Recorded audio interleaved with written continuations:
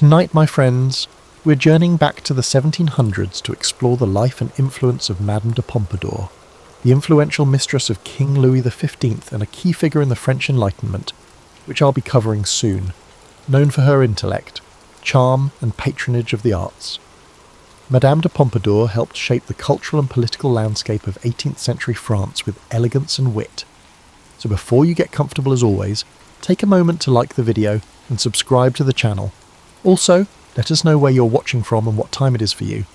We've reached the end of the week, unfortunately, but that just means it's time to power through this week with healthy rest. Now turn your lights off, grab a cold blanket, and let's cover what we have for today. Jeanne Antoinette Poisson, destined to become the immortal Madame de Pompadour, arrived in a Paris that was both glittering and precarious. Born on December the 29th, 1721, she occupied a curious social limbo. Her father, François Poisson, drifted in and out of business success, while her mother, Louise Madeleine de la Motte, cultivated ties among bankers and courtiers. Rumours insinuated that Jeanne's true father might be a wealthy financier, le Normand de Tournehem. Whispers aside, from infancy, she received an education far above what most middle-class girls could dream of, learning not only to read and write, but also to dance, sing, and appreciate the subtlety of wit, skills that would later prove invaluable. Her mother cherished a prophecy from a fortune-teller who claimed Jeanne would someday rule the heart of a king. This prophecy, half in jest, guided her mother's ambitions. She introduced Jeanne to private tutors who immersed the girl in the nuances of theatre, music, and the refined manners of Parisian salons. The child became adept at reciting verses by Racine or playing harpsichord preludes. People teased that she might become a minor actress in the city's comedic troupes. Instead, fate had something grander in store. At age 9, Jeanne was placed briefly in the Ursuline convent to polish her moral upbringing, though the real impetus behind this stay was to shield her from a smallpox outbreak. There, in a stark room with stone floors, she first confronted the gulf between the cheer of drawing-room society and the bleak realities of illness and mortality. She survived with her health intact, returning to secular forestall life with a renewed sense of carpe diem. Her mother's circle had not diminished. On the contrary, they believed Jeanne's brush with potential tragedy demanded that she enjoy the world's pleasures with heightened urgency. By adolescence, she graced the occasional soirée. Her presence glowed, large, expressive eyes, a lively intelligence, and a measured confidence that belied her youth. One had to be careful, though ambition in a woman could be ridiculed or scorned. So Jeanne cultivated an outward modesty, letting her talents speak softly. Through the dynamic swirl of Paris's haute bourgeois gatherings, she eventually met Charles Guillaume le Normand d'Etioles, a relative of her rumoured patron father. This connection sparked talk of a suitable marriage. The match appealed to her mother, who hoped it would secure Jeanne's future. For her part, Jeanne saw in Charles a kind soul, if not a blazing passion. The union in 1741 launched her into a comfortable life of receptions and mild amusements on their estate near Paris. Yet the city's gravitational pull was strong. Jeanne received numerous invitations to select aristocratic salons, as people quickly noticed her wit in conversation. She did not shy it from discussing art or drama, nor from gently critiquing certain aspects of courtly extravagance. That slight dash of candour, balanced by charm, distinguished her from the endless parade of stiff, self-conscious ladies. Within months, word spread, there is a Madame d'Etioles whose presence lights up any gathering. The Comtesse de Feuquières introduced her to more exclusive circles, culminating in an opportunity to attend a masked ball at Versailles in 1745, celebrating the marriage of the Dauphin. There, among a crush of masked revellers, she caught the eye of King Louis XV. The king, reticent by nature, found in her a refreshing mixture of grace and candour. While elaborate intrigues swirled around him, this newcomer radiated sincerity. Their brief conversation that evening was filled with an electricity that neither of them could forget. Court watchers speculated, but none predicted how swift the next moves would be. Madame d'Etioles was no naive maiden. She recognised the risk of courting royal attention. The previous royal favourite, the Duchesse de Châteauroux, had recently died, leaving an emotional gap in the king's life. Yet stepping into that void threatened scandal, especially for a woman not of noble birth. Still, from behind her modulated smiles, Jeanne sensed destiny aligning. The prophecy her mother once whispered returned to mind. She would rule the heart of a king. She recognised that in a rigidly stratified society, becoming the king's confidant might be her only path to real influence. By the year's end, a plan was set in motion. The king's valet discreetly arranged a meeting. Under the veil of secrecy, they exchanged letters. Her husband, outraged, found himself powerless. The monarchy overshadowed personal protest. In March 1745, Louis XV arranged for her to be presented at court formally. The once lower bourgeois Jeanne Antoinette was granted a title, Marquise de Pompadour. It was a moment of metamorphosis. The fatherless child, the teased girl who studied the great playwrights, now stepped onto the grand stage of Versailles. The next decade would see her orchestrate art patronage, political alliances, and shape the monarchy's image. Yet behind the gilded exteriors, a swirl of jealousy, rumour, and heartbreak would dog her steps.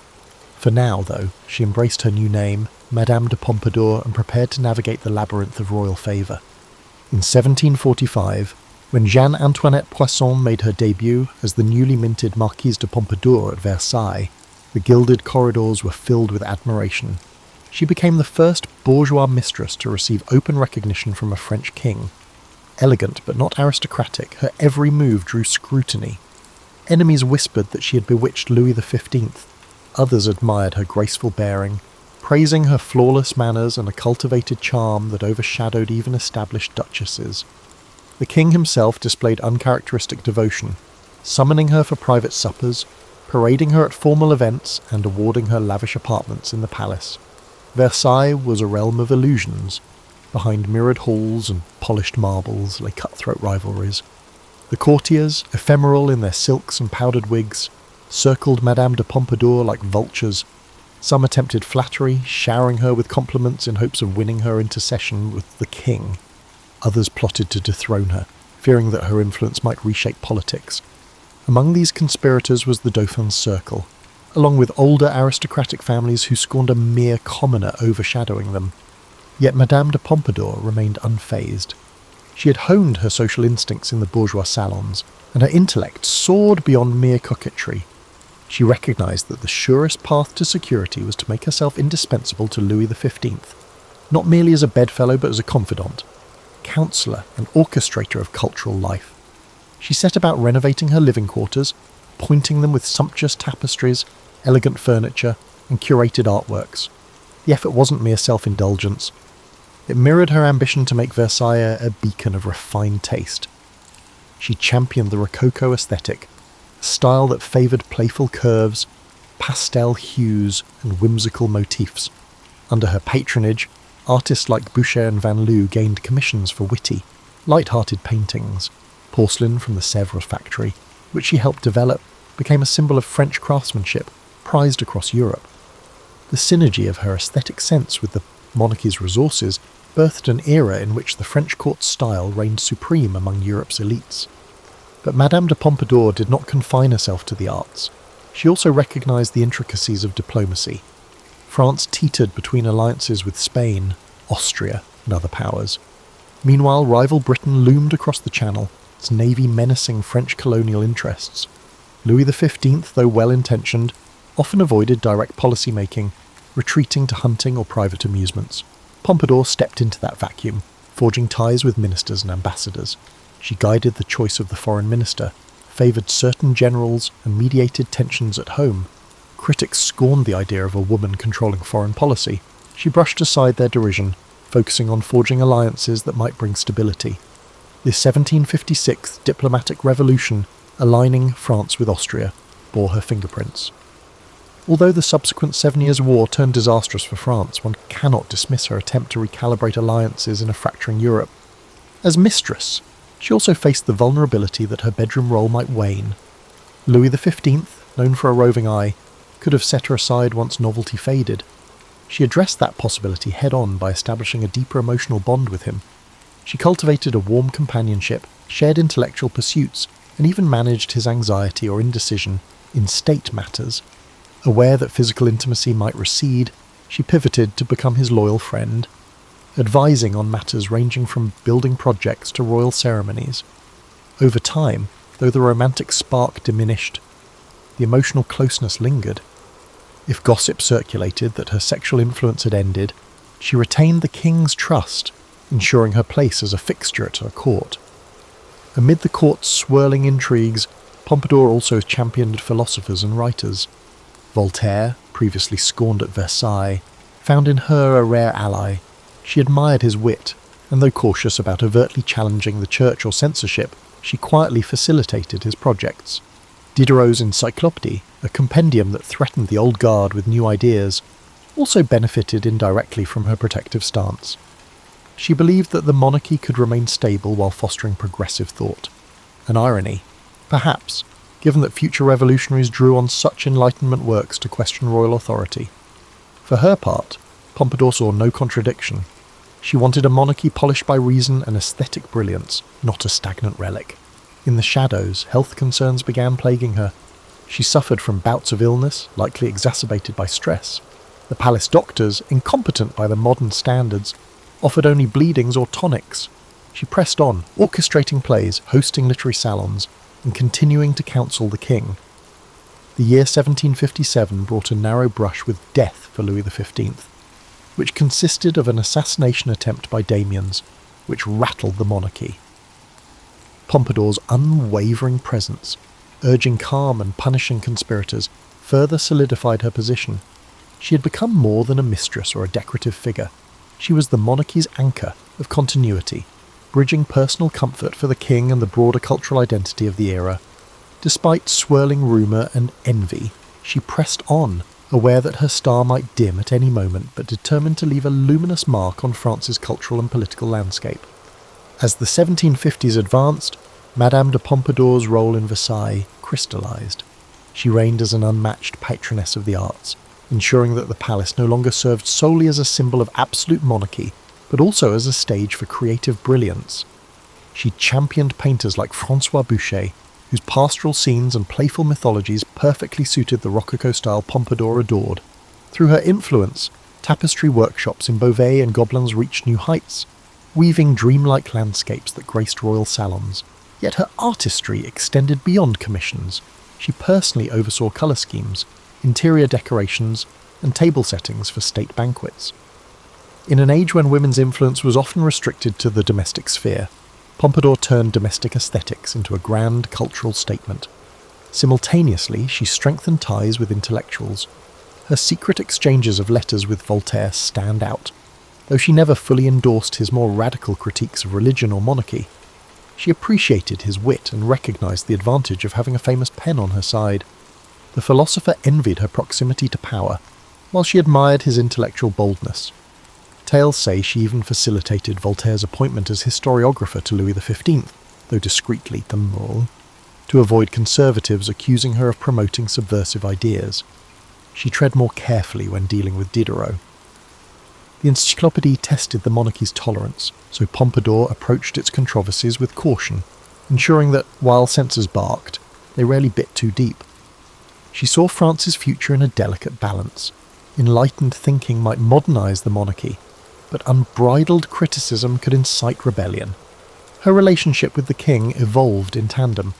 The early romantic fervour had cooled, replaced by an affectionate friendship. Some courtiers quietly mocked that she no longer shared the royal bed, but had become headmistress of culture. Others believed she retained intangible intimacy, beyond the physical realm, that anchored the king's trust. She became the caretaker of his emotional well-being, scheduling amusements to lighten his melancholic moods. She also shielded him from certain noble factions who stoked conflict for personal gain. If the king found more fleeting conquests, Madame de Pompadour rarely intervened, focusing on preserving her unique bond. She possessed a surprising serenity, underpinned by the conviction that her mastery of conversation, taste, and sincerity kept her indispensable. However, the 7 Years' War, erupting in 1756, tested her position. The war pitted France against Britain, Prussia, and other shifting alliances. Many pointed at her for the diplomatic revolution, alliances that had France supporting Austria. The war's initial campaigns went poorly for France, especially overseas, where British fleets seized French colonies. At home, taxes soared to fund failing armies, and the populace grew restive. Rival courtiers pinned blame on Pompadour, accusing her of amateurish interference in grand strategy. Pamphleteers circulated nasty caricatures depicting her enthroned, pulling puppet strings while generals kowtowed. She responded calmly, urging the king to replace incompetent ministers and reorganize finances, but morale was low. The humiliations on the battlefield tarnished both the monarchy's image and her own. In this crisis, she allied with the Duc de Choiseul, a capable statesman who shared her vision of stabilizing foreign policy. Together, they reformed the navy, tried to unify command, and pursued new loans. Though results took time, these measures slowed the hemorrhage of French fortunes. Meanwhile, she commissioned elaborate stage entertainments within Versailles to maintain a veneer of opulence, hoping that even as the war raged, the court's sense of refinement might soothe the king's anxieties. Critics referred to her as frivolous, yet she steadfastly maintained that if the monarchy seemed to crumble from within, the entire nation could become disheartened. Rumours swirled that she occasionally wept in private at the war's mounting casualties, feeling guilt for the diplomatic shifts that had set off the conflict's chain of events. Others insisted her tears were for the loss of her own political clout. The truth likely combined these facets. As a woman possessing more influence than many statesmen, she carried a heavy burden of accountability.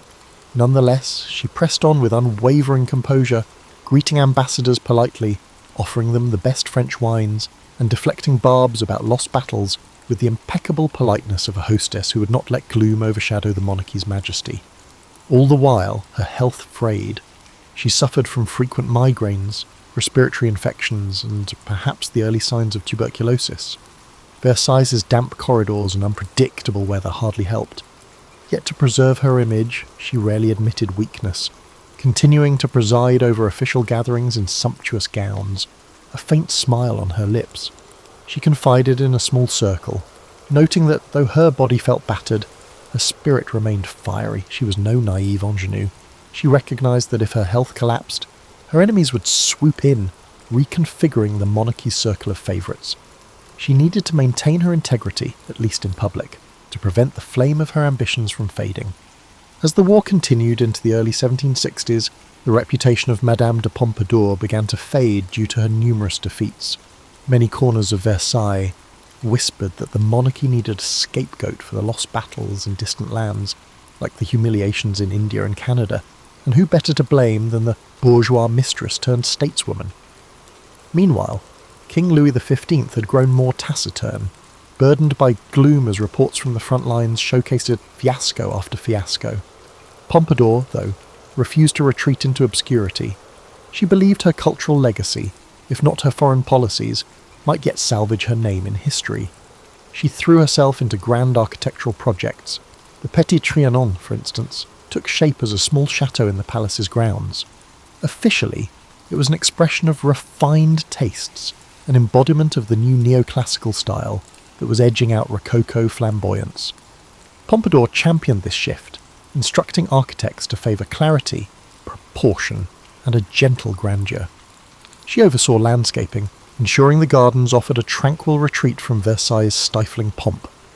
Though some courtiers mocked the expense amid a draining war, she defended it as fostering national artistry and craftsmanship. Indeed, her unwavering support for Sèvres porcelain, tapestry weavers, and furniture makers kept them afloat despite war-induced financial crises. These actions ironically preserved France's global reputation for luxury goods, even as military fortunes waned. A more private pastime was her encouragement of scientific curiosity. She facilitated gatherings where mathematicians and natural philosophers demonstrated the latest theories on electricity or the cosmos. On rare nights, the king himself might wander in, feigning mild interest, while she asked pointed questions about planetary orbits or experimental contraptions. If some at court found it absurd for a mistress to delve into science, she responded with an elegant shrug. Beauty, she believed, encompassed knowledge too.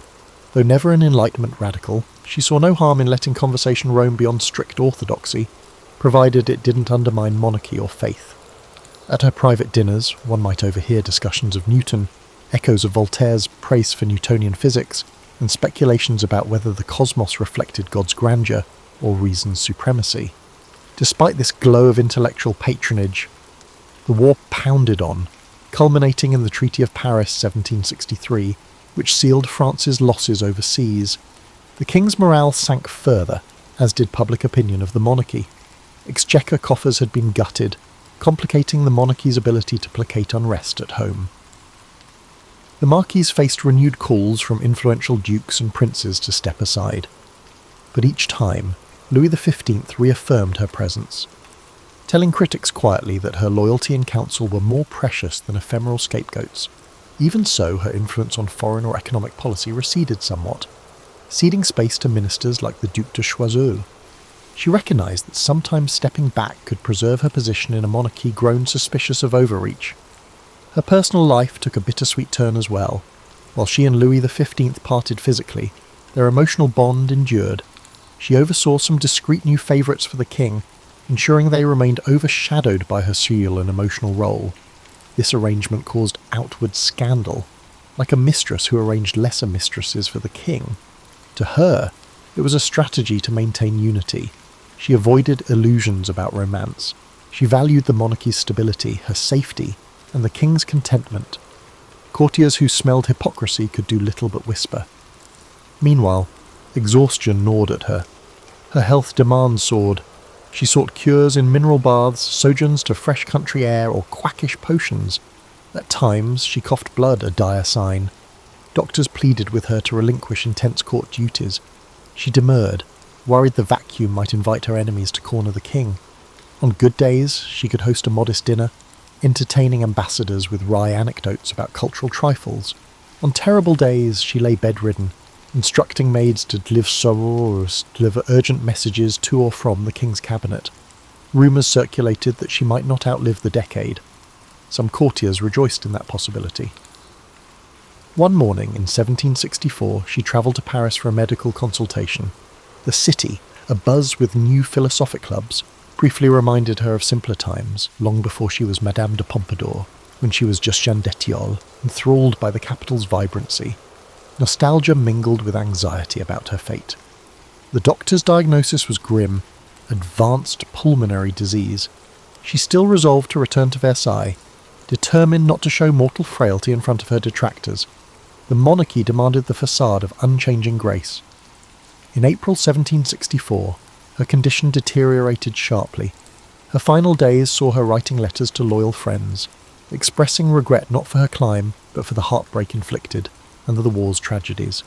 The king, uncharacteristically emotional, visited her bedside, offering comfort. On April 15th, 1764, Madame de Pompadour died at the age of 42. The court's immediate response was a wave of mixed sentiment. Some courtiers were relieved, others stunned at the end of an era. The king, famously stoic, watched her coffin leave Versailles in the rain, reportedly muttering, "Every day I lose a friend." The mistress who had soared from bourgeois birth to the apex of courtly power now belonged to history, leaving behind a legacy of cultural revival overshadowed by a disastrous war. Though ephemeral in mortal form, her imprint on France's art, diplomacy, and monarchical identity resonated long after her final breath. The news of the death of Madame de Pompadour swept through France's chattering classes. Her casket left Versailles quietly, without the state honours some believed she deserved, signifying the monarchy's official reluctance to over-celebrate a mistress. Yet beyond the palace gates, a more nuanced reaction emerged. The artisans of Sèvres porcelain laid wreaths in her memory, recalling that her patronage had elevated their craft to global renown. Playwrights in Paris's bustling theatres acknowledged her crucial role in supporting comedic and dramatic works, especially those by authors who previously found no foothold at court. The city's literati debated whether she'd been a subversive ally of Enlightenment or merely an opportunist who shielded radical writers from direct censorship. In the years following her passing, a swirl of memoirs and diaries from court insiders added complexities to her portrait. Some, like the Duchesse de Brancas, insisted Pompadour was cunning but never malicious, referencing times when she mediated petty feuds and sought to reduce court punishments. Others, such as the Comte d'Argenson, portrayed her as manipulative, citing how she influenced Louis XV to ostracize certain ministers.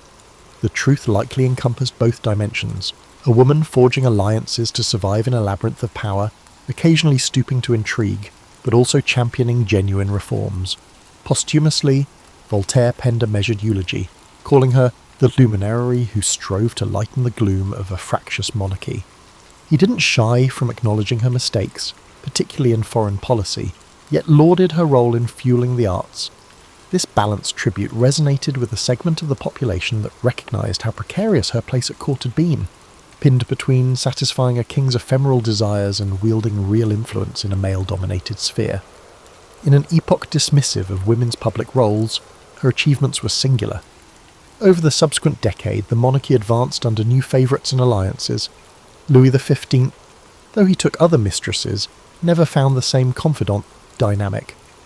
Madame du Barry, for instance, faced more direct contempt from the old aristocracy, lacking Pompadour's cultivated veneer. Pompadour's circle of loyal ministers, like the Duc de Choiseul, tried to salvage what they could from the diplomatic fiascos of the 7 Years' War. A few smaller successes in overseas negotiations carried an echo of her strategic vision. Yet the monarchy's standing with the populace remained tarnished. The costly war had battered finances, sowing seeds for deeper unrest that would erupt decades later. As time wore on, Madame de Pompadour's memory became entangled with criticisms of the Ancien Régime. Revolutionary pamphlets in the late 1780s brandished her name as a symbol of courtly excess. They painted her as one who indulgently rearranged finances for personal luxuries.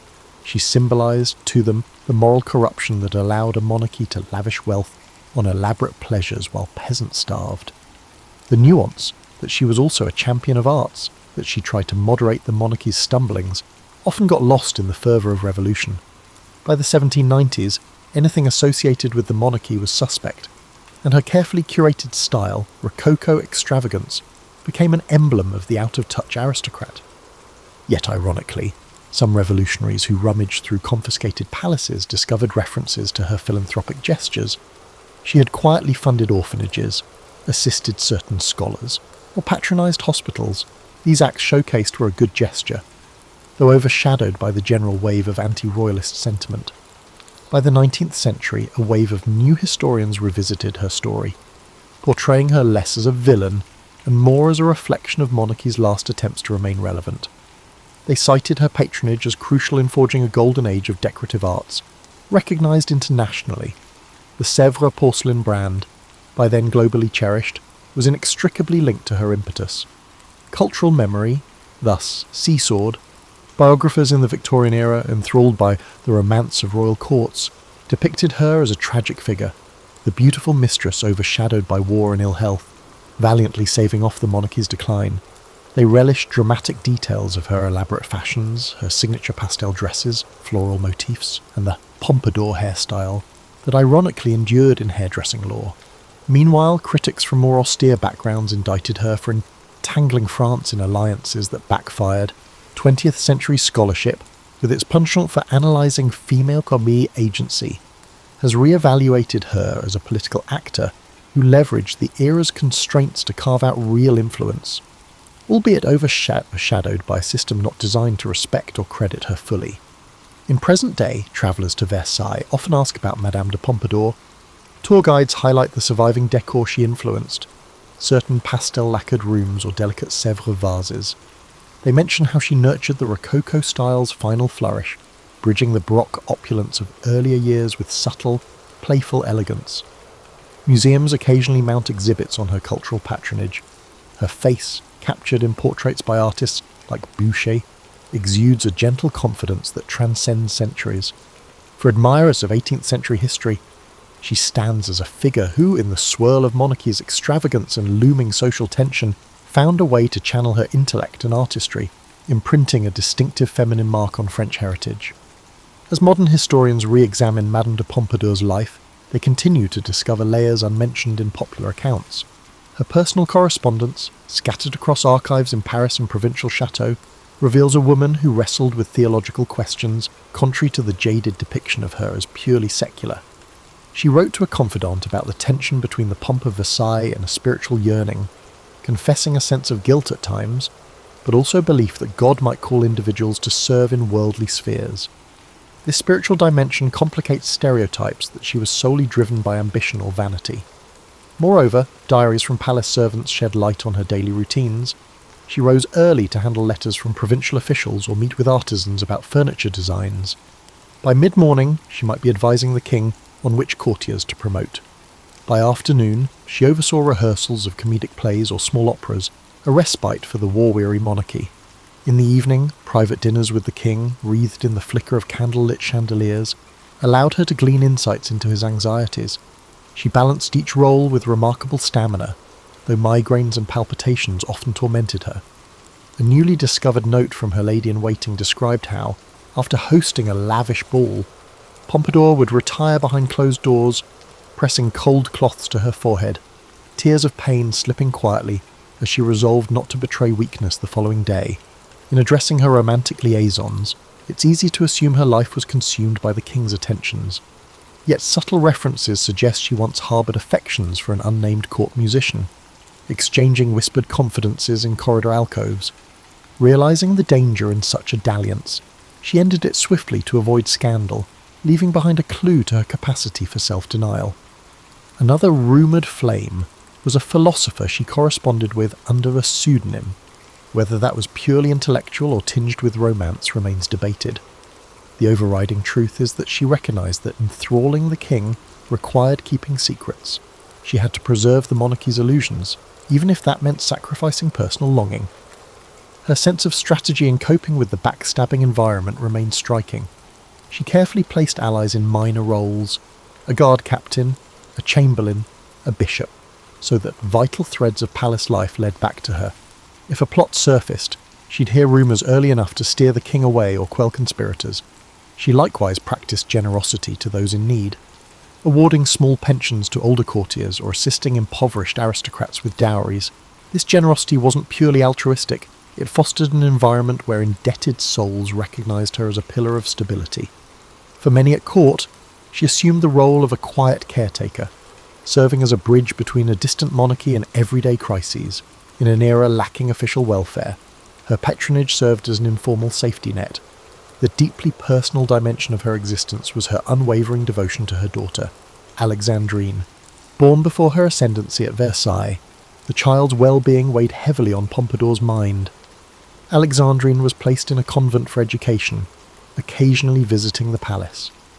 In 1754, Alexandrine died unexpectedly of peritonitis.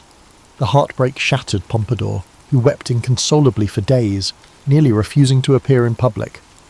The king, not known for empathy, attempted consolation, but her grief lingered. Some historians pinpoint this tragedy as a pivot in their relationship, transforming her from a radiant figure to one more introspective, channeling energy into cultural projects.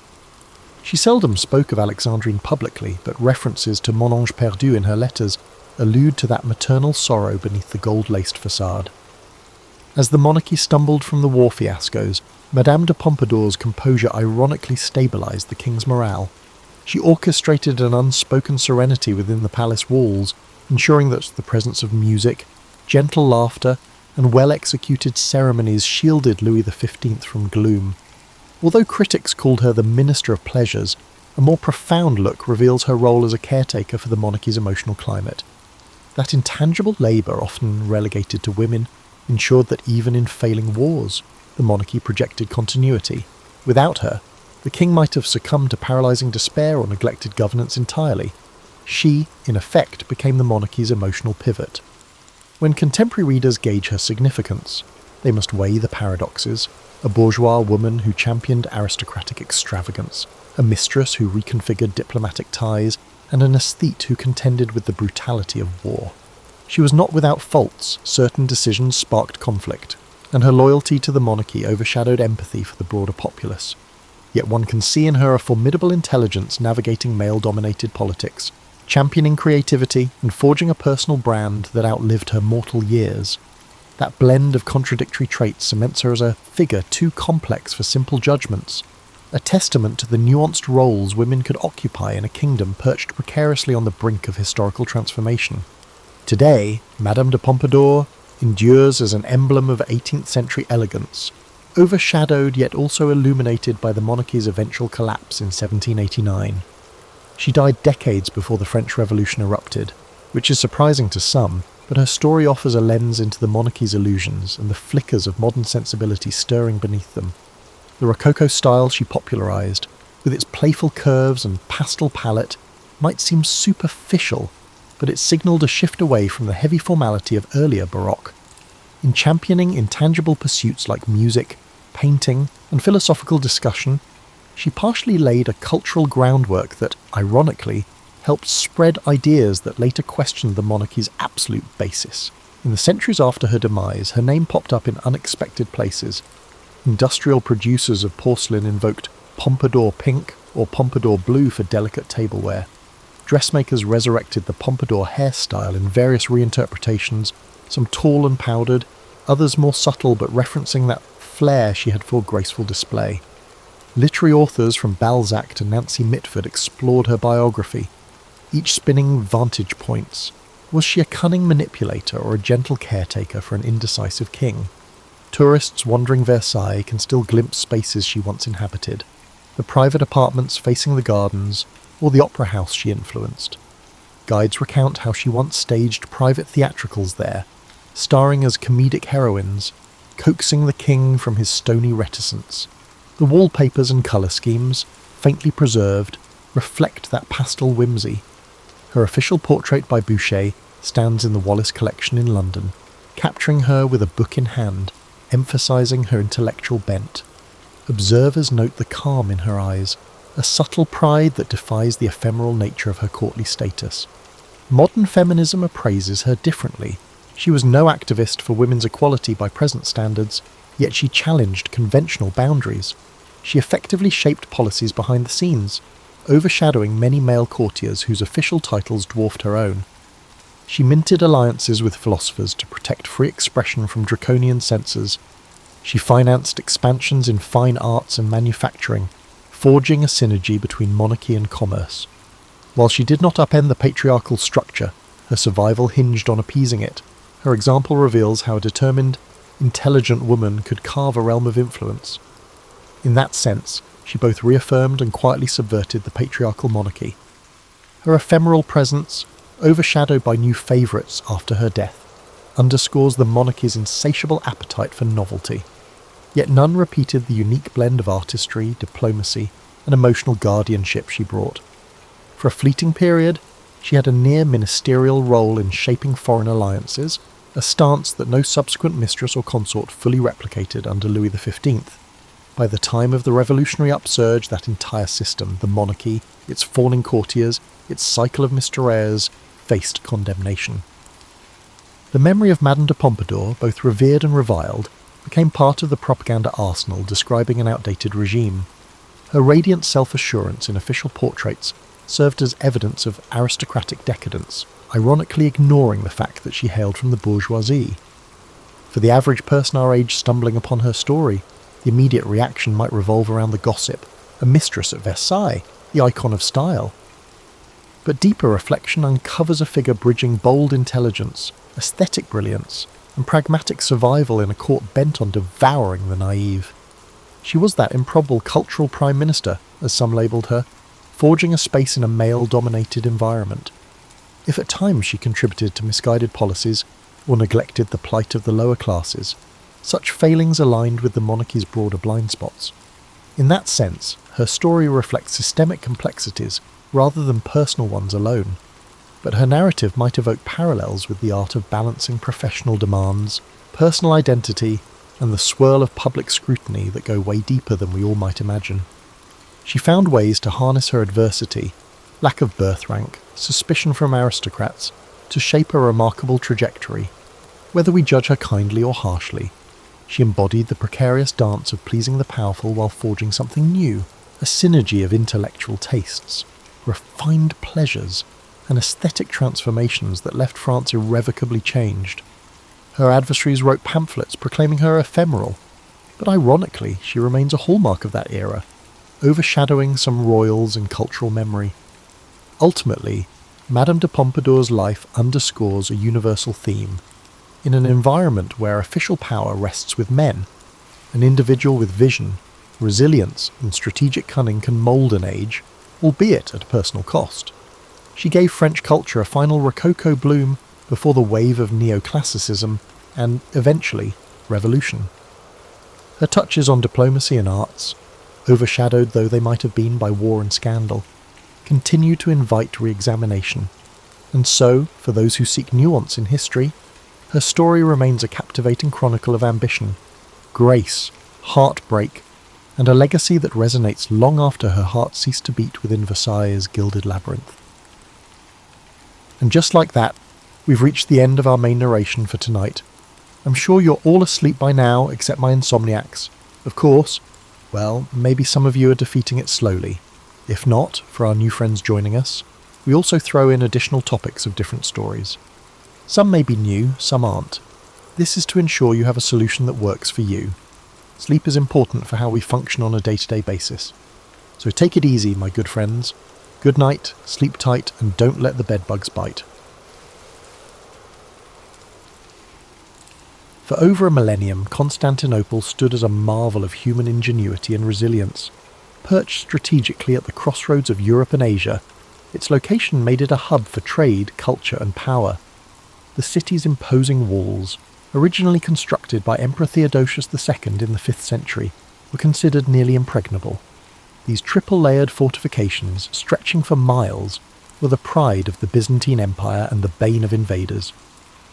By the mid-15th century, however, the Byzantine Empire was a shadow of its former self, reduced to the city of Constantinople and a few scattered territories. The once mighty empire that had ruled vast regions now found itself encircled by the rising power of the Ottoman Empire. To the east, Sultan Mehmed II, an ambitious and brilliant leader, had set his sights on conquering the city, seeing it as the key to solidifying his rule and expanding his domain.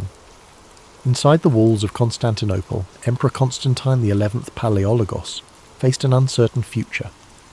With only a few thousand defenders, comprised of weary Byzantine soldiers and a handful of foreign allies, the city was woefully underprepared for the onslaught that loomed. Supplies were dwindling, and the population, though fiercely loyal, lived under the constant shadow of impending doom. Yet, despite the odds, the emperor refused to surrender. He was determined to fight to the end. As the Ottomans prepared for their siege, they brought with them an arsenal unlike anything the world had seen before. Among their weapons was a massive cannon, constructed by a Hungarian engineer named Orban. This cannon, capable of hurling enormous stone projectiles, was designed to breach even the strongest walls. The Ottomans also amassed a fleet to blockade the city by sea, ensuring that no reinforcements or supplies could reach the defenders. This stage was set for an epic confrontation that would decide the fate of Constantinople, and, with it, the Byzantine Empire. Imagine the tension that gripped the city as its inhabitants prepared for the siege. Picture the anxious faces of soldiers standing watch on the walls, the whispered prayers in the Hagia Sophia, and the determination etched on the emperor's face as he rallied his people. As you visualize the city on the brink of one of history's most defining moments, let its story remind you of the face of overwhelming odds. The tale of Constantinople begins not with surrender, but with hope, a flickering light against the encroaching darkness. On April 6, 1453, the Ottoman forces began their assault on Constantinople. Sultan Mehmed II, commanding an army of nearly 80,000 soldiers, surrounded the city by land and sea. His troops included elite janissaries, heavy artillery units, and cavalry, all meticulously prepared for the battle. In stark contrast, the defenders of Constantinople, numbering only about 7,000, relied on the strength of their walls, their limited resources, and their unwavering determination to hold off the invaders. As the siege commenced, the Ottoman cannon began its relentless bombardment. Each thunderous shot shook the ground, sending massive stones crashing into the city's formidable walls. The defenders scrambled to repair the damage as quickly as possible, working day and night to reinforce the crumbling sections.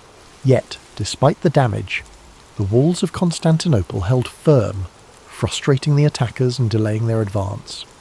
By sea, Mehmed's fleet blockaded the Golden Horn, the narrow inlet that provided access to the city's harbour. In a bold and desperate move, the Byzantines constructed a massive chain boom across the entrance to the harbour. preventing Ottoman ships from breaching this vital area. For weeks, the two sides engaged in fierce skirmishes on the water, with neither gaining a decisive advantage.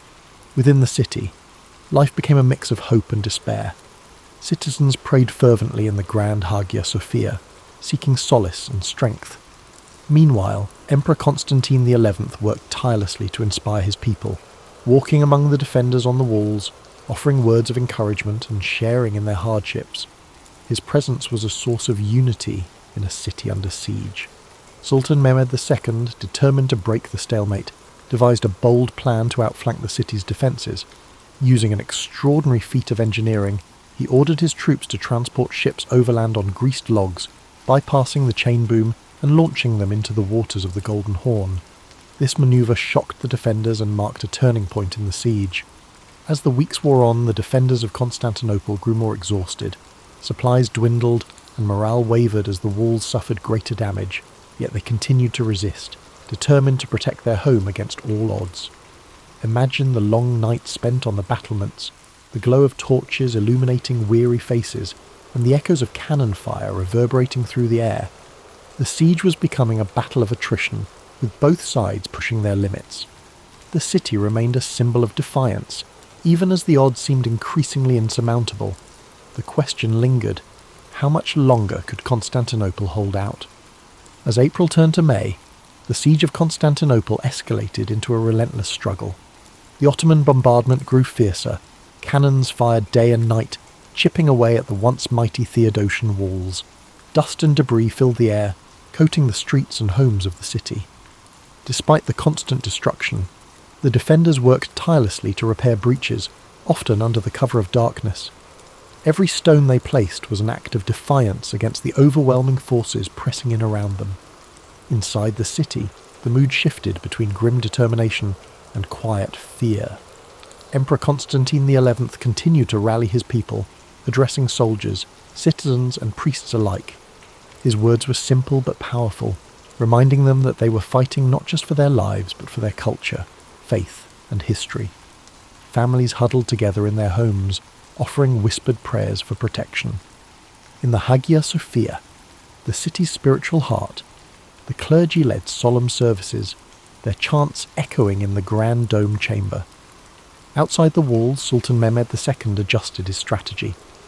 Recognizing the defenders' stubborn resistance, he ordered his engineers to dig tunnels beneath the city's walls in an effort to weaken their foundation. Byzantine forces countered this threat by sending teams of sappers to intercept the tunnels, leading to deadly confrontations beneath the ground. These underground battles, fought in narrow, dimly lit passageways, added another layer of desperation to an already harrowing siege. The Ottomans also intensified their efforts on the Golden Horn. The fleet, now partially inside the harbour thanks to Mehmed's audacious manoeuvre, launched a series of attacks on the Byzantine navy. The defenders fought valiantly, using fire ships and skilled tactics to hold off the superior Ottoman fleet. But their resources were stretched thin, and each victory came at a high cost. The city's residents faced growing hardships. Food supplies dwindled, forcing strict rationing and leading to widespread hunger. The constant noise of the siege, cannon blasts, the clash of swords, and the cries of battle made restful sleep nearly impossible. And yet, the people endured, drawing strength from their shared purpose and their leaders' unyielding resolve. As May progressed, the city's defenders began to realize that relief from the outside was unlikely. The Venetian and Genoese fleets, though sympathetic to the Byzantine cause, were entangled in their own conflicts and slow to act. Constantinople stood alone against the might of the Ottoman Empire. The stage was set for a climactic confrontation. The city was battered but unbroken, its defenders refusing to yield despite the impossible odds. The Ottomans, frustrated by the slow progress of the siege, prepared for an all-out assault to breach the walls and claim their prize. The air was heavy with tension, every moment pregnant with the possibility of triumph or tragedy. As the final days of the siege approached, one could feel the weight of history bearing down on Constantinople. The city's fate hung in the balance, and the world watched, waiting to see how this epic struggle would end. Yet as the cannon blasts faded into the distance and the days turned into long quiet nights, Imagine the peaceful stillness settling over the defenders of the city. The weight of the struggle seemed to lift, replaced by a soft calm that allowed weary eyes to rest, even amidst the constant pressure of the siege. Slowly, the heartbeat of the city began to quiet, like a soft lullaby in the air, gently easing the soul into a place of quiet surrender. As you picture these final moments, let the rhythm of the battle fade into the background, replaced by the peaceful embrace of rest. Feel your breath deepen, your body relax, and your thoughts drift like the gentle breeze over the sea. Sleep now as the city too prepares for the quiet of its inevitable change. On May 29th, 1453, after nearly 2 months of relentless bombardment and siege, Sultan Mehmed II ordered his forces to make their final push. The battered walls of Constantinople, once thought impenetrable, could no longer hold against the might of the Ottoman army. As the sun rose on that fateful morning, the air was thick with tension, and the distant rumble of approaching soldiers could be heard over the stillness of the city. The defenders, though exhausted and outnumbered, had one final opportunity to hold the line. Emperor Constantine XI, fully aware of the gravity of the moment, donned his armour and walked once more among his soldiers. His face, normally calm and composed, now carried the weight of his kingdom's fate. The emperor's rallying cry was simple: freedom or death, and he urged his soldiers to fight for their city and for their lives. Meanwhile, on the Ottoman side, Sultan Mehmed II had prepared for this day with meticulous care. His engineers worked tirelessly to breach the walls using battering rams, and his elite Janissary troops positioned themselves to take the city by force. A final, massive cannon barrage rang out across the city as the Ottomans made their move. With each blast, the walls of Constantinople groaned, and the defenders scrambled to repair what they could, but the damage had taken its toll. At the same time, the Ottoman fleet, now fully in position within the Golden Horn, moved to blockade the last remaining escape routes by sea. Constantinople, once a beacon of power and culture, was now a city trapped. Its streets, filled with the sounds of combat, became narrow avenues of despair and defiance. As the battle raged in the city, the defenders fought valiantly, but it was clear that the odds were stacked against them. The walls were crumbling. The artillery had breached a gap large enough for the Ottoman forces to swarm in. The fighting grew fiercer, house by house, street by street, as the city's residents and soldiers tried to push back the invaders, but there were too many Ottomans, and their determination to conquer the city was overwhelming. As the day wore on, the fate of Constantinople was sealed. By afternoon, the Ottomans had broken through the walls, and the city began to fall. Emperor Constantine XI, realizing that the end was near, fought bravely until the very last. But when the Ottoman forces entered the city, they found no mercy. The city was overrun, and its defenders, exhausted and outnumbered, were either captured or slain. The fall of Constantinople was not just the fall of a city, it was the end of an era. The Byzantine Empire, which had once been a powerful force in Europe and Asia, was no more. The city, now in Ottoman hands, would be renamed Istanbul and become the new capital of the Ottoman Empire. As you reflect on the fall of this great city, imagine the silence that followed the chaos of battle. The cries of the defeated soldiers faded into quiet, and the city, now under new rule, began its transformation. The once grand buildings, the churches, and the bustling marketplaces were left to be reborn into something new. Let the stillness of this moment wash over you, as the world that once was fades away, and a new world takes its place. As you feel the weight of this chapter settle into the quiet of the night, let the sounds of the world outside fade into a soft background hum. Close your eyes and feel the peace of history unfolding, letting the past gently drift away. Sleep now, as time itself slows, and the city's story becomes a part of your dreams. The fall of Constantinople marked the end of one era and the beginning of another, reverberating far beyond the walls of the ancient city. As the Ottomans took control, they reshaped not only the city's physical appearance, but also its cultural, political, and religious landscape. The Byzantine Empire, which had once been the protector of Christian Orthodox traditions, was gone. The city of Constantinople, now Istanbul, would become the heart of a new empire, the Ottoman Empire, bringing with it a wave of change that would echo through history for centuries. The fall of Constantinople was a pivotal moment for Europe, signalling the end of the medieval period and the start of the Renaissance. With the loss of one of the most important Christian cities, scholars, artisans, and intellectuals fled to the west, carrying with them priceless knowledge and manuscripts. The Greeks, who had lived under Byzantine rule for generations, brought their learning to places like Florence, Venice, and Rome. The rediscovery of classical texts and ancient Greek philosophy fueled the Renaissance, sparking a new era of intellectual and artistic flourishing. But the impact of the city's fall was not just felt in the West. For the Ottomans, capturing Constantinople was a moment of immense pride and significance. Sultan Mehmed II, now known as the Conqueror, solidified his legacy and the Ottoman Empire's power. He established a new capital that would rival all other cities in the world, renaming it Istanbul, and began transforming it into a thriving metropolis. The Hagia Sophia, once a Christian cathedral and a symbol of Byzantine glory, was converted into a mosque, and the city's skyline would be dominated by the grand minarets of Ottoman mosques. The Ottomans also began to expand their empire, pushing further into Europe, Asia, and Africa. Constantinople's fall opened up new trade routes and positioned the Ottomans as the dominant force in the eastern Mediterranean. The city's strategic location between Europe and Asia gave the Ottomans control of crucial land and sea trade routes, further strengthening their empire. In the centuries that followed, the legacy of Constantinople would continue to shape the world. For the East, it became a symbol of Ottoman strength and prosperity. For the West, it served as a reminder of the fragility of empires and the shifting tides of history. The fall of Constantinople was more than just a military victory.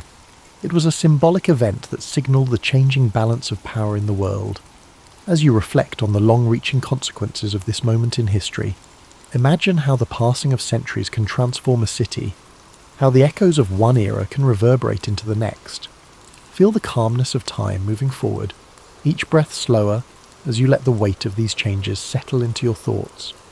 The past is a river, constantly flowing, and Constantinople's fall was but one ripple in the vast current of history. Let this ripple guide you into a peaceful place of reflection, where the weight of time and change lifts, and you feel the peace of quiet understanding. Though the city of Constantinople fell to the Ottomans in 1453, the spirit of its ancient civilization would never be fully extinguished.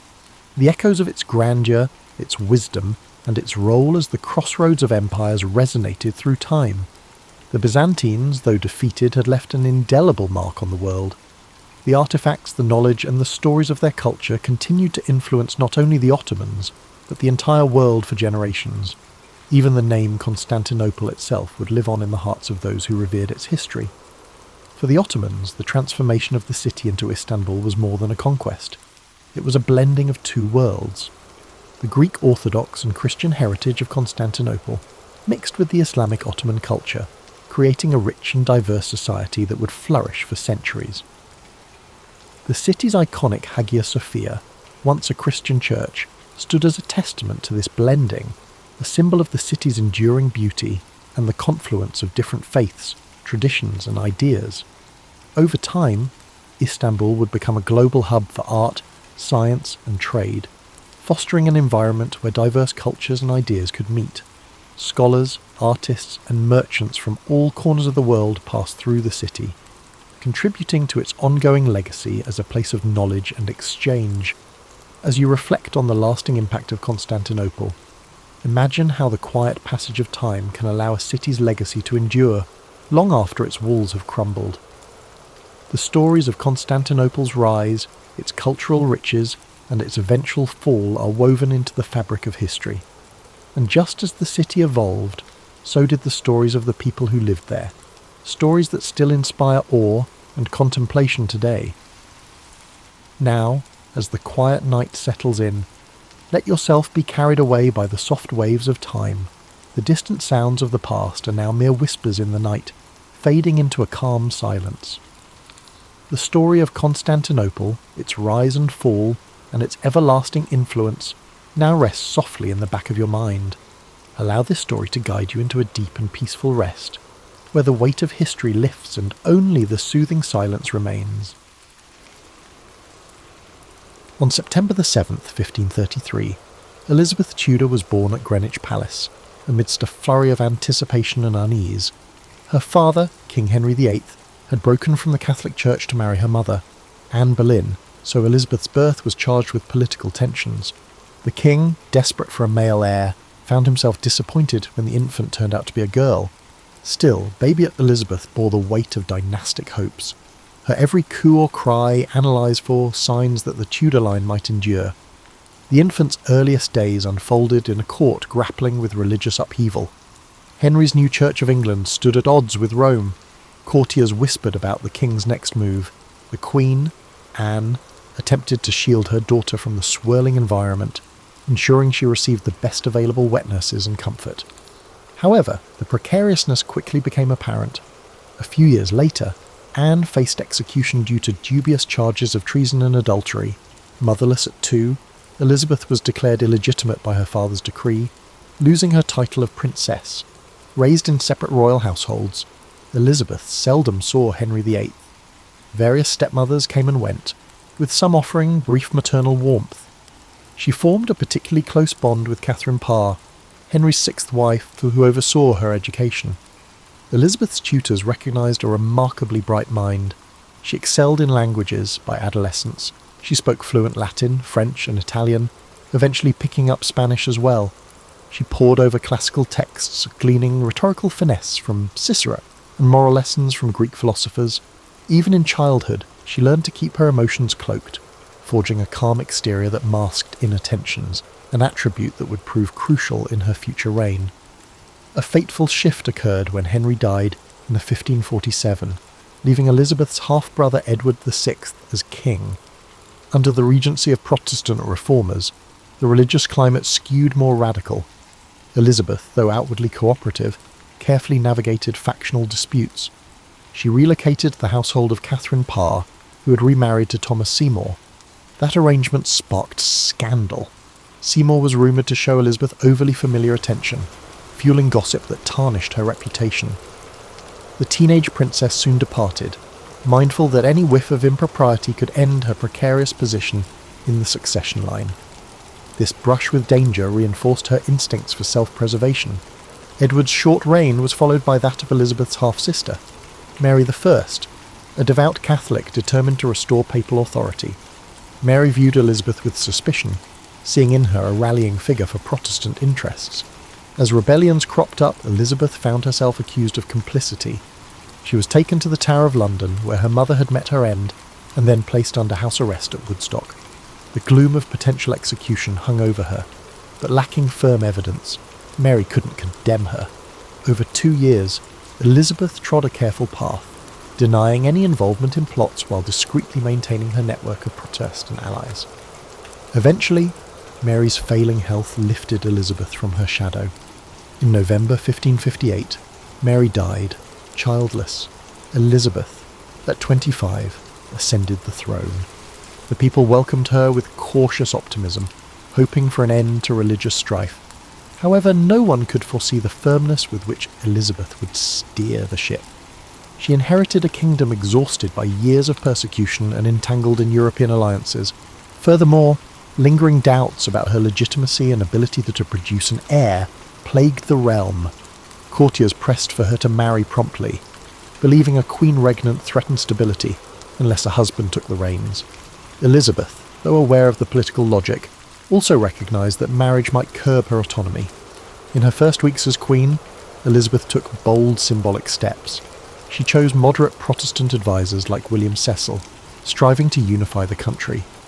She declared her intent for a religious settlement that neither persecuted Catholics harshly nor caved to papal demands. She navigated a delicate balance, cognizant that either extreme could undermine her rule. She moved her court to Whitehall, re-establishing routine ceremonial events that signalled the monarchy's continuity. Observers described her as poised, with sharp eyes that hinted at an agile, strategic mind. The once exiled princess stood now at the centre of power, forging a monarchy that would come to define an era. Thus, the stage was set for a pivotal chapter in English history. Elizabeth's early experiences, maternal execution, paternal neglect, complex family ties, had shaped a cautious, perceptive approach. She had learned to conceal personal feelings behind a stately demeanour, armed with intellectual acumen gleaned from classical texts. The realm now looked to her for stability, religious compromise, and a reassertion of national identity. For Elizabeth, it was time to prove that a female sovereign, even one with a contested legitimacy, could guide England through its labyrinth of political storms. From the outset of her reign, Elizabeth I confronted a land torn by religious factionalism. Under Mary I, staunch Catholic policies reigned, with Protestant heretics burnt at the stake. Though those violent measures ended, many Catholics remained loyal to Rome. Meanwhile, radical Protestants clamoured for more extreme reforms. Elizabeth recognised that a middle path was essential for national peace. The Elizabethan religious settlement of 1559 aimed for a broad church approach. The Act of Supremacy declared her supreme governor of the Church of England, and the Act of Uniformity prescribed a moderate Protestant liturgy. While it alienated hardliners on both sides, it established a stable framework that endured. This religious compromise had consequences. Catholics abroad questioned her legitimacy, urging Mary, Queen of Scots, Elizabeth's Catholic cousin, to claim England's throne. Mary, exiled from Scotland in 1568, ended up in England, effectively under house arrest. Elizabeth, wary of dethroning a fellow anointed queen, faced a quandary. Mary's presence fueled conspiracies, yet executing her set a dangerous precedent. This predicament lingered for decades, turning Mary into an epicentre of Catholic plots that threatened Elizabeth's life and reign. Beyond religion, Elizabeth's foreign policy shaped her early years on the throne. England was militarily weak, overshadowed by Spanish might. The Queen needed alliances, but hated entangling treaties that might compromise her independence. She courted suitors from across Europe, France's Duke of Anjou, Austria's Archduke Charles, using marriage negotiations as diplomatic chess moves. Each negotiation offered short-term benefits, but she consistently evaded an actual wedding. By keeping her hand in marriage available, Elizabeth dissuaded certain powers from aggression, hoping for eventual union. The saga of the Virgin Queen was as much political strategy as personal inclination. Economically, Elizabeth inherited a treasury battered by wars. Her ministers, notably William Cecil, Lord Burghley, instituted reforms, curbing inflation and streamlining revenue collection. They supported maritime ventures, encouraging sea captains like Francis Drake to harass Spanish shipping and seize treasure. Such semi-official privateering enriched royal coffers and stoked Spanish hostility, culminating in deeper rivalries. Meanwhile, domestic industry, woolen cloth, for instance, expanded, aided by the stable environment Elizabeth's government fostered. As for the Queen herself, the court recognised her keen intellect and formidable will. She cherished erudition, employing multiple secretaries to handle a constant influx of diplomatic dispatches. Fluent in French and adept in Latin, she occasionally scribbled notes in Italian or Spanish. She revelled in masques and pageants, endorsing the arts to glorify her monarchy. She made a point of progresses, travelling with her retinue through the countryside, letting her subjects glimpse the royal presence. This practice built loyalty, for seeing their queen in person, resplendent with pearls and embroidered gowns, stirred patriotic pride. A lesser-known aspect was her reliance on intelligence networks. Elizabeth, aware that conspiracies loomed, authorised spy masters like Sir Francis Walsingham to intercept letters, employ informants, and uncover plots. This clandestine apparatus uncovered multiple assassins or traitors financed by Spain or papal agents. By revealing such threats, the Queen justified harsher policies against recalcitrant Catholics. Some criticised these tactics as oppressive, but to Elizabeth, survival mandated vigilance. Another challenge: cultural expectations for queens. She faced jabs about her gender, with some male courtiers urging a kingly partner. She responded by forging a regal persona, insisting subjects see her as both king and queen, a line reflecting her dual role. She skillfully navigated male-dominated councils, awarding title carefully to ensure no single noble overshadowed her. She also used fashion as a political tool. Her elaborate gowns, iconic ruffs, and jewel-laden wardrobes signalled the monarchy's majesty. This cultivated image buttressed her authority in an era still grappling with a female sovereign. In parallel, Elizabeth's personal circle remained small. She could be witty and charming, dancing or joking with favourites like Robert Dudley, but letting affection over Chidebord Prudence risk scandal. Rumours flew about her closeness to Dudley, fueling suspicion that she might marry him. The potential controversy was immense, given Dudley's questionable reputation. In the end, Elizabeth never wed. She cherished her autonomy, well aware that a consort could overshadow or manipulate her. The choice drew bafflement from the foreign courts, but domestically, it enhanced her mystique. The Virgin Queen identity solidified, spurring propaganda that cast her as wedded to the realm itself. Elizabeth's early reign involved balancing various tasks such as forging a delicate religious settlement, spurring economic growth, outmanoeuvring suitor entanglements, and stamping out plots. She skillfully used image and ceremony to unify the realm, though critics lurked. Her government's stability rested on an ongoing dance with foreign powers and internal factions. Despite the swirling tensions, Elizabeth projected calm confidence, forging a national identity that recognised the Queen's central role. Her mid-reign would bring graver trials, culminating in decisive conflicts that tested the mettle of both monarch and kingdom. By the mid-1580s, Elizabeth's realm faced a new wave of external threats. The ascendant Spanish Empire under King Philip II brimmed with zeal to reassert Catholic supremacy and avenge the raids on Spanish commerce by English privateers. Religious tensions spiked further after the Pope excommunicated Elizabeth, effectively urging Catholic monarchs to depose her. In response, the Queen's advisors realised that war with Spain was no longer a distant possibility but a near inevitability. They bolstered the navy, encouraging shipbuilders to refine vessels for speed and manoeuvrability. Commanders like Drake refined hit-and-run tactics designed to hamper Spain's massive, slower galleons. Additionally, the Mary, Queen of Scots dilemma reached a climactic stage.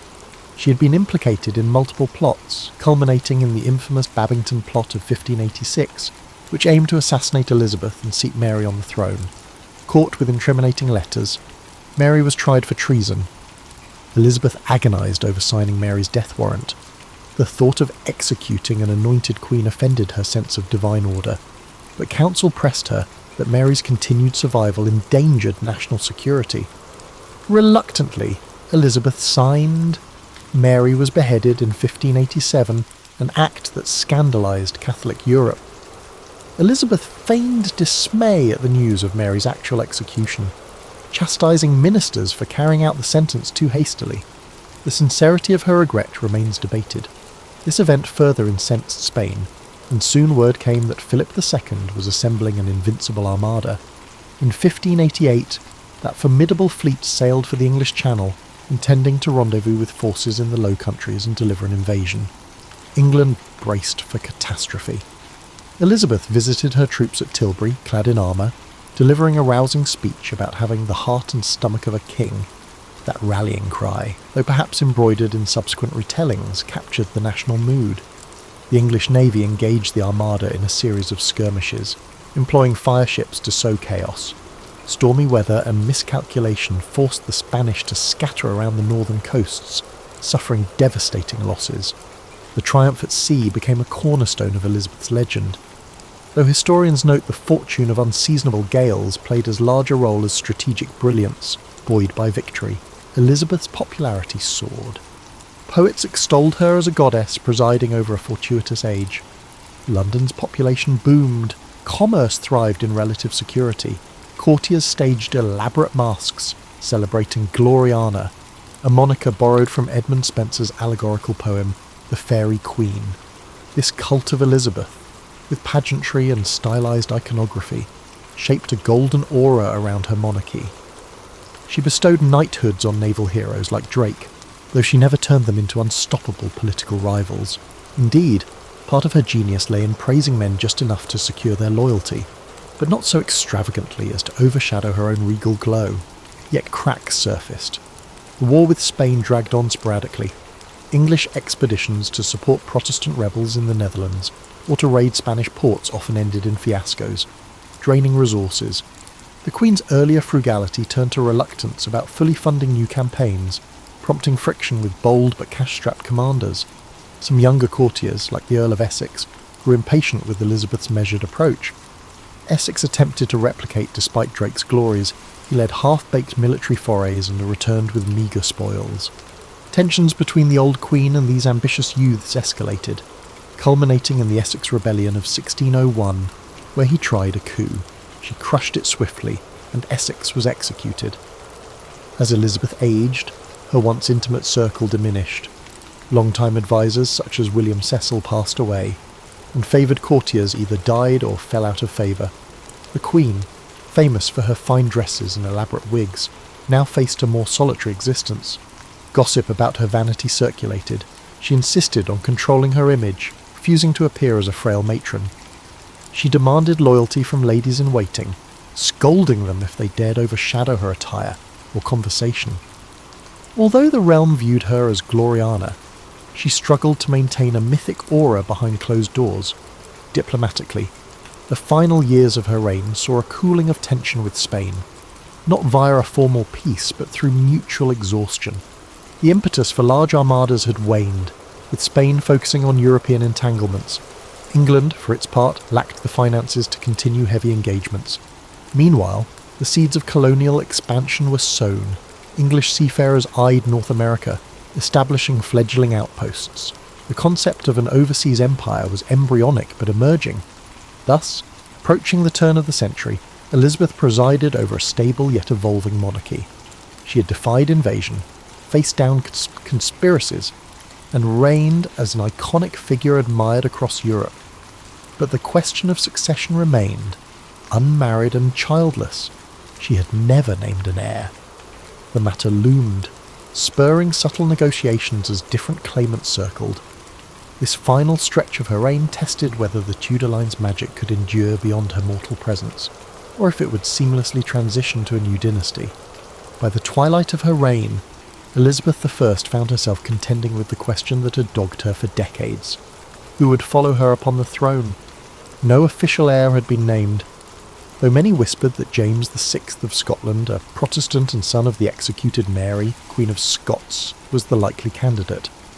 Elizabeth, ever cautious about naming a successor, understood that the moment she sanctioned an heir, her authority might wane. Yet the gentry and the powerful were anxious, fearing a resurgence of civil strife if the crown's transition lacked clarity. As the 1590s waned, the Queen's court saw fewer robust festivities. Elizabeth's health was not the best, and her mood darkened by the loss of cherished confidants. Once a favoured explorer, Sir Walter Raleigh fell from Elizabeth's favour. The Earl of Essex, her erstwhile golden boy, died a traitor. Meanwhile, the luminous circle that had celebrated her youth, Bess of Hardwicke, Countess of Leicester, and others, had scattered. England's population soared beyond 4 million, many living precariously in squalid conditions. Bread riots flickered in adverse harvest years, and the cost of warfare remained burdensome. Some critics murmured that the Queen's refusal to adapt to a new generation's demands indicated the monarchy was adrift. Yet Elizabeth never lost her political savvy. She carefully managed sessions of Parliament, deftly deflecting demands for certain policy changes. She employed subtle flattery, reminding them that as a mother to her people, she prized their well-being above all. This rhetorical style, combining maternal sentiments with regal authority, continued to woo the common folk. Indeed, from the countryside to London's teeming streets, loyalty to the Queen remained high, an outgrowth of national pride partly forged by that earlier victory over the Spanish Armada. In the realm of arts, the Elizabethan theatre blossomed, spearheaded by William Shakespeare, Christopher Marlowe, and others. Though Elizabeth seldom attended public performances at the Globe, she invited theatrical troupes to court. She found enjoyment in comedic interludes, even if she publicly maintained a formal veneer. This cultural renaissance, ignited under her watch, was a point of national distinction, with travelling players bringing both dramatic flair and moral allegories to distant corners. The synergy of crowns and creativity underscored an epoch known as the Elizabethan Golden Age. Throughout, the religious settlement endured, though Puritan elements pressed for stricter reforms. Criticising the hierarchical structure of bishops, the Queen tolerated moderate Puritan pleas but cracked down on radical preachers who undermined her supreme governorship. Catholic recusants faced fines or pressure to conform, though large-scale persecution was less aggressive than during Mary's reign. Despite friction, Elizabeth's stance staved off religious civil war. This equilibrium, though not perfect, enabled commerce and exploration to flourish. Merchants ventured to the Levant, the Baltic, and the Americas, sowing early seeds of a global maritime trade. In the final few months of her life, Elizabeth retreated to Richmond Palace. She was increasingly frail, refusing medical interventions that seemed invasive. Court rumours multiplied. The Queen's mind was drifting. She was losing appetite, or she stood for hours too proud to rest. Modern historians debate the exact cause of her decline. Some speculate pneumonia or depression. She dreaded naming James publicly, but subtle negotiations with his envoys paved the way for a smooth succession. Advisors like Robert Cecil quietly prepared the details. According to tradition, Elizabeth, too weak to speak in her last hours, made a vague gesture endorsing James as successor. She died on March 24, 1603, aged 69, after 44 years on the throne, a record at the time for an English monarch. Her coffin was carried from Whitehall to Westminster Abbey, the silent crowds reflecting on an era shaped by her image. That day closed the Tudor line, with James VI of Scotland becoming James I of England, inaugurating the Stuart dynasty. Yet the Tudor brand had not ended in chaos. Elizabeth's measured approach, for all her reluctances, ensured a relatively peaceful handover. In the wake of her passing, tributes soared. Pamphlets hailed her as the wisest princess, the mother of her people, and a near-legendary figure who steered the nation from the shadows of religious tyranny. The wave of national mourning overshadowed her shortcomings, which included excessive favouritism, suspicion of rivals, and stifling certain freedoms. Over the next centuries, historians would reinterpret her story, dissecting the illusions of the Virgin Queen narrative, acknowledging her harsh treatment of dissenters, yet marvelling at her capacity to wield authority in a fiercely patriarchal world. The stage was set for the transition from Tudor to Stuart, and though overshadowed by the next monarchy's own tensions, Elizabeth's reign retained a special glow in England's collective memory, an epoch where a single woman's will shaped destiny. Immediately after Elizabeth's death, a swirl of legacies confronted the English. James I, newly ascendant, inherited a stable realm, but also the burden of living up to the fabled Gloriana. Over the ensuing decades, the myth of Elizabeth would be embellished by dramatists, historians, and genealogists, forging a romantic image of a queen unblemished by error. Yet parallel undercurrents recognised her complexities. Among the common folk, stories abounded of her witty repartee, her skill in navigating suitors, and the spectacle of her court. In the Catholic diaspora, she was demonised as a heretic who had executed Mary, Queen of Scots. This ideological tug-of-war shaped how Europe at large recalled her reign. During the 17th century, English authors occasionally staged plays referencing Elizabethan glories to critique or praise current rulers. The Elizabethan age label took hold, conjuring a golden past full of maritime exploits and cultural refinement. Meanwhile, Puritan writers viewed the Queen more critically, noting that her religious compromise left them yearning for a more thorough reformation. Some pamphleteers portrayed her as a cunning politician, adept at double-dealing among Europe's Catholic powers. Over time, these multiple vantage points consolidated into a layered portrait. In the 18th and 19th centuries, national pride soared, fueling revivalist interest in the Tudors. Elizabeth's image was moulded by Victorian taste, emphasising her unmarried status as a demonstration of moral fortitude.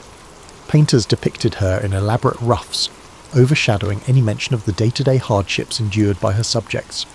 She became an icon of English independence, especially when the British Empire sought parallels between the forging of a national identity under Elizabeth and contemporary empire building.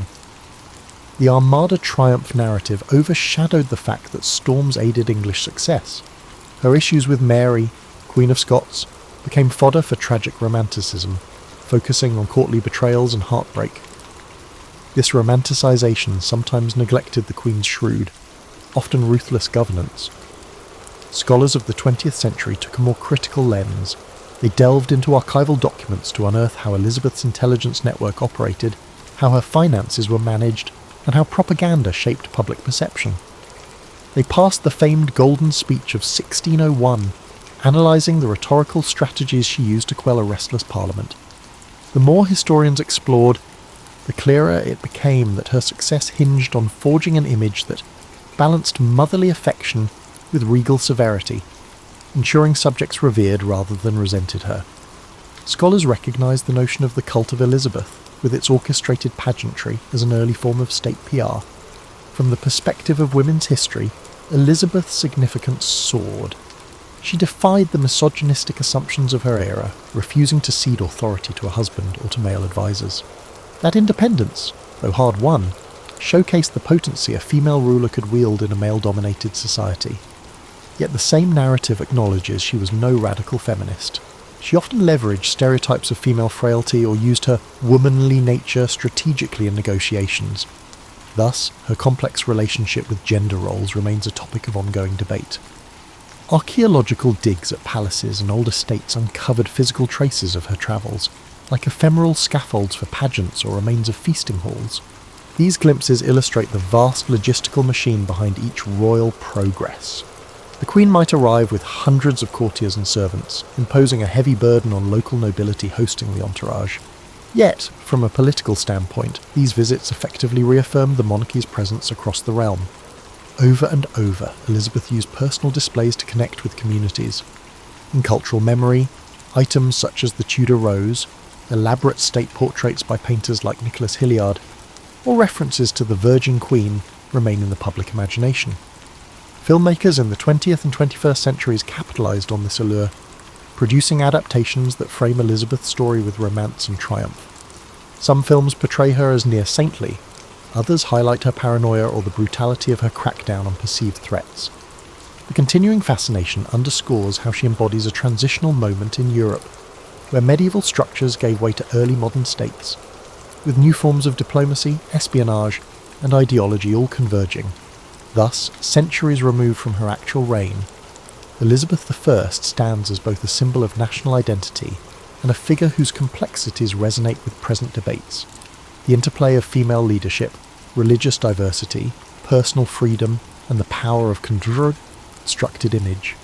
Re-evaluating her life reveals how skillful governance can stabilise a fractious kingdom, even if it requires navigating a delicate balance between tolerance and coercion. The conversation around Elizabeth remains dynamic, shaped by each generation's vantage on monarchy, gender, and the cost of maintaining a carefully wrought facade of unity. Elizabeth's story resonates with the notion that midlife can be a time of both reflection and strategic boldness. She ascended the throne at 25, but arguably her most defining decisions, the forging of a moderate religious settlement, the careful dance of marriage negotiations, unfolded as she matured. In the face of personal regrets, lack of a direct heir, and external crises, Spanish hostility, internal plots, she repeatedly displayed resilience under the lens of older wisdom. Yet that sagacity was not innate. It sprang from a youth marked by precariousness, shaping a thorough calculation in adult life. One lesser discussed aspect is her intellectual curiosity. She was no passive figurehead. She read widely, from classical philosophers to contemporary political treatises, and engaged in theological debates with ambassadors. She wrote translations of texts, including Plutarch, honing linguistic precision. In an era when many noblewomen possessed only basic literacy, Elizabeth's depth of scholarship commanded respect. She used this knowledge to steer councils, referencing classical examples of leadership or mercy, grounding her decisions in a broader worldview than simple realpolitik. Another dimension concerns her approach to management and delegation. Faced with a swirl of court factions, some aligned with Cecil, others with Dudley, and various earls vying for influence, she balanced them by a rotating favour, ensuring no single man overshadowed the rest. This delicate manoeuvre allowed her to maintain her position as the ultimate arbiter, thereby preventing entrenched monopolies of power. While modern management gurus highlight transparency or direct leadership, Elizabeth's method was subtler. She nurtured multiple power centres, pitting them gently against each other to sustain a stable equilibrium. This method reveals a strategic cunning that, while occasionally breeding resentment, retained her supremacy in a fractious environment. The swirl of secrecy surrounding Mary, Queen of Scots, also underscores Elizabeth's careful manipulation of intelligence. She personally reviewed coded letters, weighed evidence, and authorised infiltration of Catholic circles. These actions might unnerve contemporary moral standards, yet in the cutthroat reality of 16th century politics, such espionage was standard. The difference is Elizabeth's relative subtlety. She rarely boasted of her spy master's successes. She recognized the value of illusions, letting conspirators believe they had infiltrated her circle while, in fact, her watchers tracked every step. Age imbued her with a distinct sense of gravity. In speeches to Parliament, she framed herself as a guardian of the realm's welfare, addressing them as my lords and my good people, tapping into paternal or maternal imagery. She rarely showed overt temper in public, though courtiers recalled her sharp tongue in private, laced with scathing wit. She might banish a courtier from her presence for a trifling offence, then recall him soon after, sending the message that loyalty was paramount while partial forgiveness might be extended. This capacity to pivot from severity to magnanimity cemented her as unpredictable yet revered, a trait modern leaders might emulate in more tempered forms. Beyond the realm of politics, her personal attire and courtly fashion set trends across Europe. She championed fresh tailors to experiment with embroidered silks, extensive ruffs, and striking colour palettes. But behind the magnificence was a strategic layering of fabric. It signified her rank while concealing normal ageing or times of ill health. The resulting mystique helped define the monarchy's brand. Similarly, she championed structured ceremonies, like elaborate coronation anniversaries or public feast days. These events reaffirmed the bond between sovereign and subject, forging an emotional tie that buttressed the monarchy's intangible authority. Her approach to the arts had lasting effects. She never personally funded epic building projects like some European royals given her limited treasury, but her patronage of music, portraiture, and drama triggered a cultural efflorescence. Key composers thrived, producing refined polyphonic works performed at chapel. Her endorsement of secular drama laid the groundwork for Shakespeare's rise. She recognised that cultural prestige elevated national pride, thus investing in intangible capital that would outlast her. This fosters an analogy to modern soft power, a concept in global relations. In sum, Elizabeth's mid to late reign exemplifies how a leader can orchestrate multi-layered strategies, leaning on intellectual depth, balancing internal factions, leveraging espionage, and forging cultural identity. Her longevity on the throne was no accident. It was an evolving mastery of monarchy in an era thick with risk. For those in midlife, her model suggests that the lessons gleaned from earlier turmoil, exile, precarious legitimacy, can blossom into confident leadership when harnessed with discipline. Even so, her story underscores that behind the regal facade lay real heartbreak and regrets, particularly on questions of family and moral contradictions. That humanness only deepens the fascination with this queen who navigated a world not designed for women in power, forging a golden age from the crucible of adversity. When Elizabeth I died on March 24, 1603, at Richmond Palace, she left a kingdom dramatically changed from the one she inherited. Elizabeth averted religious civil wars, asserted an English navy against Spanish dominance, and planted the seeds of a maritime empire. Yet the Queen's final moments offered a poignant contrast to the ceremonial grandeur that had marked her public life. Accounts say she refused to rest, standing or sitting in pensive silence for hours, as if grappling with the knowledge that her story was nearly done. The question of her successor, James VI of Scotland, was all but settled. Elizabeth's last gesture, whether a whispered name or silent acceptance, cleared the way for the Stuarts, bridging the Tudors to a new era. The immediate aftermath saw an outpouring of tributes. Noble houses and commoners alike mourned the Virgin Queen, the stalwart figurehead who had reigned 44 years. Her body was transported by barge along the Thames, a spectacle of black drapes and heraldic flags. Observers lining the shores recalled how, decades earlier, a young queen had ascended to quell the chaos left by her half-siblings. Now, the realm faced another transition. But Elizabeth's half-century of leadership gave many confidence in the monarchy's stability. James's succession was mostly peaceful, a testament to the processes Elizabeth had overseen. Over the centuries, historians dissected her image with fresh angles. Some championed her as a golden archetype, praising her unwavering sense of duty. Others uncovered her manipulative use of virginity as political currency, or pointed out the authoritarian edge in how she stamped out dissent. 20th century scholarship introduced psychoanalytic readings, linking her mother's beheading to her reluctance to marry. Meanwhile, feminist analyses recognized her capacity to subvert patriarchal norms by forging a distinctly female monarchy that demanded masculine respect. Archaeological research, too, contributed. Excavations at palatial sites uncovered courtyards used for lavish tilts or dancing events, fragments of decorative tile-bearing Tudor roses. Art restorations revealed how state portraits were retouched to remove wrinkles or human imperfections, reinforcing her iconic aura. The evolution of her visual propaganda parallels modern brand management, illustrating how monarchy leveraged illusions to maintain public fascination. Elizabeth's era, characterised by Drake's circumnavigation, Shakespeare's stage, and an assertive national identity, evoked a deep sense of nostalgia among everyday English folk. Actual living conditions for peasants remained harsh, but the sense of belonging to an up-and-coming realm soared. Elizabeth harnessed that pride to unify a land threatened by continental powers. She left behind no direct heir, but her intangible bequest was a monarchy reinvigorated by a sense of national destiny, though future conflicts like the English Civil War would test that unity severely. In the present, Elizabeth's story continues to enthrall. Tourists flock to the Tower of London or Hampton Court, longing for glimpses of her era's grandeur. Historians piece together details from diaries, ambassadors' dispatches, and state papers. The creative arts produce films reimagining her as everything from an iron-willed warrior to a lonely figure overshadowed by politics. Such portrayals reflect changing cultural values. We admire her resilience, critique her harshness, empathise with her personal constraints. Each generation reads new lessons into her life, whether celebrating female power or lamenting the cost of absolute monarchy.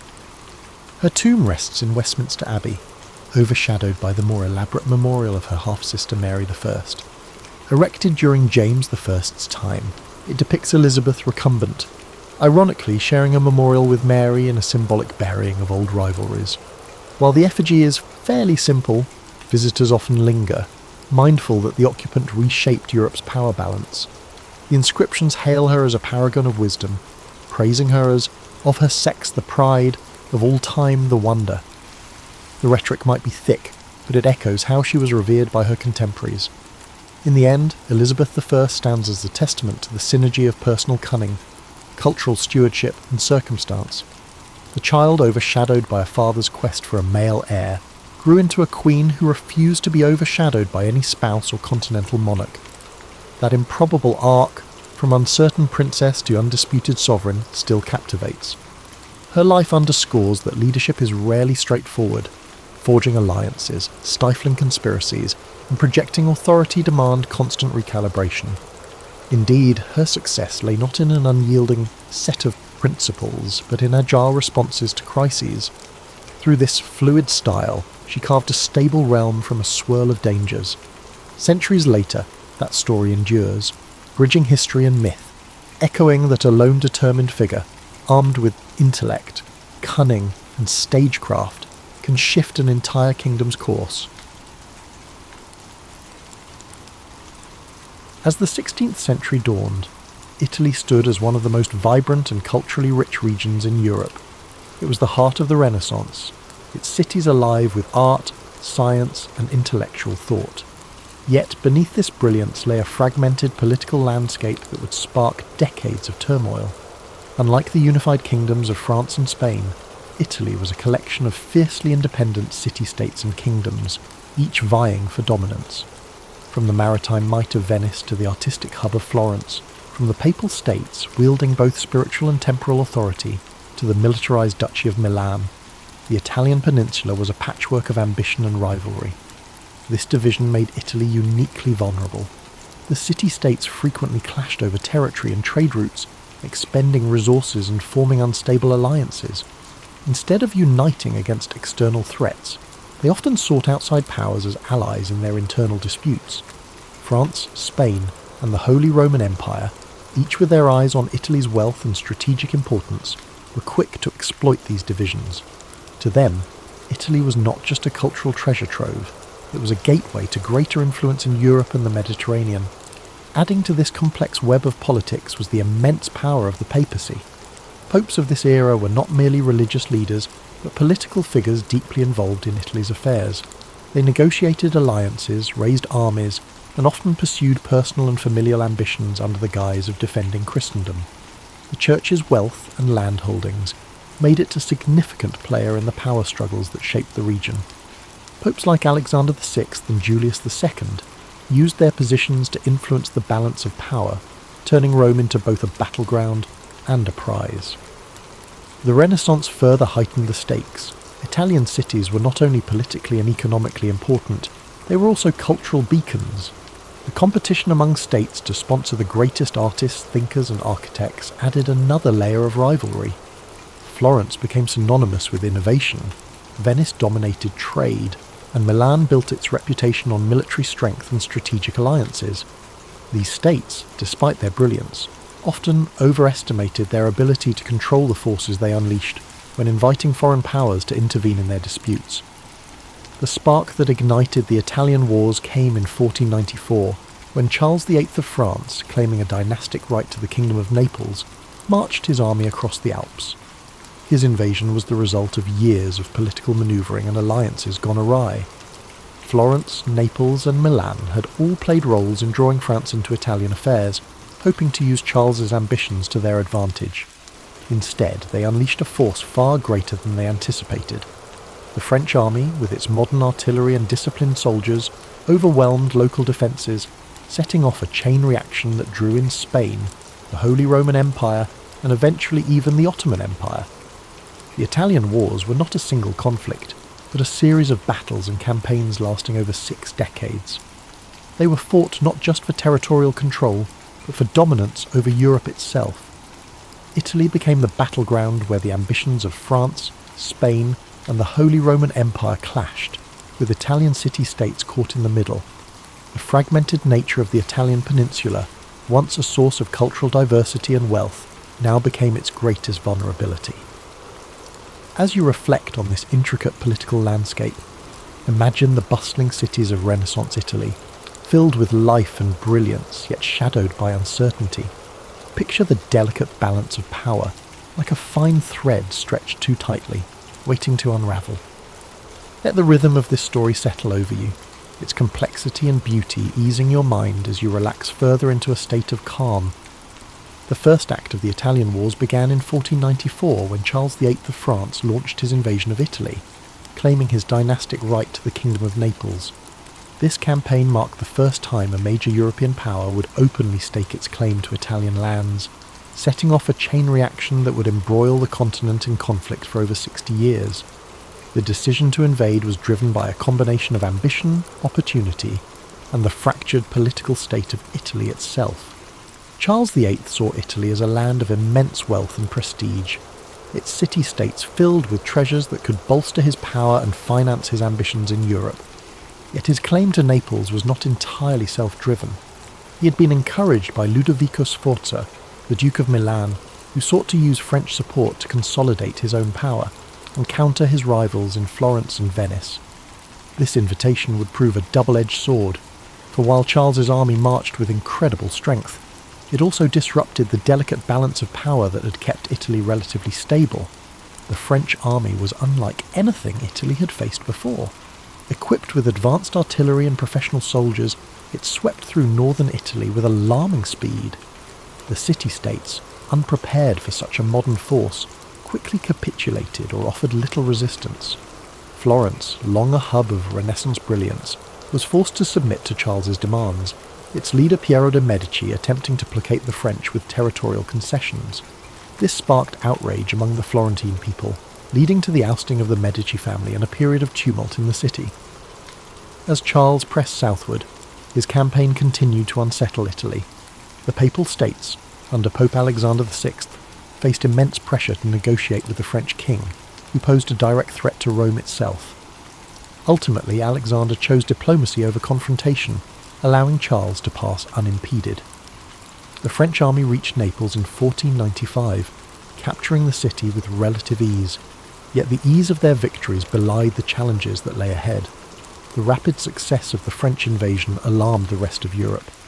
Ferdinand II of Aragon, whose Spanish crown had claims to Naples, saw the French presence as a direct threat to his interests. He joined forces with the Holy Roman Empire, Venice and Milan in the formation of the League of Venice. a coalition designed to expel the French and restore balance to Italy. This alliance marked the beginning of a prolonged and complex series of conflicts that would characterise the Italian Wars. Charles VIII's return journey to France was fraught with difficulty. At the Battle of Fornovo in 1495, the League of Venice confronted the French forces in a fierce engagement. Though Charles managed to escape with most of his army intact, his dream of holding Naples dissolved as Spanish forces moved to reclaim the city. This marked a turning point. While the French had demonstrated their military might, their inability to sustain control over Italy revealed the limits of their power. The first invasion set the tone for the Italian Wars, a conflict defined by shifting alliances, brutal battles, and the constant interference of foreign powers in Italian affairs. For the Italian city-states, the war underscored their vulnerability. Their reliance on external allies often backfired, leaving them at the mercy of larger powers whose interests rarely aligned with their own. As you reflect on this chapter of the story, picture the vast French armies marching through the Italian countryside, their movements echoing the ambitions of kings and the fragility of states.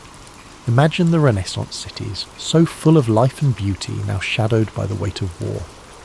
Let the rhythm of these thoughts guide you into deeper relaxation, the flow of history calming your mind and easing your spirit.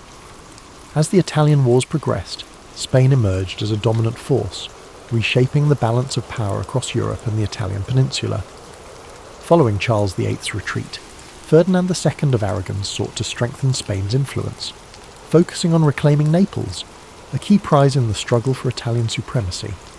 Spain's military, under the leadership of Gonzalo Fernández de Córdoba, revered as the Great Captain, introduced innovative battlefield strategies. The Spanish tercios, disciplined formations combining pikemen and arquebusiers, proved revolutionary. Their effectiveness surpassed that of the traditional heavy cavalry favoured by France. In a series of decisive battles, including Cerignola and Garigliano in 1503, Spanish forces secured Naples. Their victories demonstrated superior tactics and organisation. With Naples under Spanish control, Ferdinand established Spain as a key power in southern Italy, solidifying its influence and preparing for further engagements with France. Yet the French were far from deterred. In 1515, Francis I ascended to the French throne and reignited his nation's ambitions. His forces achieved a major victory at the Battle of Marignano, reclaiming Milan and briefly restoring French dominance in northern Italy. This resurgence set the stage for an intense rivalry between Francis III and Charles V of the Habsburg dynasty. Charles, inheriting a vast empire that included Spain, the Holy Roman Empire, and territories in the Americas, wielded immense resources. His ambitions extended far beyond Italy, but the peninsula became a crucial theatre of war. The pivotal Battle of Pavia in 1525 marked a turning point. Spanish forces decisively defeated the French army, capturing Francis I in the process. This victory shattered French momentum and solidified Spanish Habsburg dominance in Italy. Milan fell under Habsburg influence, and Spain's position became unassailable. Despite these triumphs, the Italian wars were far from settled. France continued its efforts to reclaim lost ground. However, Spain's wealth from its burgeoning empire in the Americas provided the resources needed to sustain prolonged campaigns. This economic advantage, combined with strategic alliances and military innovation, ensured Spain's supremacy. Italian city-states such as Venice, Florence, and the Papal States became entangled in this larger conflict. Their independence increasingly compromised as foreign powers dictated the region's fate. The conflict reshaped Italy, turning it into the epicenter of European power struggles. Its vibrant cities and cultural landmarks endured cycles of war and occupation. Yet through it all, the resilience of its people shone. They continued to create art, foster innovation, and maintain their identity even amid turmoil, while you drift further in sleep. Picture the rolling hills of Italy and the bustling cities of the Renaissance, their beauty and complexity undiminished despite the shadow of war. Imagine the measured rhythm of history, the ebb and flow of ambition and resilience, and let the cadence of these thoughts guide you toward peace. Each detail of this story invites you to unwind, to let go of the day's tension as the calm of the past eases your mind. By the early 1520s, the Italian wars reached a brutal and transformative juncture, a moment that underscored the devastating consequences of prolonged conflict. The sack of Rome in 1527, carried out by the forces of Charles V, Holy Roman Emperor, marked one of the darkest chapters of the era. It exposed the vulnerability of even the most powerful institutions, including the papacy, to the chaos of war. This catastrophic event was not entirely planned. It was the result of unpaid and unruly soldiers, primarily Spanish and German mercenaries, who had grown discontented with their leaders. These troops, driven by desperation and greed, turned their frustrations toward the city of Rome. On May 6, 1527, they breached the city's walls. Their assault was swift and merciless, reducing the Eternal City to a scene of horror. Thousands of civilians were slaughtered, churches and homes were looted, and priceless works of art were destroyed or stolen. The Pope himself, Clement VII, was forced to seek refuge in the Castel Sant'Angelo, where he remained under siege for months. The sack of Rome sent shockwaves throughout Europe. It demonstrated that no city, no matter how revered or powerful, was immune to the ravages of war. This act of violence shattered the image of the Holy Roman Empire as a protector of Christendom. Instead, it revealed the unpredictable nature of power struggles when greed and chaos overtook strategic planning. The symbolic heart of Catholicism had been desecrated, leaving a lasting scar on the Italian wars and a sobering reminder of the stakes involved. The fallout from this event led to a re-evaluation of alliances and power dynamics. The Pope, who had previously aligned with France and other anti-Habsburg factions, was forced to reconcile with Charles V. This uneasy alliance reshaped the political landscape of Italy, placing the papacy firmly under Habsburg influence. For the French, the sack represented another setback in their ambitions to dominate Italy. The devastation of Rome weakened their potential ally, leaving them increasingly isolated in the conflict. As the dust settled, the sack of Rome came to symbolise the broader toll of the Italian wars. The conflict had begun as a battle for territorial control, but it had evolved into a far-reaching struggle that disrupted the cultural, economic and political fabric of Italy. The Renaissance ideals of beauty, innovation and humanism were overshadowed by the relentless march of armies and the ambitions of rulers. Even amid this devastation, Italy's resilience persisted. The people of Rome began to rebuild their city, reclaiming their identity and striving to restore its former glory. Artists, writers and thinkers carried forward the flame of the Renaissance, their works a testament to the enduring spirit of a land caught in the crossfire of history. As you look back on this pivotal moment, imagine the quiet streets of Rome after the storm, the strength of its people as they turned chaos into renewal. Let these thoughts ease your mind, and the flow of history soothe your spirit as you drift into deeper relaxation. The story of the sack of Rome reminds us that even in the darkest times, recovery and renewal are possible. The Italian wars, though technically concluded with various treaties and shifting allegiances, left Italy deeply fragmented and politically unstable. By the late 16th century, the city-states that once flourished during the Renaissance had been absorbed by the larger European powers or reduced to minor players in the geopolitical theatre. The outcome of the wars had profound consequences, not only for Italy, but for the balance of power across Europe. After the sack of Rome in 1527, the political situation in Italy grew more complicated. The papacy, weakened and diminished in prestige, was now firmly under Habsburg influence. Pope Clement VII, despite his earlier resistance, was forced to sign a peace treaty with Emperor Charles V, marking the start of a period of Habsburg dominance in Italy. The French, now dealing with internal turmoil and an empire stretched thin, were no longer able to exert as much influence over Italian affairs. Milan, once a powerful independent duchy, had fallen under Habsburg control following the French defeat at Pavia and the subsequent Treaty of Madrid. Similarly, Naples and other southern Italian regions were now under Spanish rule. Venice, though still a powerful republic, found itself increasingly isolated, unable to maintain its former influence in the face of Habsburg and French competition. Florence, once the heart of the Renaissance, experienced a dramatic shift in power. The Medici family, exiled during the wars, were restored to power with the help of the papacy and the Habsburgs. Under their rule, Florence became a duchy, ending its Republican era and cementing Medici control. This marked the end of an era for the city, which had once been a beacon of artistic and political independence. The fragmentation of Italy was not only political but cultural. The wars had disrupted the flow of ideas and artistic movements that had flourished during the Renaissance. Many of Italy's greatest artists, including Leonardo da Vinci and Raphael, had already passed, and those who remained found themselves working under foreign rulers who had little interest in maintaining the cultural vibrancy that had once defined the peninsula. The wars also set the stage for future conflicts. The power vacuum left in Italy, coupled with the continuing rivalry between France and Spain, ensured that Italy would remain a battleground for European ambitions well into the 17th century. The Italian states, once autonomous and rich in their diversity, had been transformed into pawns in a larger game of European politics. Yet, even in the aftermath of destruction and division, Italy's identity remained intact. The Renaissance had planted seeds of intellectual, artistic and scientific achievement that would continue to influence the world long after the wars had ended. Italy's cities, though scarred by years of warfare, would eventually rise again, fueled by the legacy of those who had once shaped the course of history.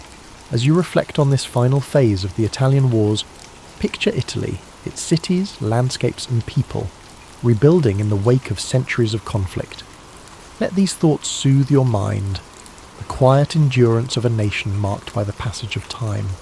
Feel the ebb and flow of history calm your spirit as the struggles of the past slowly fade into the background, leaving only peace.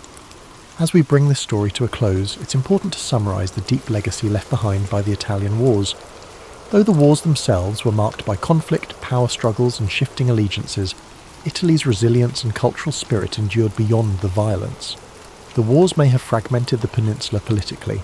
However, the intellectual, artistic and cultural achievements that flourished during the Renaissance would continue to shape the world for generations to come. The devastating toll of the wars, especially the sack of Rome and the subsequent political upheavals, left visible scars on Italy's landscape. But even in the midst of destruction, Italy's cities, its people, and its rich cultural heritage would rise again. Florence, Venice, Rome, and Milan, though under foreign rule, maintained the essence of their identity, always connected to their storied past, and each continuing to contribute to the broader European narrative. As you lie back and reflect on this powerful chapter in history, allow yourself to feel the weight of time, the rise and fall of empires, the rebuilding of cities, and the ever-present determination of the people. Imagine the sun setting gently over the Italian hills, the soft whisper of the wind as it sweeps over the ancient streets, a reminder of both struggle and renewal. It's easy to be caught in the frenzy of the world around us, but history has a way of slowing us down, letting us reflect on the cyclical nature of life, conflict, and peace. Let the story of the Italian wars be a reminder of resilience, of the strength it takes to overcome adversity, and of the beauty that rises from the ashes. Now, as we transition to the peaceful sounds of rain and soft melodies, let your mind settle into the rhythm of nature, allowing the soothing sounds to wash over you, easing you into a deep and restful sleep. When people today imagine King Arthur, they often picture a gleaming throne room in a fairy tale castle, yet the earliest roots of the legend trace to a far grittier era, sub-Roman Britain, roughly the 5th or 6th century. The Roman legions had withdrawn, leaving behind roads, ruins of villas, and a power vacuum that invited waves of Saxon incursions. Into this turmoil stepped local warlords, tribal chieftains, and self-styled kings who fought to protect fragmented territories. If a historical Arthur existed, he likely emerged from this violent mosaic of clan rivalries and shifting alliances. In the centuries after Rome's departure, Britain lacked a unifying government. Pockets of Romano-British aristocrats clung to vestiges of imperial culture. Fortified hilltops bristled with wooden palisades, inhabited by leaders who tried to hold on to what remained of civilized trade and technology. Meanwhile, coastal regions faced constant raids from across the North Sea. Archaeological evidence, such as the ruins of Tintagel in Cornwall, hints at a region influenced by the Mediterranean goods even while local power struggles raged. Amid these unsettled conditions, a figure sometimes identified as Arthur may have gained a following by leading successful defensive campaigns.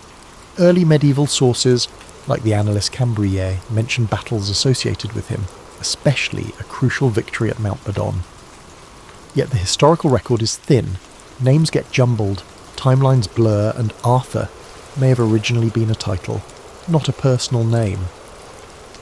What survived from this period were oral traditions among Celts, who revered warrior heroes capable of uniting fractious tribes. These seeds eventually took root in Welsh poetry, with references to an Arthur known for both prowess and moral leadership. Bards recited tales that blended real events with mythic flourishes, ensuring that Arthur's reputation grew. Over time, as monastic scribes copied legends into Latin, they combined folk memory with pious invention. By the 9th or 10th century, Arthur's presence in Welsh heroic cycles was well established. A champion blessed by Providence, who protected his people from heathen invaders. Yet it wasn't until Geoffrey of Monmouth's famous 12th century work, Historia Regum Britanniae, that Arthur attained sweeping recognition. Geoffrey's narrative, while often dismissed as fanciful by modern historians, reshaped Europe's perception of the British Isles. He wove older Celtic traditions together with his own creative additions, describing how Arthur inherited the throne, subdued rebellious nobles, and even marched an army into Gaul, and nobles across medieval Europe treated Geoffrey's account as quasi-history, as they searched for genealogical links to Arthur's greatness. Thus, the once shadowy war leader of sub-Roman Britain morphed into a medieval monarch with global renown. A key reason for Arthur's enduring appeal lies in the tension between the harsh realities of sub-Roman warfare and the later romantic veneer applied to his legend. One hand, the real context was likely bleak, characterised by small wooden forts on the wind-swept hillsides, retinues of spearmen, and precarious alliances that often changed on a whim. On the other, Arthur's story evolved into an ideal of chivalry, complete with jousts, castle halls, and elaborate courtly love. This duality resonates even now. We want to believe in a leader who transcended the everyday violence, forging a realm of justice and unity. Curiously, the early glimpses of Arthur do not include references to objects like the Holy Grail or images of a magical sword bestowed by a lake-dwelling enchantress. These elements arrived later, grafted onto the tradition as the medieval writers sought to marry indigenous British myth with Christian symbolism. The original tales likely focused on victories, feasts, and the hero's final stand rather than mystical relics. The deeper spiritual dimension, emphasising moral quests and the search for divine grace, would come with the romances penned in subsequent centuries. Still, one thread remains consistent. Arthur is portrayed as a unifier who rallied disparate peoples. Britain's western regions, from Wales to Cornwall, claimed him as their champion. Even the name Arthur suggests resonance with the Welsh word for bear, a totemic animal symbolising strength. As Saxon influence spread, nostalgia for a time when the Britons had a heroic protector grew. Oral storytellers carried that longing forward, layering each retelling with new wonders. Thus, the stage was set for King Arthur to emerge as both a mirror for the past and a beacon for the future. From a realm battered by raiders, a figure, real or semi-legendary, rose to claim the people's imagination. Long before Camelot became the shining castle of romances, there was likely a rough wooden hall on a rainy British hilltop where a leader called Arthur once rallied his men. Over the centuries, that leader's memory would transform into a tapestry of epic battles, courtly grace, and moral ideals that still captivates us. Though Geoffrey of Monmouth's work gave Arthur a grand historical sweep, the French and Anglo-Norman poets of the 12th and 13th centuries fused that chronicle-based narrative with the ethos of chivalry. Writers such as Chrétien de Troyes introduced knights on quests, enchanting ladies, and moral challenges far beyond the blunt tribal warfare of sub-Roman Britain. It was in these romantic verses that King Arthur's court, Camelot, crystallised in the medieval mind as an epicentre of refinement and virtue. Camelot was more than a single castle. It symbolised an ideal realm at a time when feudal Europe was grappling with violent feuds and knightly rivalries. Within Arthur's kingdom, courtesy and valour reigned supreme, anchored by the notion that knights should uphold justice, protect the weak, and respect the sovereignty of the church. This moral code was never a given. It emerged gradually as poets reimagined the old warlord Arthur into a wise king who presided over the Round Table. The Round Table itself was a powerful metaphor for equality among his knights, a stark contrast to the real feudal hierarchies that often hinged on exploitation. Chrétien de Troyes introduced characters like Lancelot and explored the conflict between martial duty and romantic devotion. His tale, Lancelot, the Knight of the Cart, was groundbreaking, portraying the knight's passion for Queen Guinevere as both uplifting, demonstrating profound devotion, and troubling, because it threatened the stability of Camelot. This tension, blending loyalty and forbidden love, gave Arthurian lore a new psychological depth. Suddenly, the king's authority faced internal strain, not just external wars. In parallel, Welsh traditions developed their own sets of Arthurian tales, known collectively as the Mabinogion, replete with magical hunts, shape-shifting creatures, and cryptic references to old Celtic deities. These tales portrayed Arthur as more than just a mortal king, weaving him into an ethereal tapestry. Courtiers and warriors in these Welsh stories navigated a realm where illusions might mask deeper truths, and heroic feats often demanded supernatural insight. Arthur came off as a liminal figure, part champion in the mortal sphere, part catalyst in the realm of myth. By the early 13th century, the so-called Vulgate cycle, also known as the Lancelot Grail cycle, emerged in French prose, adding layer upon layer to the saga. The Holy Grail took centre stage, turning Arthur's kingdom into the crucible of a spiritual quest. Knights like Galahad, introduced in these texts, embodied purity and the hope of divine revelation. The Round Table Knights no longer merely sought fame on the battlefield, they yearned for mystical encounters with a relic linked to Christ's Last Supper. This infusion of Christian allegory transformed Arthur's court into a place where the line between earthly power and heavenly purpose blurred. Through these expansions, King Arthur's story ceased to be a single consistent narrative and became more of a shared mythos. Different authors selected episodes that suited their tastes. Some highlighted Guinevere's moral dilemma, others fixated on Lancelot's feats, while still others delved into the Grail's riddles. Arthur himself at times slipped into the background as his knights took centre stage, grappling with illusions, prophecies, and moral failings. Yet the concept of Camelot as a golden era endured, a testament to a kingdom so just and noble that it attracted divine interest, even if it was eventually undone by human frailty. Despite the high-minded chivalry these romances extolled, they also contained warnings. Arthur's realm offered a vision of perfect rule, but the seeds of its fall were sown within its ranks. Lancelot's betrayal, Mordred's treachery, and the knight's fragmentation underscored how easily greatness could unravel. In reflecting on these fictional events, medieval audiences might ponder the fragility of their societies. Royal courts and noble houses existed in perpetual tension, threatened by ambition, jealousies, and foreign wars. Arthur's downfall was thus a cautionary mirror, reminding them that no empire, however idealized, was immune to the foibles of humanity. At the same time, the Arthurian cycle provided a spiritual dimension that comforted or challenged believers. The quest for the Grail, especially as told in the Questa de Saint Graal, championed asceticism over mere knightly prowess. Knights who succeeded did so by humility and moral purity rather than brute force. This concept of sanctified heroism was novel in an age when military might typically defined power. Through the lens of Arthur's story, audiences could imagine a higher calling, one that demanded introspection as much as external victory. Thus, by the High Middle Ages, Arthur had become both a glittering monarch and a figure overshadowed by the complexities of his realm. Whether enthroned at Camelot or overshadowed by Lancelot's and Gawain's exploits, he represented a cultural wellspring that authors and audiences reshaped to reflect their aspirations, anxieties, and theological preoccupations. The warlord of an obscure British epoch had been thoroughly recast as the lodestar of chivalric civilization, a transformation that would resonate for centuries to come. While medieval audiences revelled in Arthurian romances, the Renaissance brought a degree of scepticism toward medieval chivalry. As Europe rediscovered classical antiquity, tastes shifted toward realism and historical inquiry, yet King Arthur proved remarkably resilient, inspiring new works even in an era that questioned medieval faith in the miraculous. Writers, dramatists, and pamphleteers recognised that the epic scope of Arthur's saga could be reinterpreted to address the ideological battles of the 16th and 17th centuries. A prime example of this adaptability is Edmund Spenser's The Faerie Queene, 1590s, which drew heavily on Arthurian motifs, though it cast its hero in allegorical form.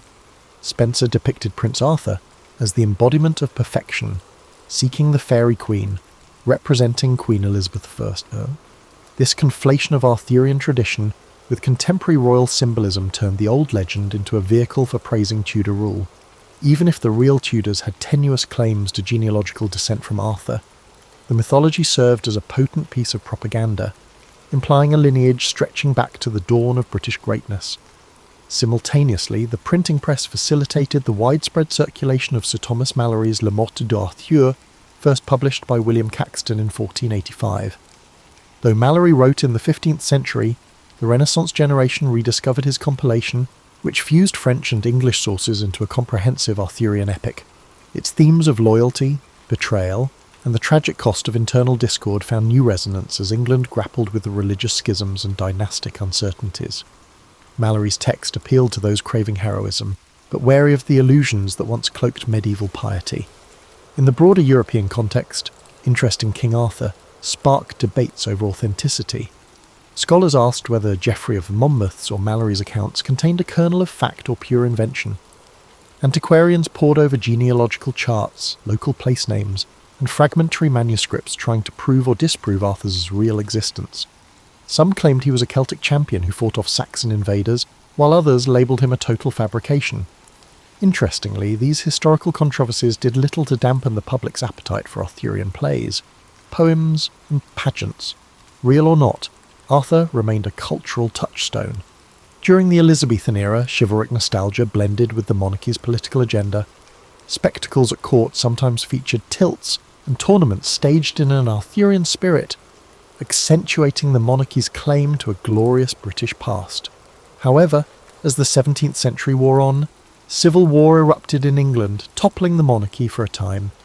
The old stories of knights bound by honour felt distant in a world split by ideological conflict between parliamentarians and royalists. Despite this, references to a lost age of unity dotted royalist propaganda. Arthur's symbol of a round table that transcended factionalism served as a subtle critique of the contemporary divisiveness. By the 18th century, the so-called Age of Enlightenment saw a turn toward rationalism. Medieval romance seemed quaint or superstitious to many intellectuals. Even so, Arthur persisted in popular imagination. Writers toyed with comedic or satirical takes, highlighting the gap between medieval illusions and modern rational thought. In these retellings, the feats of Arthur's knights, slaying dragons or embarking on magical quests, looked increasingly improbable. Yet these parodies only increased public familiarity with the legend, ensuring that the name of Arthur remained in circulation. Throughout this period, British national identity slowly coalesced, especially after the 1707 Act of Union merged England and Scotland. Authors in search of a unifying myth frequently referenced Arthur's promise, a king who once unified the realm, only to be undone by internal betrayals. This motif mirrored anxieties about whether Britain's newly merged kingdoms could truly stand together. Arthur's legend functioned as both inspiration and a cautionary tale, a reflection on the costs of disunity. Scholarly curiosity about Celtic heritage also played a role, spurred by the romanticisation of ancient bardic traditions. Researchers scoured Welsh, Breton, and Cornish folklore, curious to find evidence that might clarify Arthur's historical basis. Sometimes researchers would weave fragments of old poems or place-name legends into rational arguments about Arthur's possible birth date, or the location of specific battles. Although definitive proof remained elusive, each attempt underscored how the figure of Arthur bridged scholarship and myth, standing at the intersection of legend's emotional power and history's demand for evidence. Thus, between the Renaissance and the Enlightenment, King Arthur was never a static figure. He became a mirror for each era's hopes, illusions, and debates about monarchy, unity, and cultural identity. Whether cast as a courtly knight, a symbolic ancestor of present rulers, or a relic of superstition, Arthur retained the ability to inspire, provoke, and challenge. By the dawn of the Romantic era, he was poised for yet another grand revival, this time in poetry and the emerging novel form, ensuring his endurance for centuries to come. The Romantic movement of the late 18th and early 19th centuries embraced medievalism with gusto, seeking inspiration in distant ages perceived as more authentic and emotionally resonant. King Arthur's lore fit perfectly into this artistic wave. Writers such as Sir Walter Scott wove chivalric elements into historical novels, while lesser-known poets invoked Arthurian motifs to evoke the sublime and the melancholic. Crucially, this period saw a reimagining of the Arthurian legend not just as a national myth, but as a repository of human longing and natural wonder. The Romantics valorized medieval ruins, folk ballads, and the sense that modern industrial society had lost contact with deeper truths.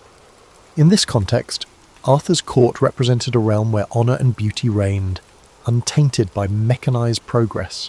Landscapes, misty moors, ancient stone circles, hidden lakes, acquired near mystical qualities, frequently associated with tales of Arthur's final departure for the Isle of Avalon. Paintings of the era depicting Guinevere or the Lady of Shalott combined lush colour and a dreamy atmosphere to create a longing for an irretrievable past. Perhaps the most significant revivalist during the Victorian age was Alfred, Lord Tennyson, whose Idylls of the King, published between 1859 and 1885, cast Arthur as a moral exemplar struggling against the corruption within his realm. Tennyson's verse soared with idealism yet carried an undercurrent of disillusion. In his hands, Camelot became a metaphor for Victorian Britain's aspirations, empire, technology, and moral righteousness, while the knight's failures reflected the era's anxieties about hypocrisy and social decay. The story of Lancelot and Guinevere became a tragic testament to human vulnerability, overshadowing the earlier illusions of gallantry. Tennyson's work was no mere literary exercise. It shaped Victorian cultural consciousness. Stained glass windows, tapestries, and even Artois-Haman architectural motifs sprang up in wealthy homes and public buildings, all referencing Arthurian scenes.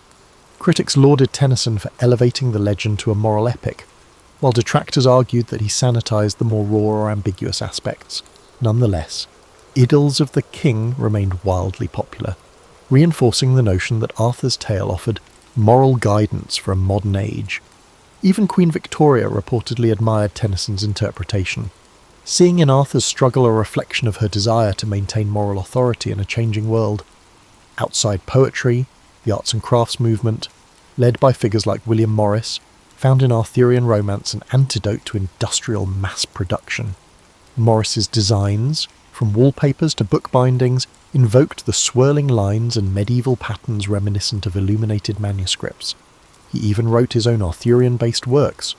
For Morris and his circle, the legend represented a craftsmanship ethic and a sense of community lost to factory labour. Decorating one's home with Arthurian motifs hinted at a quest for authenticity in an increasingly mechanised society. Across the Channel, French and German intellectuals took note of this English fascination, translations of Tennyson circulated, and cultural salons discussed the universal quality of the Arthurian myth, a noble ruler undone by betrayal and human weakness, a reflection on how the grandest visions can collapse from within. The story of a once cohesive realm fracturing resonated broadly in a time marked by revolutions and the unification of states like Italy and Germany. Yet the more the Victorians idealised Arthur, the more some critics pushed back. Realist authors found the legend archaic. They lampooned the knights as naive dreamers or castigated the romantic obsession as escapism, ignoring pressing social issues like poverty and inequality. Novelists such as Charles Dickens or Elizabeth Gaskell focused on contemporary life, rarely referencing Arthur. Still, even in their works, the notion of a lost moral centre lurked, as if Camelot's shadow lay over an industrial landscape that had lost its spiritual moorings. By the late 19th century, the medieval revival reached its peak. Pre-Raphaelite painters like Edward Burne-Jones rendered sumptuous scenes of knights questing in forests dappled with improbable light. Guinevere's hair glowed with golden hues, Lancelot's armour gleamed, and Arthur himself stood as a solemn, almost tragic figure. The emphasis on colour, texture, and emotion showcased how thoroughly the legend had been claimed by the aesthetic movement. King Arthur was no longer just a stream taught in school, he was a cultural phenomenon bridging literature, art, interior design, and public discourse about morality and progress. This fervent romantic and Victorian reclamation set the stage for a 20th century that would wrestle anew with Arthur's meaning. As empire gave way to modern war and the illusions of unstoppable progress cracked, the question loomed: would the Arthurian legend remain relevant, or would it be relegated to the dusty corners of libraries, overshadowed by more pragmatic narratives of science and modernity? The coming era would test that question in unexpected ways, ensuring that the tale of Britain's mythical king continued to evolve. The early 20th century confronted the Arthurian legend with 2 world wars and a changing cultural landscape that tested all forms of romanticised history. Yet the legend adapted once more. On the literary front, novelists and scholars revisited the medieval sources, sifting myth from alleged fact with renewed vigour. T.H. White's The Once and Future King, serialised between 1938 and 1958, stood out in this period as a bold reinterpretation that combined whimsy with philosophical introspection. White began with a light-hearted portrayal of a young Arthur tutored by Merlin, who transforms him into various animals to learn life lessons. But as the narrative advanced, it delved into darker ethical complexities, power, justice and betrayal, echoing the cataclysms of the world outside. The Once and Future King resonated with readers living through global conflict. Arthur's dream of a just society felt like a parallel to the Allies' rhetoric about defending democracy. The tragedy that befalls Camelot, particularly the moral struggles of Lancelot and the heartbreak of Guinevere, reflected a broader disillusionment. Even noble intentions can unravel under the strain of ambition or human fallibility. White's comedic touches balanced these weighty themes, allowing the novel to remain accessible to a wide audience. Critics praised his ability to weave personal growth, political ideology, and mythic grandeur into a single tapestry. Academic circles also turned a fresh eye toward Arthur's historical underpinnings. Archaeologists launched digs at sites like Cadbury Castle in Somerset, some identifying it with Camelot, and uncovered evidence of a significant 5th or 6th century fort. Although no definitive proof of an Arthur materialised, the findings hinted at the possibility of a powerful chieftain operating from a stronghold in that region. Meanwhile, historians re-examined sub-Roman texts, searching for references to a figure commanding battles against the Saxons. While no conclusive identity was pinned down, a measured stance emerged. Perhaps an actual war leader existed, whose memory, amplified by oral tradition, evolved into legend. Cinema followed with its portrayal. In 1953, Knights of the Round Table, starring Robert Taylor and Ava Gardner, showcased a Technicolor Camelot brimming with courtly spectacle and florid romance, continuing the tradition of a shining Arthur. But in the late 20th century, filmmakers occasionally tried grittier approaches. John Boorman's 1981 film Excalibur combined stylized visuals with raw violence, depicting a more primal medieval setting. Merlin, played by Nicol Williamson, stole scenes with cryptic monologues about fate, while the blossoming and decay of Camelot took on an almost hallucinatory quality. Audiences were jarred by the film's blend of gore, mysticism, and grandeur. Critics either applauded its boldness or found it excessive, but it certainly broke with the genteel Arthur of earlier screen adaptations. Meanwhile, pop culture began to incorporate Arthurian references beyond the realm of cinema. Monty Python's 1975 comedy Monty Python and the Holy Grail lampooned the legend in irreverent style, featuring coconuts in lieu of horses and absurd misadventures. Despite, or perhaps because of, its silliness, it became a cult classic, proving that Arthur's story could be subverted for comedic effect without losing audience interest. Even in parody, the core elements, Galahad, the Grail Quest, the Round Table, remained recognisable. This comedic distance from the old texts underscored how deeply Arthur's image had embedded itself in Western consciousness. In literature for younger readers, Mary Stewart's The Merlin Trilogy reimagined the wizard's perspective, grounding the magic in psychological realism and meticulously rendered British geography. Stewart minimised overt supernatural events, preferring to show how illusions or cunning might be perceived as sorcery in a credulous age. Stewart's strategy tapped into the mid-century desire for historical fantasy, effectively connecting a realistic Roman-British setting with the mythical aspect of Arthur's ascent. By the dawn of the 21st century, the legend was a global phenomenon. Writers from diverse backgrounds introduced new vantage points. Some retold Arthur's story from the viewpoint of Morgan Le Fay, or other female figures marginalised in older narratives. Others transposed it into futuristic or dystopian settings, using the Arthur's motif to explore power and identity in contexts far removed from medieval Britain. Thus, King Arthur's world became a mirror for contemporary concerns, reaffirming the legend's agility. A curious outcome of all these reinterpretations is that none seem to diminish Arthur's draw. If anything, the multiplicity of versions cements his place in popular culture as a figure who can shift shape to match an era's dreams or anxieties. Where once sub-Roman Britons might have invoked him as a war hero, the modern West might see him as a moral king, a comedic foil, or a reluctant idealist. Enduring elasticity attests the story's profound roots in the collective imagination, perpetually setting the stage for new guests and new stories. In parallel with the cultural expansions of Arthur's legend, a robust subfield of scholarship continually probed the question, how much of Arthur is history and how much is layered invention? Academic conferences and journals wrestled with topics like the historical Arthur, the Celtic twilight, and post-colonial readings of the Arthurian myth. Some scholars fixate on gleaning every trace of authenticity from early medieval records. Others see Arthur primarily as a literary phenomenon, shaped less by actual events and more by cultural narratives that shift with each retelling. One provocative angle is the possibility that Arthur's name reflects not one person, but a composite of leaders. British historians note multiple characters named Arthur or Artorius in sub-Roman or early medieval contexts, some from southern Scotland, others from Wales or Cornwall. Each might have contributed pieces to the mosaic that later generations unified into a single legendary king. The idea of a collective memory forging one iconic hero is hardly unique to Arthurian lore. Many cultures craft similar symbols to rally identity. If Arthur was indeed a tapestry of warlords, that might explain the scattered battles assigned to him across wide geographic swathes. Another line of research examines the political uses of Arthur. In 12th and 13th century Wales, for instance, Welsh rulers invoked Arthur's memory to legitimise resistance to Norman encroachment. English monarchs, conversely, sometimes appropriated Arthur's lineage to strengthen their own claims or diminish Welsh claims.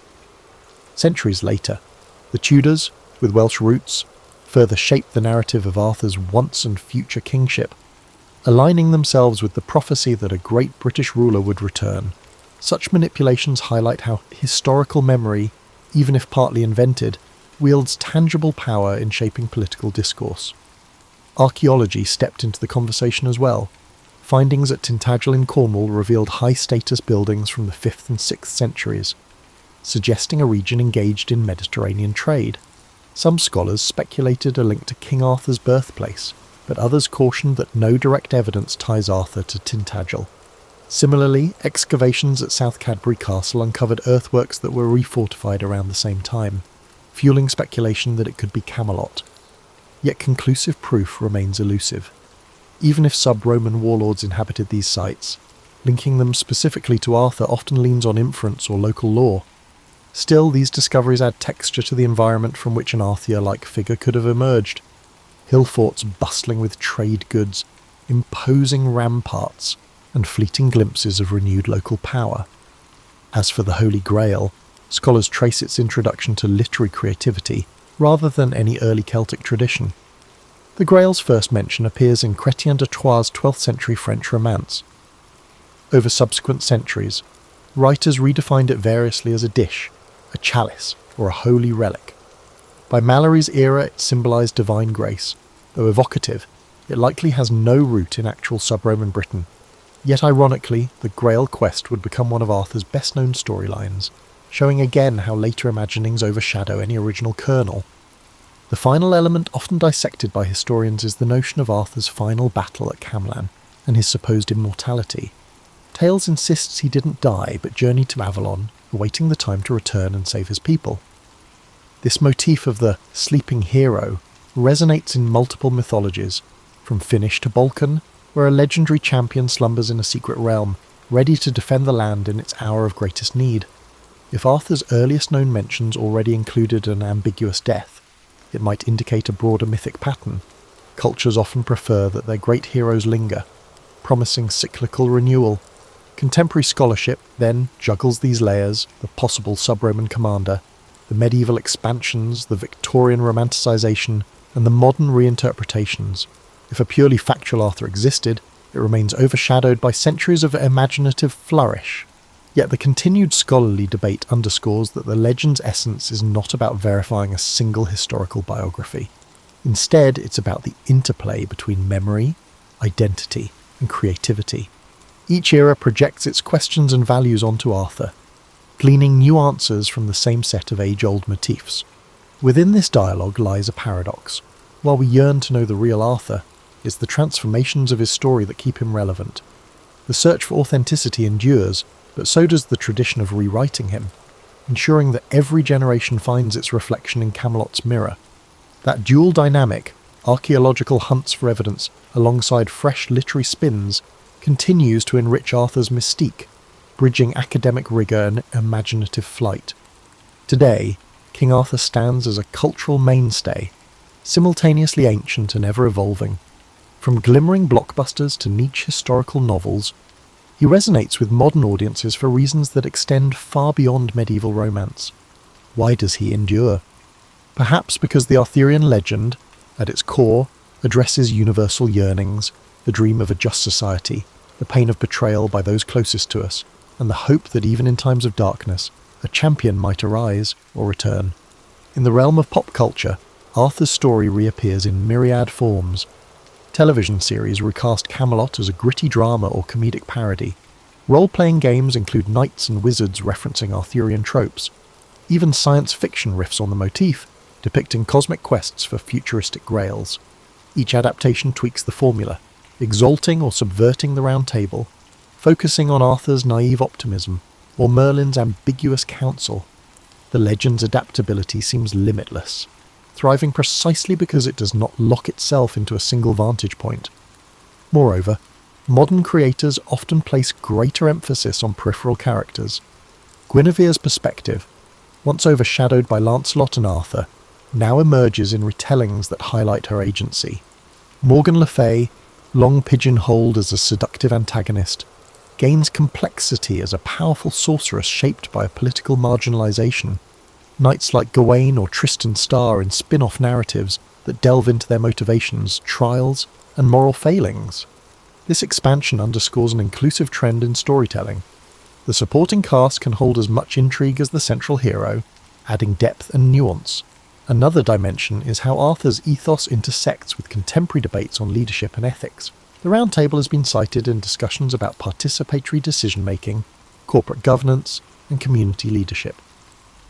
People often pose questions such as, how can we ensure honesty and loyalty in organisations? Or, what if our boardroom resembled a round table where every voice is equal? The metaphor of Camelot's unity haunts these dialogues, reminding us that ideals are fragile and require constant vigilance against corruption. Even a figure as iconic as Arthur cannot sustain a just kingdom alone, if the underlying structures give way to jealousy and power struggles. Meanwhile, historians continue refining their judgments on the historical Arthur. Some propose that no single warlord can account for the entire tradition, while others cling to the possibility that a noteworthy battle leader around Mount Baden sparked the legend. Though conclusive proof remains elusive, each new archaeological find or textual analysis can stir a fresh wave of interest. The pursuit itself testifies to an enduring desire to ground the legend in tangible fact, as if verifying Arthur might restore some sense of continuity between past ideals and present realities. Education also plays a part. Children encounter Arthur in school anthologies, gleaning rudimentary knowledge of knights, queens, and magical swords. Universities hold seminars on the Arthurian canon, exploring everything from Celtic myth to psychoanalytic readings of the Grail quest. For many, King Arthur is their first taste of medieval literature, an accessible portal into broader historical currents. Hence, the legend perpetuates itself academically, weaving into curricula that spark each generation's imagination. The future of Arthurian legend seems as secure as its past. Technological tools like virtual reality, interactive digital storytelling, and immersive theatre open new frontiers. Imagine wandering a VR Camelot, conversing with AI-driven versions of Lancelot or Morgan, shaping the narrative by your own moral choices. The possibilities speak to the legend's adaptability. Far from being stuck in dusty manuscripts, Arthur's realm can flourish in cutting-edge mediums, bridging the ancient with the futuristic. Yet for all the modern flourishes, the core themes remain consistent. The heartbreak of betrayal, The aspiration for a round table of equals is a prevalent theme. The story explores the interplay between magic and mortal ambition. Whether we view Arthur as a half-forgotten sub-Roman general, or a shining mythic king, his story touches on something perennial in the human condition. It suggests that greatness is possible but precarious, dependent on unity, loyalty, and moral clarity. And even when that greatness falters, the idea of a once and future king offers hope that renewal can always emerge. In closing, King Arthur's narrative defies neat categorization, part history, part myth, part moral parable. Over 15 centuries, it has transformed from local folklore into a global phenomenon, shaped by the Christian allegory, chivalric romance, national myth-making, and modern reinterpretations. Each retelling adds a new layer, ensuring the story remains alive, not fossilized. To trace its evolution is to glimpse our own cultural evolution. We find in Arthur a mirror for our collective dreams and disillusionments, an ever-shifting testament to humanity's enduring quest for a noble realm we might call Camelot. Old pilot, lost at sea, yet behind that outline sits a life shaped by tumult, restless curiosity, and unorthodox choices. Long before she took the pilot's seat, she navigated a zigzag childhood moulded by her father's struggles, her own fierce independence, and an unrelenting search for something that matched her hunger for exploration. Born in 1897, Amelia Mary Earhart arrived during an age of rapid technological shifts, horses giving way to automobiles, electric lights replacing oil lamps. While society clung to rigid ideas about women's roles, she already sensed that convention would never satisfy her. Her father, Edwin, faced recurring employment issues and a battle with alcoholism, pushing the family from one Midwestern town to another. Her mother, Amy, tried to soften these disruptions, but instability became a constant companion. Even as a child, Amelia bristled at traditional expectations for girls. She climbed trees, collected insects, and roamed outside with an irrepressible sense of adventure. Some saw the behaviour as a lack of etiquette. Amelia viewed it as following her instincts. In 1908, her father took her to an air show in Des Moines. At first, she wasn't enthralled by the airborne spectacle. She gravitated more toward mechanical toys on display. Yet the memory of rickety planes overhead planted a subtle seed, machines capable of transcending everyday boundaries. Financial and personal troubles deepened, and Amelia and her sister Muriel moved to Chicago to live with friends. There, Amelia saw the gap between her restless mind and the rigid structures of typical schooling. She was competent in her classes, but captivated by SEN's science labs and sports fields, places where she could experiment physically and mentally. Upon finishing high school, she worked as a nurse's aide in Toronto during World War I, tending to wounded soldiers. This glimpse of wartime grit and sacrifice gave her a new perspective on courage. She encountered airmen who spoke of the sky as a place of both danger and liberation, an idea that lingered in the back of her mind. After the war, Amelia briefly studied at Columbia University, flirting with a path in medicine. But she felt caged by the academic routine. She yearned for movement, for experiences that unsettled her comfort zone. All of this set the stage for 1920, when she took a short ride in an open cockpit plane over Long Beach, California. The frigid wind slapped her face, the engine's roar rattled her bones. It wasn't glamorous, but it was real. She stepped off, convinced she had to learn to fly. Her family, unsettled by her father's ongoing issues, wasn't in a position to finance her ambitions. Unfazed, Amelia took odd jobs: photographer, truck driver, stenographer, scraping together the money for flight lessons. In 1921, she found a female instructor, Netta Snook, which was itself a rarity. Amelia's desire to fly was not some fleeting thrill. It became the single driving force of her daily life. She would bicycle to the airfield at dawn, face grimy hangars, and endure the skepticism of onlookers who saw flying as the realm of men, or at best, a passing novelty for daring women. By 1922, Amelia had saved enough to buy a used Kinner Airster biplane. Painted bright yellow, she called it the Canary. She practiced takeoffs and landings until her hands ached. Pushing the limits of that rickety craft, she felt more alive aloft than anywhere else. The year 1923 brought her pilot's license from the Fédération Aéronautique Internationale. That piece of paper symbolized not merely achievement but independence from the confining norms she had chafed against since childhood. During these early chapters, Earhart was still something of an unknown in public life. Yet her determination was unwavering. People around her noted a quiet resolve rather than a trumpeted sense of ambition. She was also a tireless self-promoter when necessary, skillfully networking to support her dream. Even then, adversity followed her, money woes, mechanical breakdowns, and persistent gender barriers. But that persistent spark refused to dim. In these formative years, Amelia Earhart discovered the two threads that would define her life: the power of flight to break social boundaries, and the will to confront whatever hurdles appeared. She was no stranger to precarious landings, literal or metaphorical. Each forced landing taught her a new lesson about survival, and each time she took off again, as she inched closer to rewriting what the world expected from a woman who refused to stay grounded. She refused to accept limits. Amelia's aviation career pivoted in 1928. Though she'd set a women's altitude record, she was not widely known. That changed when publisher George Putnam invited her on a transatlantic flight, not as a pilot, but as a passenger to record flight data. Many doubted a woman could duplicate Charles Lindbergh's feat. She saw the publicity potential, despite the limited role. The Fokker friendship left Trepassey Harbour, Newfoundland, in June 1928. Pilots Wilma Stultz and Louis Gordon flew the plane. Amelia sat in the cabin, both thrilled and frustrated.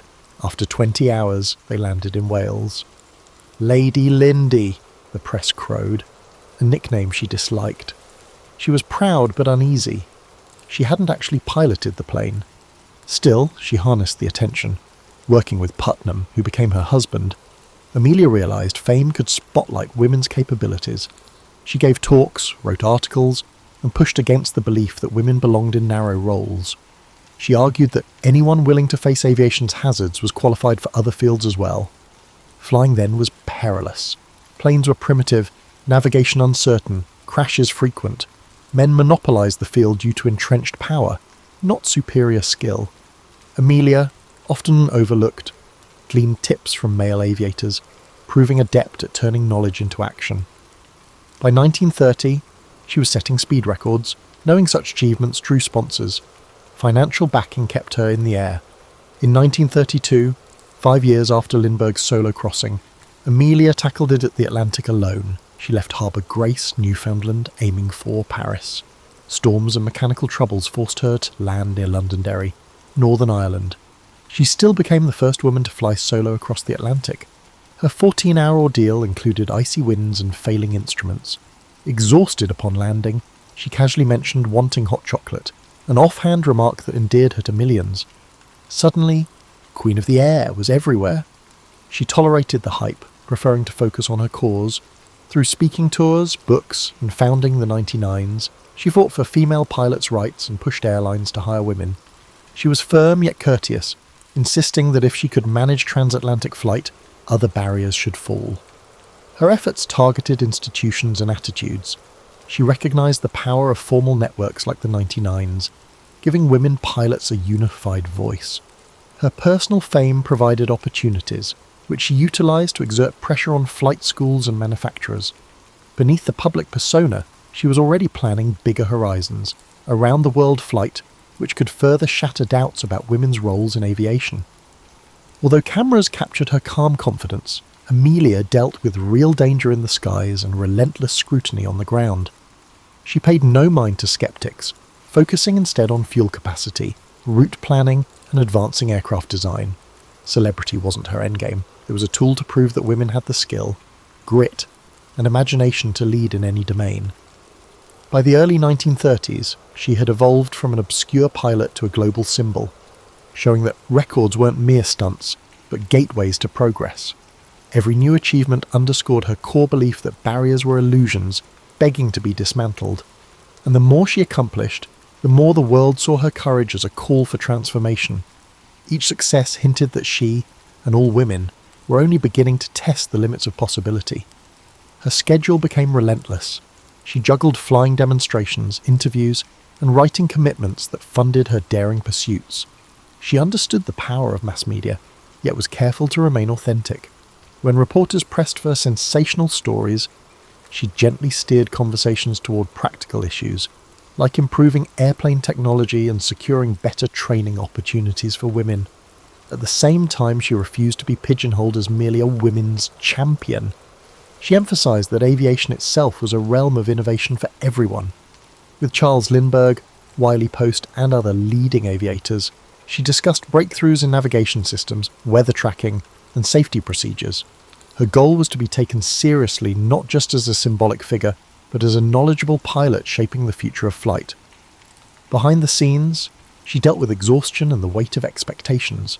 Friends recalled her bouts of insomnia and anxiety, masked by her poised exterior.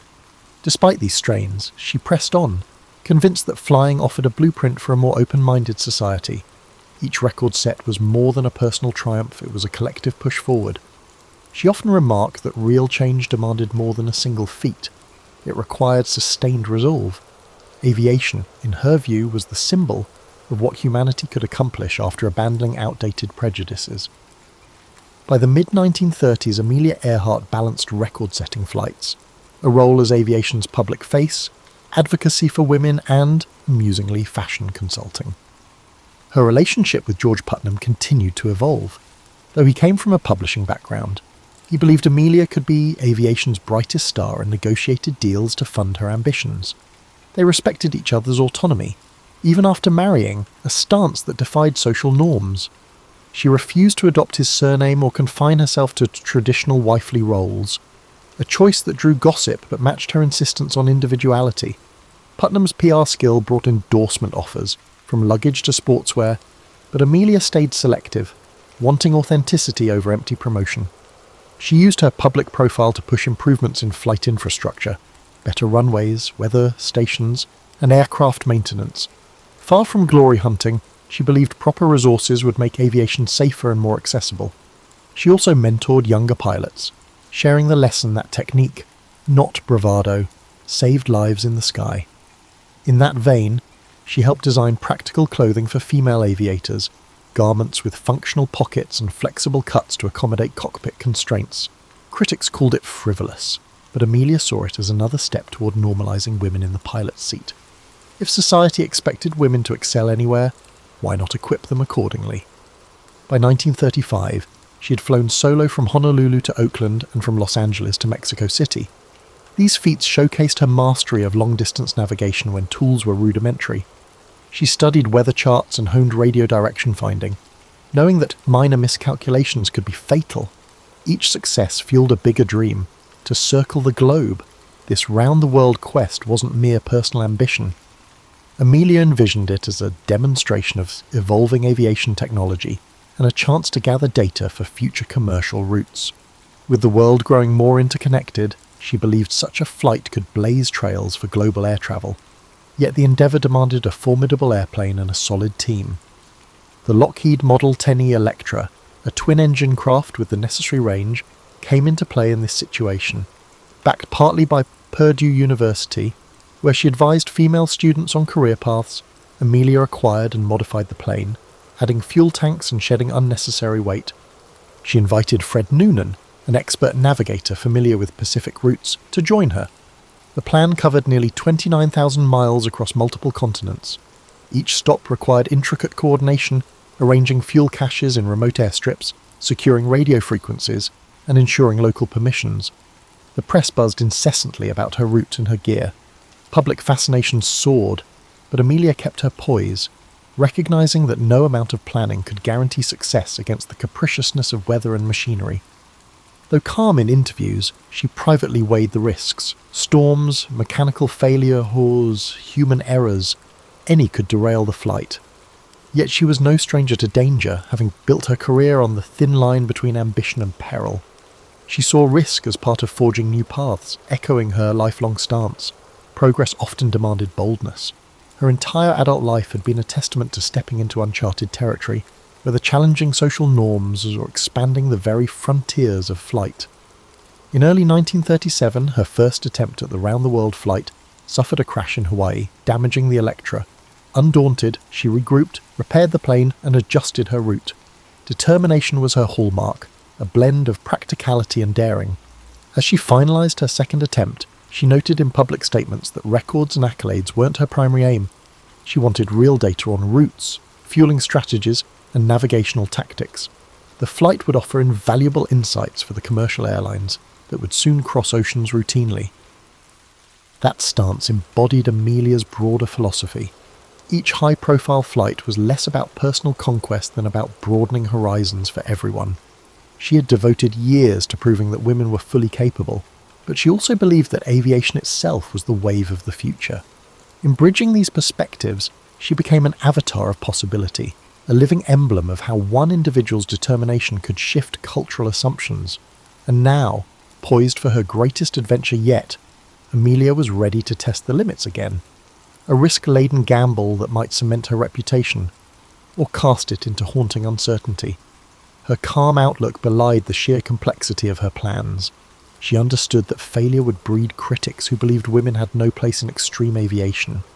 Yet she moved forward, convinced that taking flight for knowledge and progress was worth every risk. In Amelia's view, flying wasn't just her destiny, it was a collective awakening and societal evolution. Amelia Earhart's second round-the-world attempt launched on May 21st, 1937, from Oakland, California. This time, she and Fred Noonan flew eastward, hopping between continents with the Lockheed Electra. The trip started smoothly, moving from Miami through Central and South America, then across the Atlantic into Africa. Each stop brought fresh refueling challenges, mechanical checks, and updated weather data, but Amelia maintained her signature resolve. By June, they had traversed Africa and the Middle East, arriving in India amid monsoon rains. They pressed on to Southeast Asia, landing in locales like Rangoon and Singapore, places few Americans had seen. Amelia's dispatches noted extreme heat, erratic wind currents, and the rigorous demands of accurate navigation. Fred Noonan's precise star fixes ensured they stayed on course, despite unpredictable skies. Eventually, they reached New Guinea with about 7,000 miles to go. The next leg aimed for Howland Island, a tiny speck in the Pacific. The US Coast Guard cutter Itasca would guide them via radio. Finding such a minuscule island required near-perfect navigation and clear weather.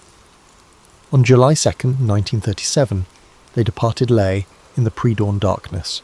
Loaded with fuel for roughly 20 hours aloft, they transmitted periodic position reports.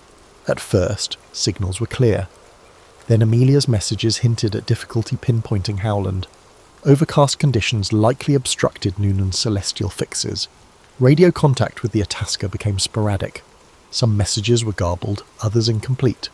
She mentioned low fuel and an inability to spot the island. Their final known transmission: "We are on line 157, 337, running north and south." Then silence. The Itasca initiated a massive search, scouring open ocean for any sign of the Electra. Naval ships joined, searching nearby waters and atolls. No wreckage surfaced. Weeks passed, and official efforts wound down. Public disbelief was immediate. George Putnam financed private searches, clinging to hope that Amelia and Noonan might be stranded or rescued. Rumours swirled: capture by foreign forces, survival under new identities, or mechanical failure leading to a fatal crash. Eventually, prevailing theories pointed to fuel exhaustion and a crash at sea. Howland Island had proved elusive, even to skilled aviators. For admirers worldwide, her disappearance felt unreal. She'd seemed unstoppable, a figure who pushed boundaries without fear. Now the iconic pilot vanished into the Pacific's expanse. Her loss struck a nerve, amplifying the emotional investment many had in her journey. Yet as shock turned to grief, her achievements took on a different hue, no longer just records, but testaments to a bold spirit. Films, newsreels, and reprints of her articles kept her story alive. School children learned of her feats, and future women pilots cited her as inspiration. Her final flight overshadowed the rest of her life, but it also cast her as a perennial question mark, fueling endless conjecture. Some insisted she was alive somewhere. Others believed the crash was certain, but uncovered no physical proof. Still others proposed exotic scenarios, each more elaborate than the last. None provided definitive evidence. Ultimately, most accepted that she and Noonan perished at sea, undone by the navigational complications, changing winds, or plain bad luck. Yet Amelia's legacy was strangely enhanced by the mystery. She had championed possibility, and the idea that she might be out there, unfound, kept that possibility alive in people's minds. The line between myth and history blurred. She had become more than a pilot. She was an avatar of human daring. Her story infused with both triumph and tragedy. If anything, the unsolved nature of her final voyage cemented her place in public consciousness. Institutions named in her honour sprang up. Researchers kept pursuing leads on remote islands, pointing to castaway remains or scattered debris, each new fragment reigniting debates. The fascination endured, crossing generations and continents. In the wake of her loss, the aviation community pushed for better safety measures, improved radio technology, and refined navigation techniques. Governments funded more comprehensive maps and placed greater emphasis on weather forecasting. Ironically, Amelia's demise accelerated the very reforms she'd long advocated. If she could have witnessed the progress, she might have nodded quietly, pleased that even in absence. She was moving aviation forward, and so the world mourned, searched, and eventually accepted its heartbreak. Amelia Earhart, whose smiling face had adorned magazines and whose gritty determination broke barriers, was gone, but rather than diminishing her impact, her disappearance etched her into the global consciousness. Hers became a story of possibility cut short, yet also eternal, a reflection of how high humanity can climb and how unforgiving the frontier can be, undeniably. In the immediate aftermath of Amelia Earhart's disappearance, the public learned the scope of the desperate search underway. The Coast Guard cutter Itasca had already been combing the waters around Howland Island, but the US Navy soon mobilised, launching one of the most extensive rescue efforts in peacetime history. Over several weeks, ships and airplanes fanned out across the Central Pacific, scanning for any sign of wreckage or survivors. Military personnel interviewed islanders, contacted passing vessels, and monitored all radio frequencies for stray signals that might lead them to the missing plane. George Putnam, distraught but resolute, organised private expeditions of his own. He poured personal funds into hiring search craft, offering rewards for credible information. Messages from psychics, adventurers, and self-appointed investigators flooded his office. Though many leads were far-fetched, Putnam refused to dismiss them outright, afraid of missing any clue that might point to Amelia's location. A handful of newspapers criticised the urgency, questioning the expense at a time when global tensions were on the rise. Still, for countless admirers worldwide, the operation was a moral duty. Someone as groundbreaking as Amelia should not simply vanish without every effort to locate her. Rumours bloomed. Early on, some claimed she had been spotted in distant ports, fueling speculation of a forced landing followed by rescue under mysterious circumstances. Others pointed to unconfirmed transmissions that briefly crackled over shortwave radios in the days following her disappearance. Could it be Amelia, calling for help? Enthusiasts hung on each scrap of reported signal, though none were convincingly traced to the missing Electra. The mass of conflicting stories stoked a media frenzy, with headlines proclaiming everything from miraculous survival to sinister conspiracies. In official circles, however, evidence began to narrow. Reports from the Itasca indicated that Amelia's last radio messages had grown increasingly urgent. Low on fuel, uncertain of her coordinates, she was racing against time in a vast expanse of ocean. Naval commanders, though moved by her bravery, understood the grim odds. Even if Earhart and Noonan had survived a water landing, floating in the Pacific's punishing heat without an adequate raft or supplies would be a daunting ordeal. Within a month, the military scaled back the large-scale search. Having spent millions of dollars and covered an enormous swath of the Pacific, they found no trace of the Electra. While certain remote atolls and reefs remained unexamined, the probability of finding survivors dwindled by the day. Public statements struck a balance between honouring Amelia's accomplishments and reconciling with the increasingly likely outcome. George Putnam refused to give up. For many months, he funded private efforts to investigate scattered leads. Small vessels sailed to the Forgotten Islands, examining debris that never matched Amelia's plane.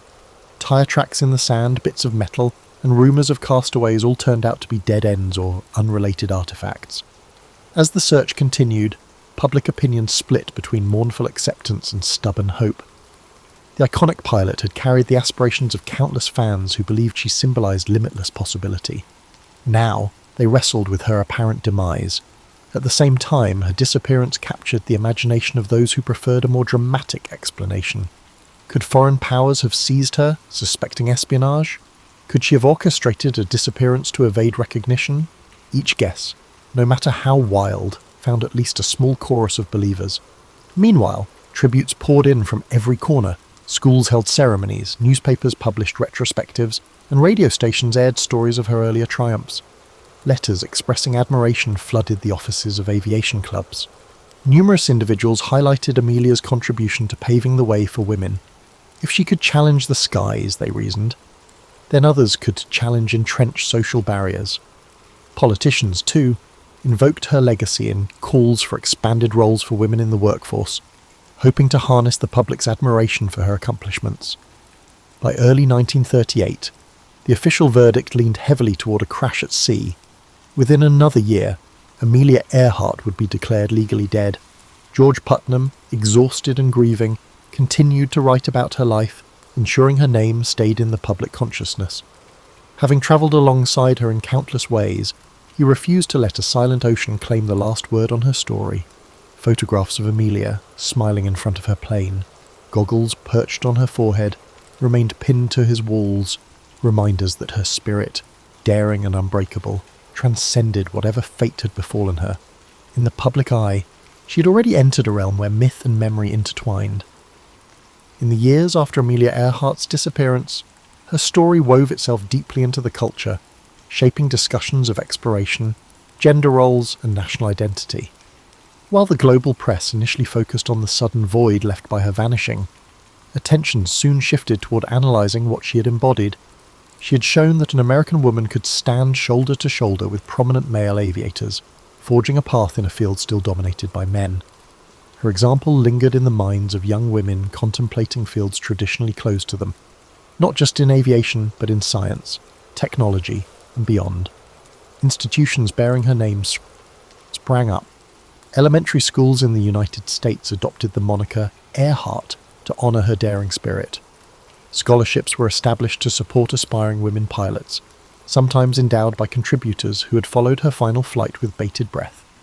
Though these gestures varied in size and scope, each underscored a collective drive to keep her influence alive. The 99s, the organisation for female pilots that Amelia had helped found, continued to recruit members, nurturing a new generation unafraid to push boundaries.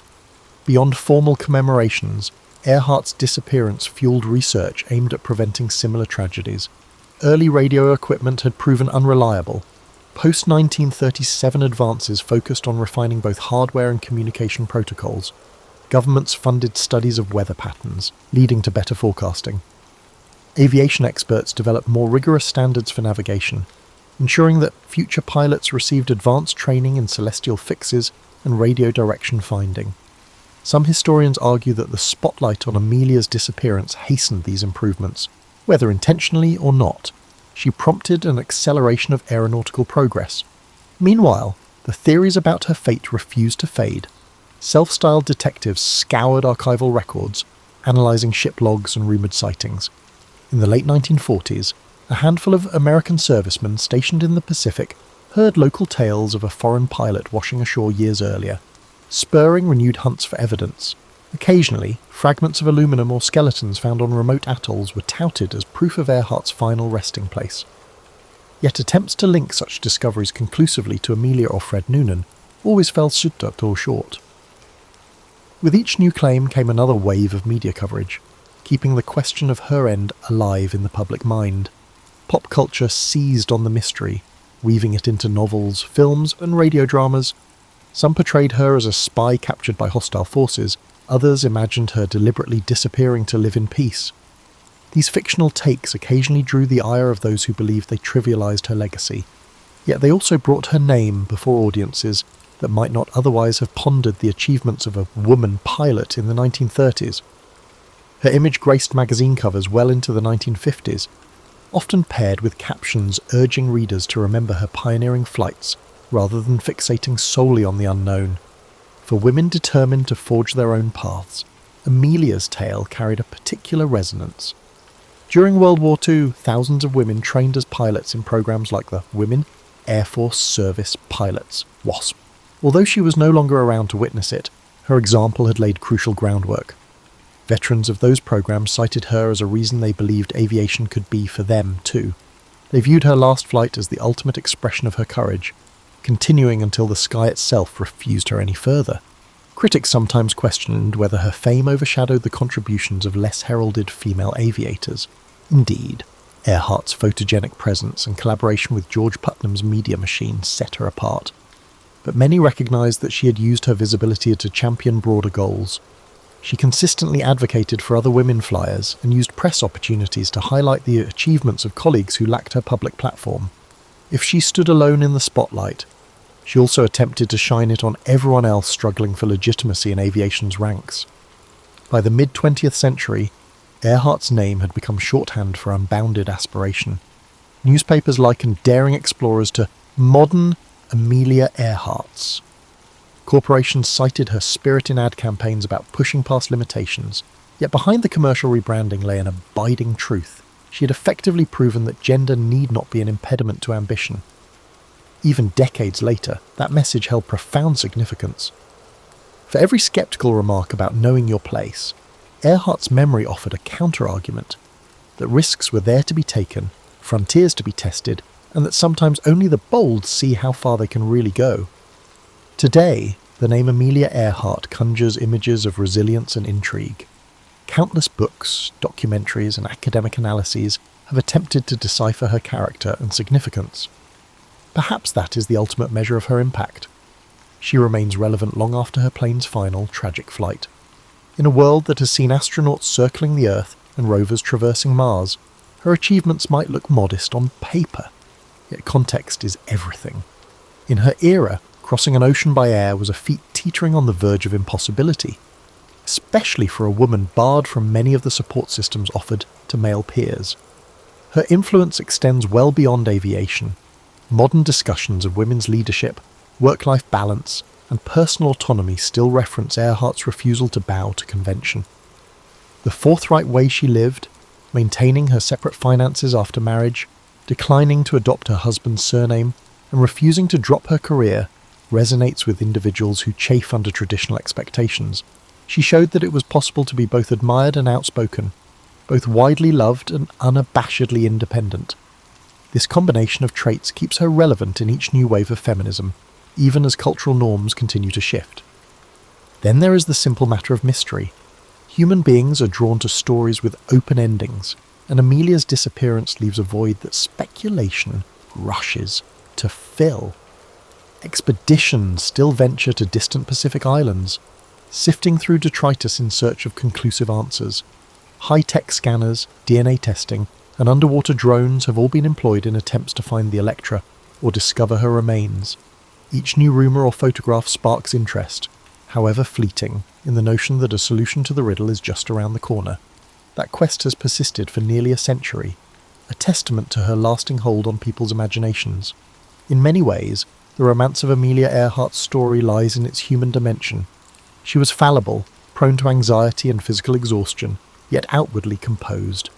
She made daring choices while maintaining a certain down-to-earth practicality. Her writings reveal a person keenly aware of mortality, yet unwilling to let fear dictate her trajectory. That balance, of measured caution and determined optimism, gives her legend a credible warmth. She did not seek to become a myth. She sought to become a better pilot and, in doing so, helped recast the boundaries for what women could do. Time has a way of distilling a person's accomplishments until only the major highlights remain. In Earhart's case, those highlights are luminous enough: the first woman to cross the Atlantic by air, a fearless record breaker, a voice championing women's legitimacy in aviation, and the architect of a near-world circling journey that ended all too soon. Yet her true gift to posterity is the blueprint she left for challenging expectations. Every time someone questions the status quo, every time a woman pursues a field that once excluded her, a sliver of Amelia's spirit resonates. Though formal statues and memorials exist, perhaps the most fitting tribute lies in the intangible. Her legacy thrives in the collective consciousness. Crossing borders and cultures, schoolchildren undertake projects on her life, discovering that bravery and curiosity can upend established norms. Non-profit groups continue awarding scholarships in her name, ensuring that girls from modest backgrounds can earn their wings.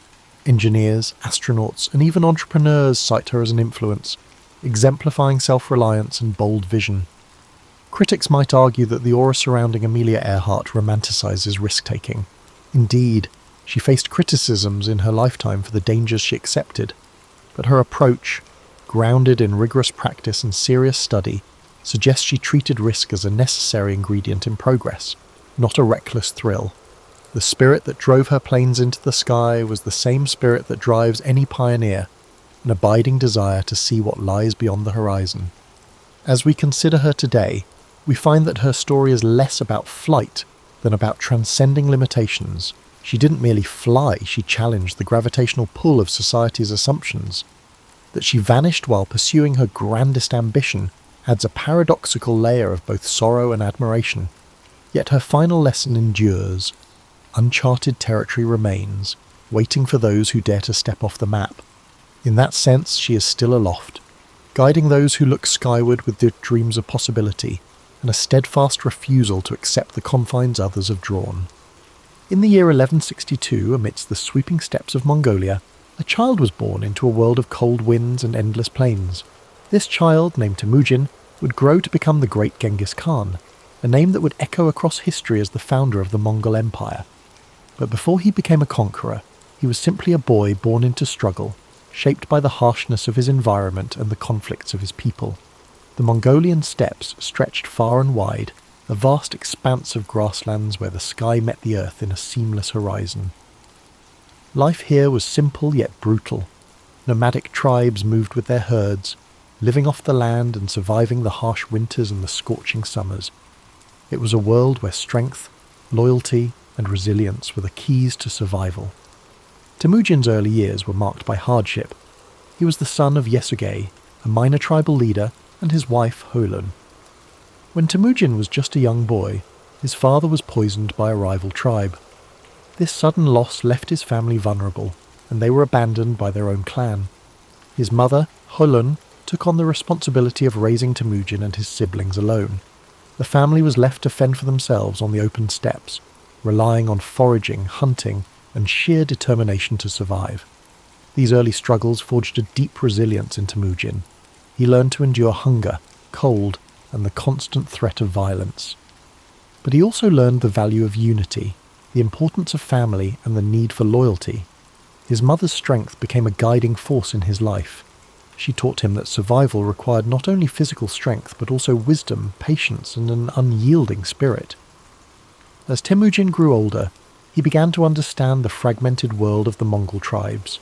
There were endless feuds, shifting alliances, and a constant struggle for power. He saw how disunity left his people vulnerable. He dreamed of something greater, of a world where the tribes could be united, where the endless conflicts could be replaced with a shared purpose. But before he could realize this vision, he faced countless challenges. Betrayal was a constant threat. One of his closest friends, Jamuka, who had once sworn brotherhood with him, would later become his rival. Temujin's path was marked by moments of capture, imprisonment, and escape. Each setback hardened his resolve. He believed that strength was found not just in the sword, but in the unity of purpose and loyalty. In time, Temujin began to gather followers who saw his vision. He was not just a warrior. He was a leader who understood people. He rewarded loyalty and merit rather than noble birth, a revolutionary idea in a world bound by tradition. His reputation grew, and more tribes pledged their allegiance to him. His ability to inspire, to strategize, and to adapt set him apart. He was relentless, determined, and focused on a single goal: to unite the Mongol tribes under one banner. In 1206, after years of battles, alliances, and strategic brilliance, Temujin achieved his dream. He was declared Genghis Khan, meaning universal ruler. It was a title that reflected his role as the unifier of the Mongols, a leader who'd brought together the once fractured tribes into a formidable force. But Genghis Khan's vision did not stop at the borders of Mongolia. He saw beyond the steppes, beyond the horizon. His ambition was to create a world where his people could thrive, where the divisions that had weakened them for centuries could be replaced by a new order. His armies, skilled horsemen and fierce warriors, began to expand the Mongol territory. They moved with speed, discipline, and precision, conquering lands that had once seemed unreachable. The campaigns of Genghis Khan swept across Central Asia, into China and beyond. His leadership was marked by a combination of ruthless efficiency and strategic genius. He understood the importance of adapting to new challenges, incorporating new technologies, and learning from the cultures he encountered.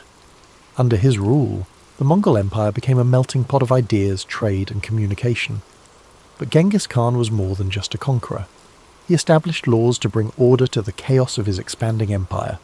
His code, known as the Yasa, emphasized loyalty, discipline, and justice.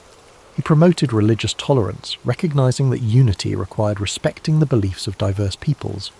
He created systems of communication, trade routes, and infrastructure that connected distant parts of his empire.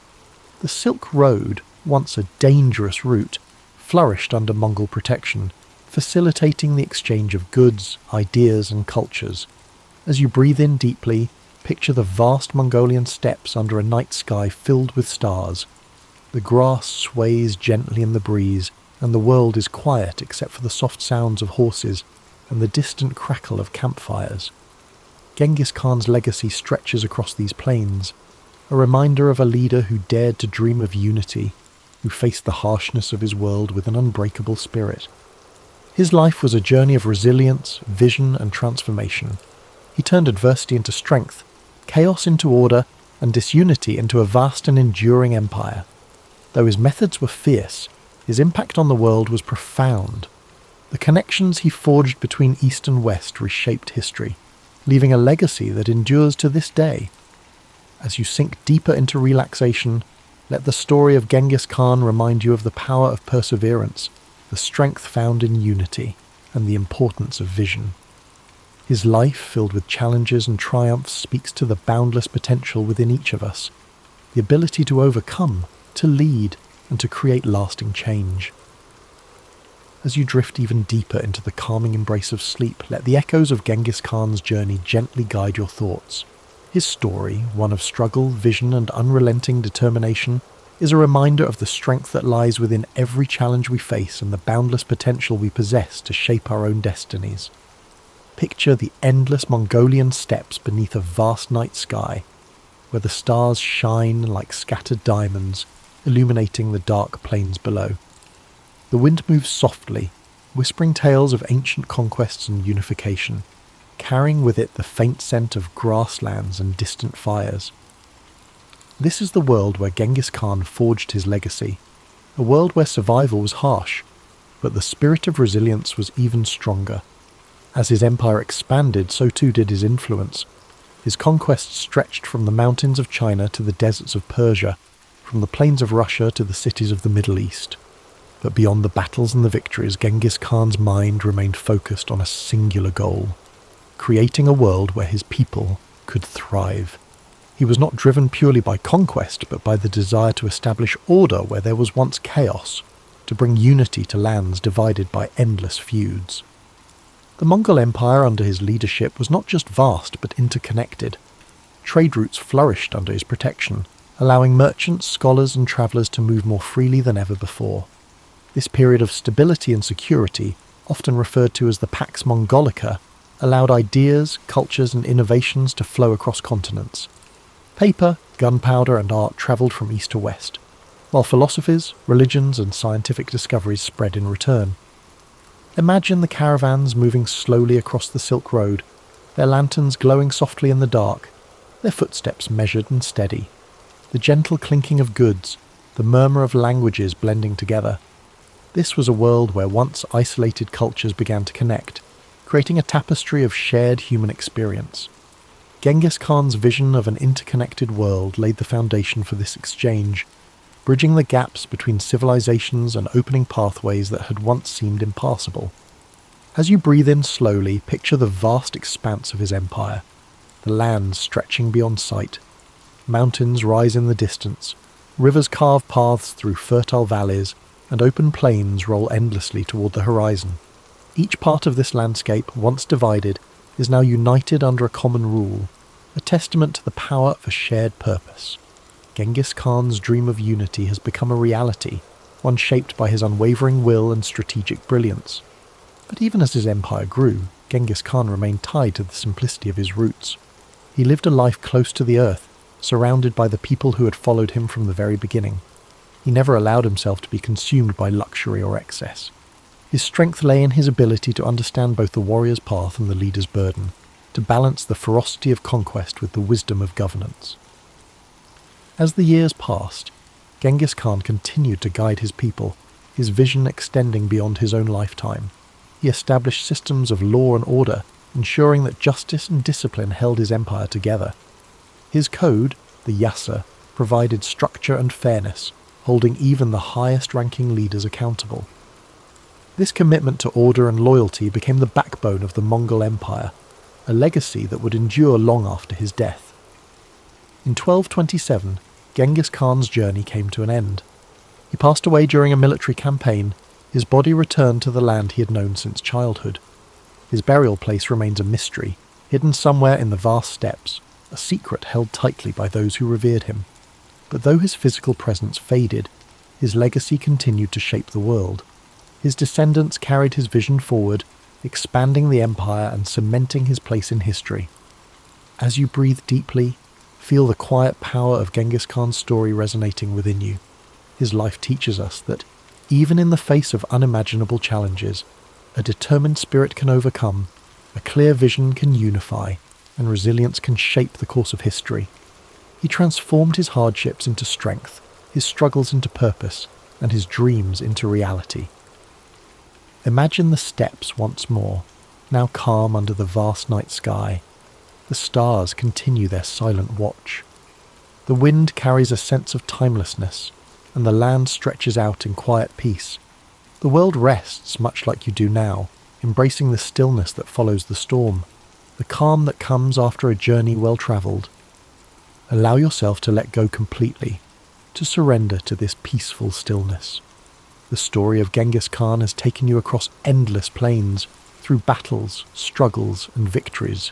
Now, you rest, knowing that strength, resilience, and vision lie within you, just as they did within him.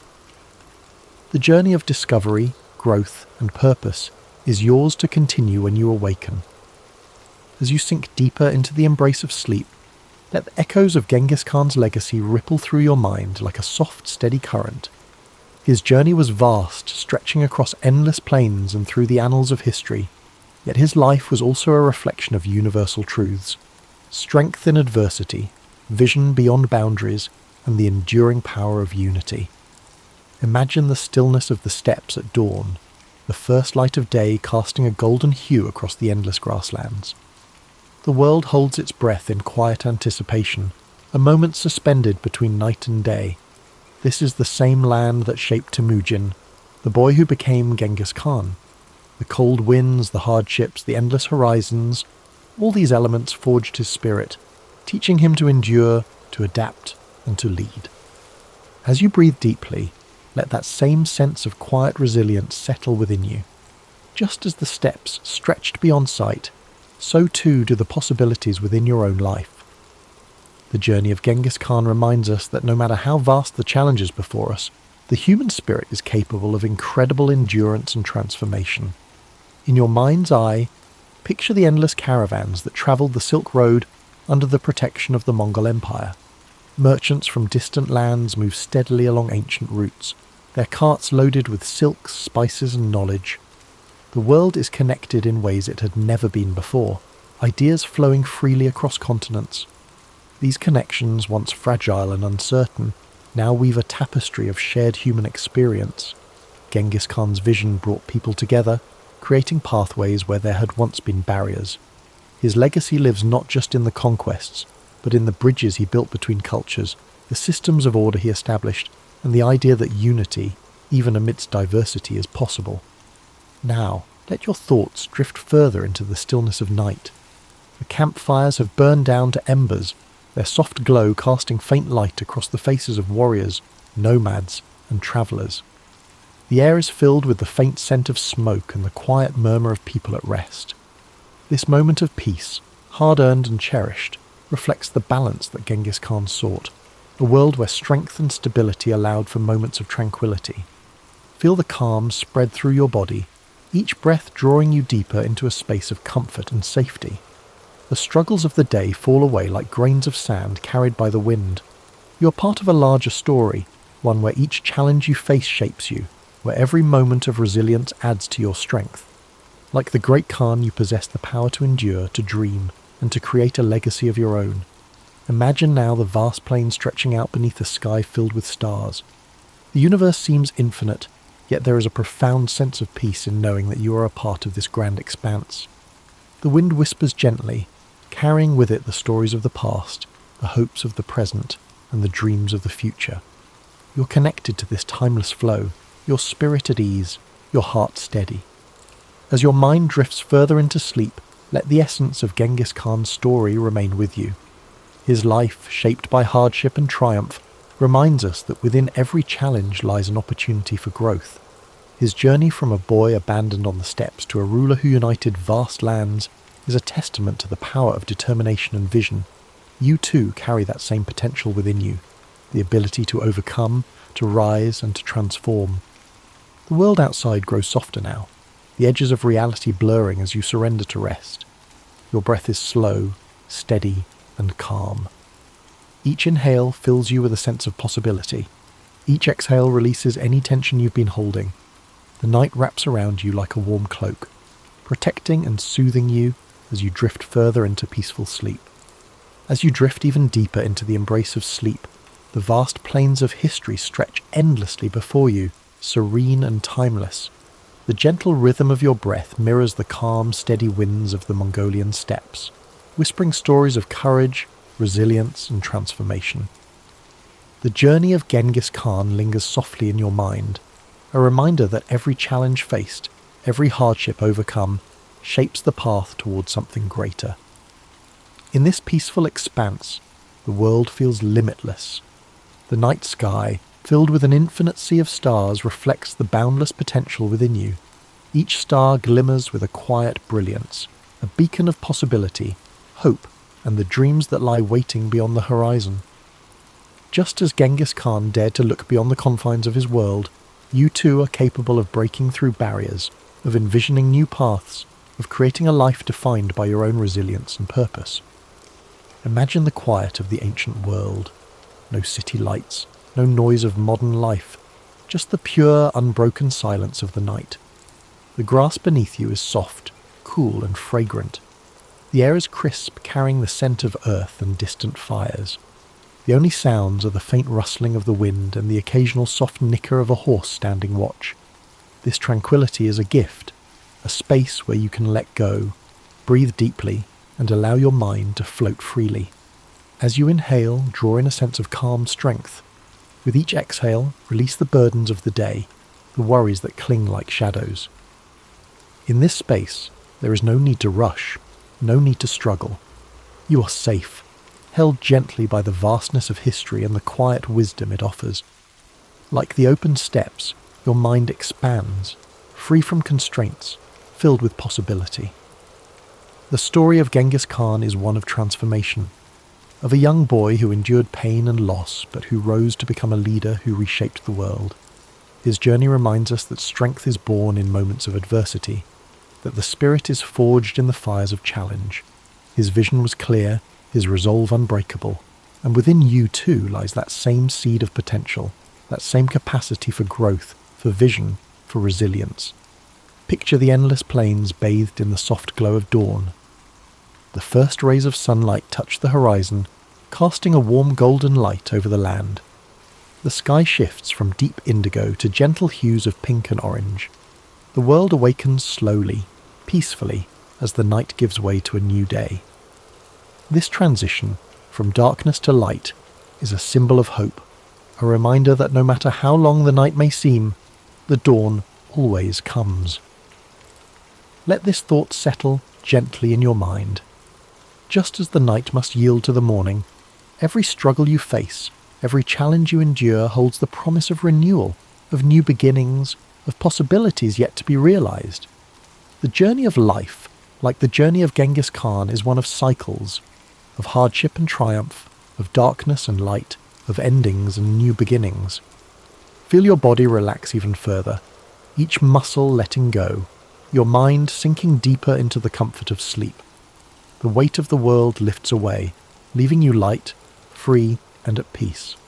The winds of the steppes, the vast horizons, and the quiet strength of history envelop you in a cocoon of serenity. In this state of deep relaxation, know that you are part of something timeless. The struggles, the victories, the dreams of those who came before you live on, whispering their wisdom and encouragement. You are connected to this greater tapestry of humanity, a thread woven through the fabric of time, resilient and unbroken. Charles John Huffam Dickens entered the world on February 7, 1812, in Portsmouth, England, an unassuming coastal city whose naval docks were alive with shipyard clamour. His father, John Dickens, was a clerk in the Navy Pay Office, and his mother, Elizabeth Barrow, juggled household duties with literary aspirations of her own. Though future readers might picture Dickens's early years brimming with quaint scenes, his youth was less storybook and more precarious. In many accounts, Dickens first emerges as a child forced to work in a bootblacking warehouse after his father's imprisonment. While that humiliating episode is well known, less noted is how Dickens' sense of betrayal took root during that time. He felt cast off by parents who placed him in a grimy riverside factory, scraping labels from bottles for hours on end. That sense of abandonment left scars. Years later, he'd disguised the trauma in comedic passages or heartbreak in novels, but the sting of childhood adversity was never fully exorcised. Before that warehouse ordeal, Dickens spent a short span in a school in Chatham. Teachers found him bright and observant. He devoured cheap adventure tales and occasionally wrote small sketches. If not for financial mismanagement, perhaps he would have continued this schooling unabated. Instead, money troubles spiralled. The father's easygoing nature plus a love of small luxuries spelled doom. When John Dickens fell behind on bills, local bailiffs eventually hauled him to Marshalsea Debtors' Prison in Southwark. Young Charles felt pride battered by this scandal. Imprisonment for debt carried a social stigma. Elizabeth Dickens, struggling outside the prison walls, insisted that Charles keep labouring at the blacking factory to support the family. This parental stance deepened his sense of injustice. Dickens found small consolation in nighttime strolls by the Thames, where he observed the chaos of London's underworld, including tavern brawls, children selling goods, and ragged porters carrying crates. Such experiences fueled the observational acuity that would one day saturate his novels with authenticity. He saw how easily fate could tip honest families into squalor, a theme that would recur in his narratives about orphans, outcasts, and fallen gentry.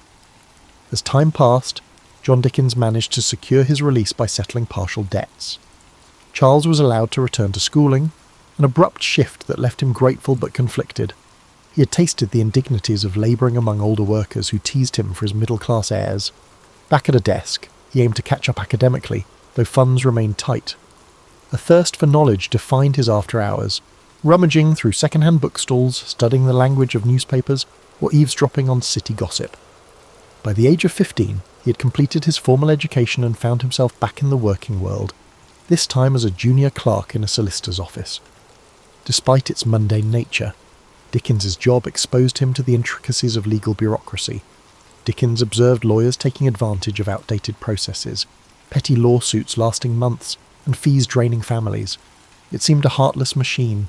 Meanwhile, Dickens itched to write. He taught himself shorthand, a skill in demand for courtroom or parliamentary reporting. With that tool, he pivoted to freelance journalism.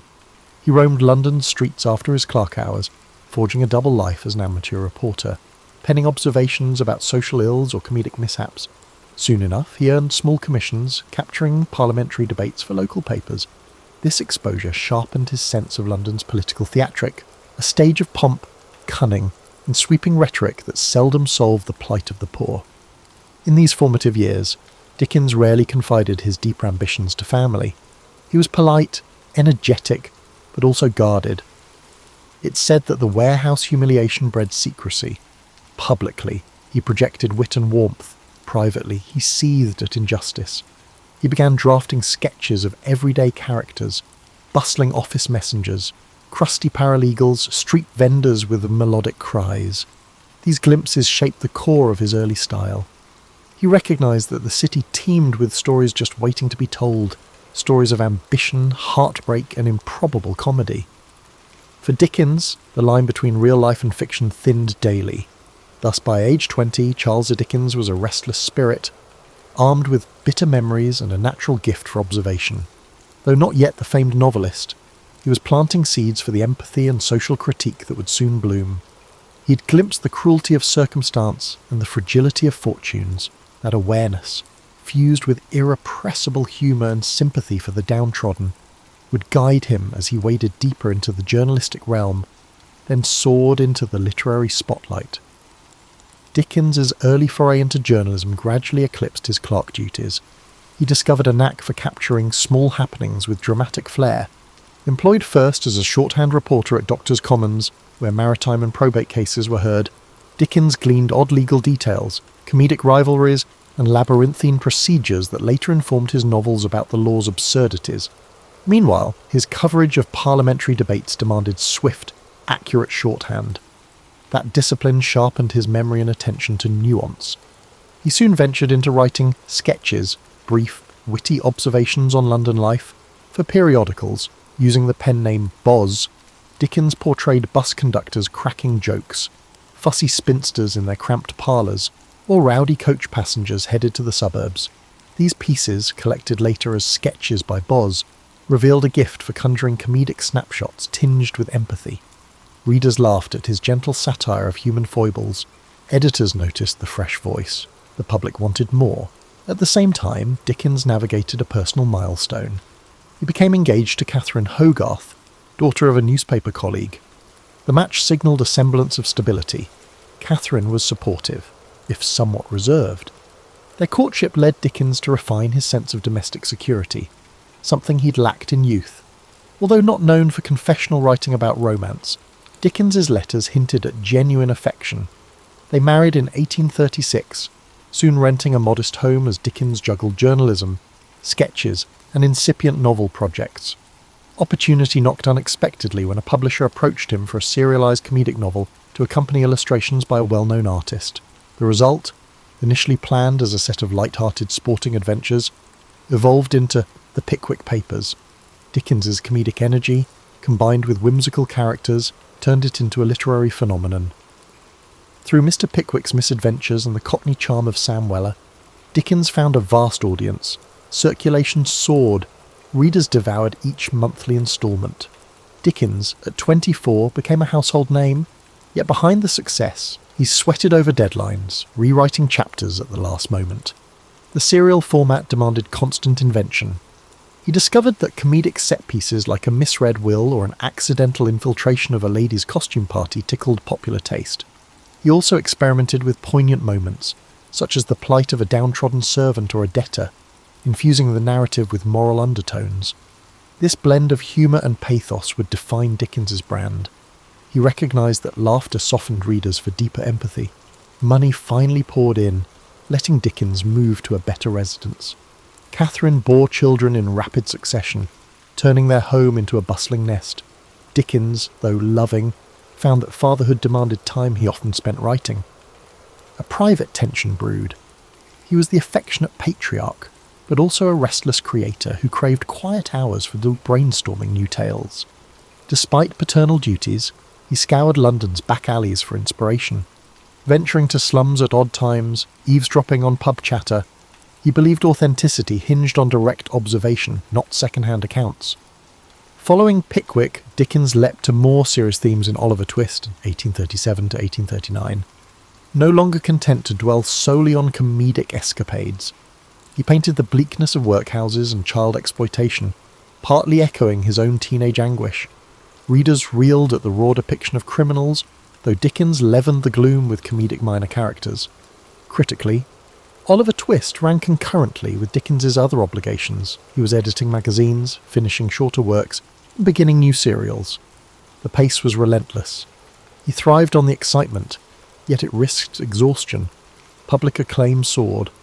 His name now graced invitations to dinner parties with aristocrats who craved proximity to the sensational Boz.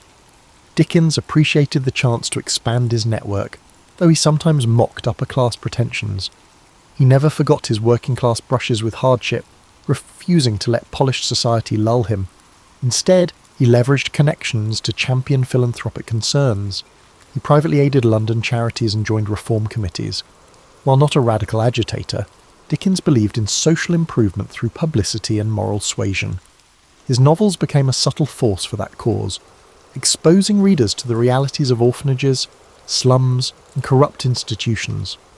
Around this time, Dickens also travelled to rural areas, gleaning stories from rickety stagecoaches or decrepit inns. These journeys reaffirmed that outside London's bustle lay entire pockets of tradition and superstition, fertile ground for future plots. Meanwhile, Catherine's sister Mary Hogarth, who had moved in to assist the household, died suddenly. Her death devastated Dickens, triggering a profound grief that coloured some subsequent chapters in his writing. The ephemeral nature of life became a quiet refrain in his novels. As he realised that personal tragedy was inseparable from comedic levity, the public continued to clamour for his narratives, hungry for that singular Dickens style, vibrant characters dancing between humour and sorrow. Thus, Dickens closed the 1830s riding high, yet increasingly aware of the moral gravity behind his fictional worlds. Beneath the success, the seeds of tension sprouted, creative demands, a growing family, and an evolving conscience about society's failings. He pressed on, certain that fiction could spark empathy and reform, forging a path into the next decade, where his ambition would expand with each new novel's unveiling. Dickens's star blazed brightly as he entered the 1840s. Publishers clamoured for fresh novels, while the public devoured each serial instalment. Determined to balance entertainment with social commentary, he embarked on projects like Nicholas Nickleby, spotlighting the abuses in Yorkshire boarding schools. He visited one such institution incognito, alarmed by the squalor inflicted on children. That raw evidence infused the novel's savage critique. Dickens aimed to jolt readers from complacency, believing that shining light on corruption might spur reform. Yet despite success, Dickens felt a creeping restlessness. Continual deadlines hemmed him in, and London's sprawl began to stifle. Seeking fresh inspiration, he travelled abroad in 1842, first to America, anticipating a land of democratic ideals. The trip, however, exposed contradictions. Dickens found some Americans warm and inventive, but balked at rampant slavery and a cultural appetite for piracy of his works, without royalty payments. He penned American Notes, a travelogue mixing admiration with pointed criticism. Some Americans felt betrayed by his frankness. Dickens, unbowed, believed honesty trumped politeness. Back in England, he completed Martin Chuzzlewit, weaving an American episode reminiscent of his journey's sour encounters. Sales dipped initially. The novel's complex structure confounded some fans expecting a simpler comedic flair. But Dickens pressed on, trusting in his evolving style. Privately, he wrestled with financial anxieties. Despite robust earnings, his lavish lifestyle, big houses, numerous children, constant entertaining, consumed funds. He dreaded the possibility of slipping back into the precarious economy of his youth. Amid these pressures, Dickens found solace in philanthropic efforts. He teamed with Angela Burdett Coutts to establish Urania Cottage, a refuge for homeless women and former prostitutes. There, they received training in practical skills and moral guidance. Dickens, involved in every detail, interviewed potential residents, planned daily schedules, and wrote them short moral stories. This hands-on approach underscored his sincere desire for personal involvement in charitable causes. He saw direct intervention as more potent than abstract philanthropic gestures. In the midst of editing magazines and writing novels, Dickens craved a side project more playful yet meaningful. That impulse birthed A Christmas Carol, 1843, a slender novella penned with fervour. Observing the plight of the urban poor amid festive spending, Dickens aimed to spark compassion through a ghostly redemption tale. He wrote it rapidly, spurred by both moral zeal and a need for fresh income. The result was a cultural phenomenon, stirring readers to reflect on generosity and social conscience. Dickens realised short, impactful works could amplify moral messages as powerfully as sprawling tomes. Despite public adoration, his personal life showed strains. Catherine bore more children, leaving her fatigued and less able to join Dickens on travels. He found himself forging deeper friendships with other women, some purely platonic, others rumoured to be more. Biographers still debate the emotional complexities swirling beneath his family's outward respectability. Dickens maintained an outwardly jovial persona, hosting boisterous parties where parlour games and comedic recitations thrived, but diaries hint at occasional rages triggered by minor frustrations, revealing an undercurrent of stress. On the professional front, Dickens launched a new weekly periodical, Master Humphrey's Clock, in 1840, intending to serialise stories, including The Old Curiosity Shop. This novel's tragic figure, Little Nell, captured the era's sentimentality. Readers wept over her fate, and the final chapters sold in a frenzy. Some critics called it manipulative, but Dickens dismissed such complaints. He believed emotional resonance was essential to galvanise moral empathy. The fervour surrounding the book's climax demonstrated how deeply he could move the masses. Yet Dickens couldn't rest on triumphs. He recognised the public's appetite was fickle. He had to top himself with each new release. That intensity weighed on him. At times, he toyed with the idea of drama. He loved the theatre, once even considering an acting career. He occasionally directed amateur theatrical productions, casting friends in comedic roles, or staging mesmerising readings from his works. These private stagings foreshadowed the public readings he'd eventually embark on later, enthralling audiences in full performance mode. As the 1840s advanced, Dickens's worldview deepened. He was no longer content with mere comedic social sketches. The continent's political upheavals, the 1848 revolutions, widespread poverty, unsettled him. He saw monarchy and aristocracy clinging to power while labourers toiled. Travelling through Europe, he'd note the crumbling palaces side by side with squalid tenements, fueling an ongoing quest to tackle deeper social and political themes. His novels began weaving heavier critiques of institutions, be they philanthropic boards, debtors' prisons, or unscrupulous factories, while still retaining the comedic flair that made him beloved. The stage was set for some of his most iconic works, culminating in a radical approach to criticising Victorian hypocrisy. Approaching the latter half of the 1840s, Dickens sought fresh experiences abroad, venturing to Italy and Switzerland. These travels coloured his imaginative palette. In Genoa, he marvelled at medieval alleyways, soaking in the city's layered history. He rented a villa overlooking the Mediterranean, drafting letters that rhapsodised about local customs, noisy festivals, ornate religious processions, the daily swirl of gossip.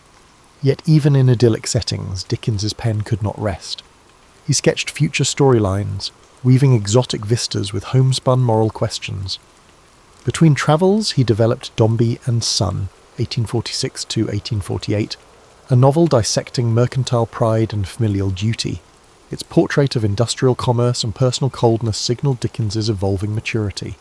Critics lauded its carefully structured plot, though some lamented the typical bursts of sentiment.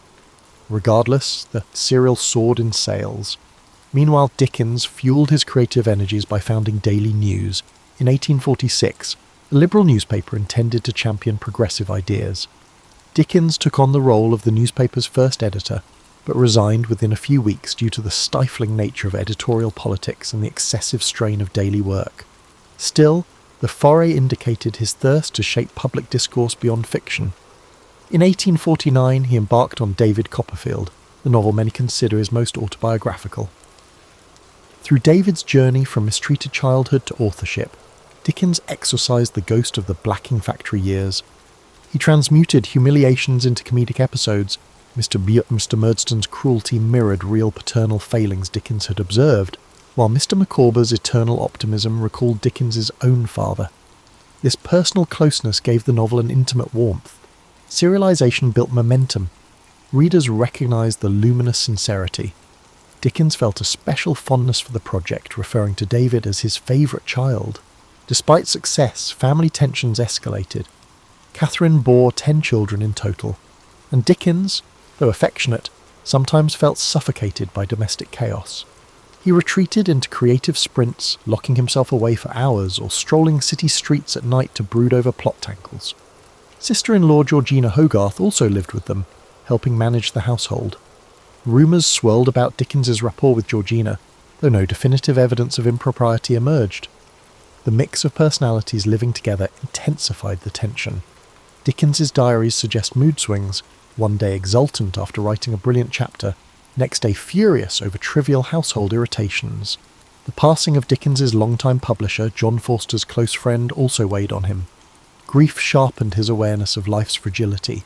He doubled efforts on philanthropic projects, championing improved sanitation in London slums. In letters to local authorities, he argued that squalid conditions fostered crime and disease. He used novels to underscore the plight of the urban poor, trusting that emotional narratives could move the hearts of even complacent readers.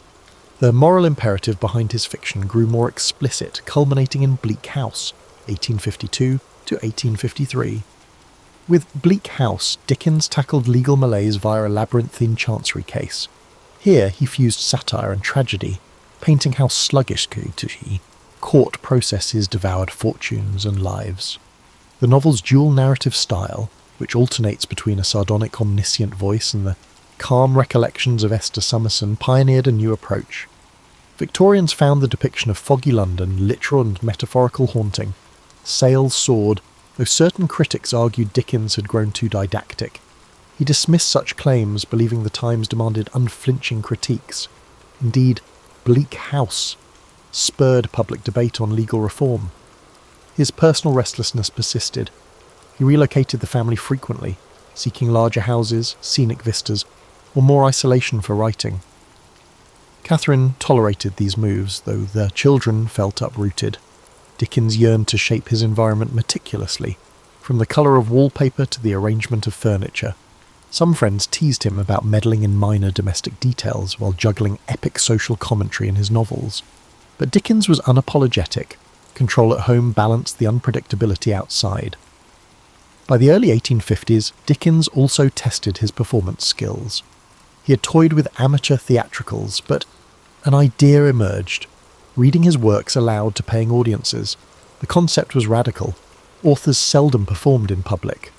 Yet Dickens suspected his vivid dialogue, comedic voices, and heartfelt passages could electrify spectators if he delivered them.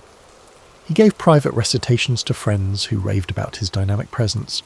Building confidence, he planned that one day he might stage full-blown public readings, an artistic offshoot that would shape his late career. Hence, the mid-1850s arrived with Dickens poised for fresh transformations. Married life grew strained, but fatherhood demanded presence.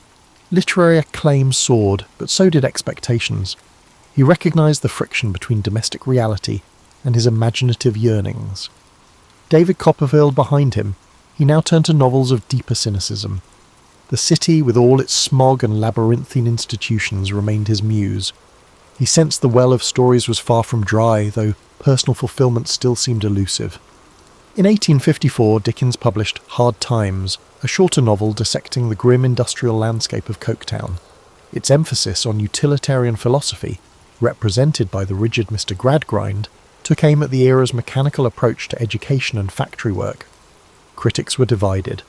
Some praised the focused indictment of industrial dehumanization. Others found the story too polemical. Dickens shrugged off such mixed reception, content that Hard Times spurred heated debate on factory conditions and the cult of facts over imagination. Simultaneously, Dickens's private life lurched toward crisis. His discontent at home worsened. Catherine, though mild in temperament, couldn't quell Dickens's sense of entrapment. Letters reveal his dissatisfaction with her perceived lack of spirit or companionship. Though many suspect Dickens's restlessness drove him to scapegoat her. The emotional chasm widened. By 1857, Dickens encountered actress Ellen Ternan, a young performer in a theatrical production he arranged. Their connection, though discreet, grew intense. Dickens's marriage effectively collapsed. He demanded a legal separation from Catherine in 1858, a scandal at the time. He insisted on maintaining custody of most children, leaving Catherine isolated. Publicly, Dickens used his magazine Household Words to issue statements about the split, casting blame and fueling gossip. The affair with Ternan stayed veiled, with Dickens employing elaborate ruses to protect the secret. Professionally, Dickens pivoted to the public readings he had long contemplated. In 1858, he embarked on a series of performances, reciting scenes from Oliver Twist, A Christmas Carol, and more. Audiences were enthralled. He performed each character's voice, pacing the stage with theatrical flair. Some spectators wept at the pathos of Nancy's fate, while others laughed uproariously at his comedic turns. For Dickens, these readings offered both creative fulfillment and a lucrative sideline, yet they drained him physically, as he poured intense energy into every gesture. He joked about the exhaustion, but relished the applause. In 1859, Dickens launched a new weekly all the year round, effectively replacing his previous magazine. The inaugural issue featured the start of A Tale of Two Cities. Now more interested in historical drama, Dickens spun a story of the French Revolution, weaving themes of sacrifice and resurrection. The novel's style was more compact and less digressive than his earlier works. Perhaps personal upheaval had sharpened his narrative focus. The opening lines about the best and worst of times entered the cultural lexicon, capturing a duality that resonated with Victorian anxieties. The novel soared in popularity, bolstered by the magazine's circulation. In parallel, Dickens found time to champion philanthropic innovations. He joined debates on public sanitation, urging expansions of London's sewer system, though city officials bickered over funding. He also contributed funds to help create better housing for the poor. But Dickens's philanthropic impulses were inseparable from moral paternalism. He believed discipline and moral instruction were keys to uplifting the impoverished. This outlook could clash with more radical voices demanding structural change. Still, Dickens's currency as a public figure lent weight to calls for incremental reform. Another major novel, Great Expectations, emerged in serialized form from December 1860 to August 1861. Written amid Dickens' separation scandal, it resonated with questions of identity, social ambition, and illusions. Pip's yearning for gentility paralleled Dickens's own drive to transcend humble origins. The moody atmosphere around Satis House mirrored Dickens's emotional state, a mix of regret, bitterness, and abiding compassion for flawed humanity. Readers embraced the story as a masterpiece, praising its taut plot and minimal sentimentality. Dickens cherished the success, yet behind the scenes, he struggled with heartbreak and a sense of personal failure. As the 1860s wore on, Dickens's health began to falter. He endured gout, swollen foot pains, and near constant fatigue. Relentless reading tours demanded travel by train, sometimes late at night. The 1865 Staplehurst rail crash nearly took his life. Dickens was in a first-class carriage that dangled over a destroyed track. Though he helped rescue fellow passengers, the psychological shock lingered, aggravating his ailments. Still, he persisted with public readings, forging new scripts from David Copperfield and Nicholas Nickleby. Audiences remained enthralled. Dickens, by then a venerable figure in a black frock coat, coughed through performances but refused to scale back. Meanwhile, rumours about Ellen Ternan continued swirling. Dickens confided only in a tight circle. He shielded her with cunning strategies, renting separate dwellings under assumed names. The moral climate of Victorian society demanded secrecy. Though some close acquaintances quietly pitied Catherine, few confronted Dickens. He pressed on, certain that his literary mission justified any personal complexities. Always craving momentum, he flung himself into each new project as if outrunning regret. That paradox, immense empathy for fictional sufferers but complicated empathy in private life, defined Dickens's twilight decade. The public saw the champion of social justice. His family endured the strains of his single-minded devotion. By the late 1860s, Charles Dickens' hectic schedule showed little let-up. I'm still editing all the year round, still unveiling novels in serial format. He also committed to more reading tours, travelling beyond London to the Midlands and Scotland. Each venue overflowed with admirers who yearned to see the outstanding novelist conjure Fagin, Scrooge, or other beloved characters live. Dickens refined his renditions, perfecting dramatic pauses and comedic timing. Ticket prices soared, yet spectators felt it worth the cost to witness that magnetic stage presence. Amid these tours, Dickens embarked on Our Mutual Friend, 1864 to 1865, which delved into themes of river dredging, inheritance mania, and social climbing. By weaving a plot around a mysterious drowned man and a dust-heap fortune, Dickens captured the macabre side of Victorian London. Critics found it dense and somewhat sprawling, though many admired its biting satire of wealth obsession.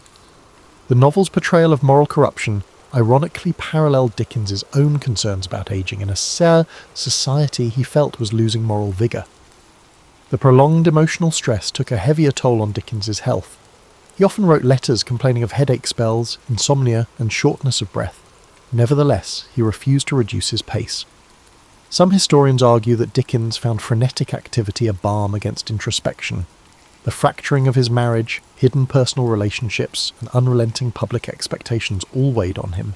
Plunging into labour kept darker reflections at bay. Meanwhile, Catherine lived quietly, seldom appearing in Dickens's social circles, resigned to the separate life Dickens had ordained. In 1867, Dickens accepted an invitation to revisit America for a major reading tour. Time had softened some American resentment from his earlier criticisms, and the appetite to see him on stage was massive. He landed in Boston to an exuberant welcome, complete with banquets and tributes. Dickens gave dozens of performances, each draining yet exhilarating. He earned substantial sums, helping him stabilise finances. However, he again encountered slavery's lingering scars in the post-Civil War landscape, along with the stark racial inequalities.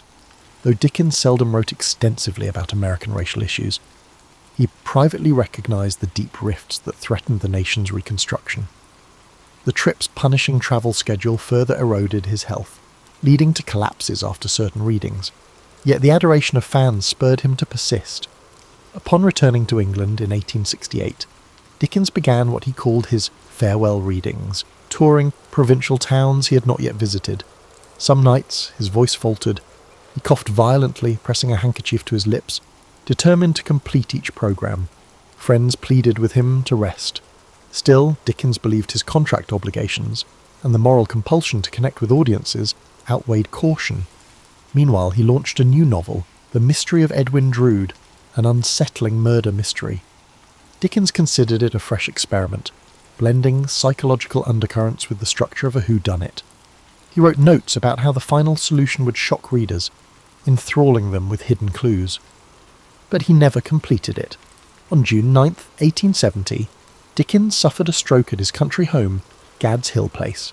He died the next day, aged 58, leaving Edwin Drood unfinished, a puzzle sealed into literary lore.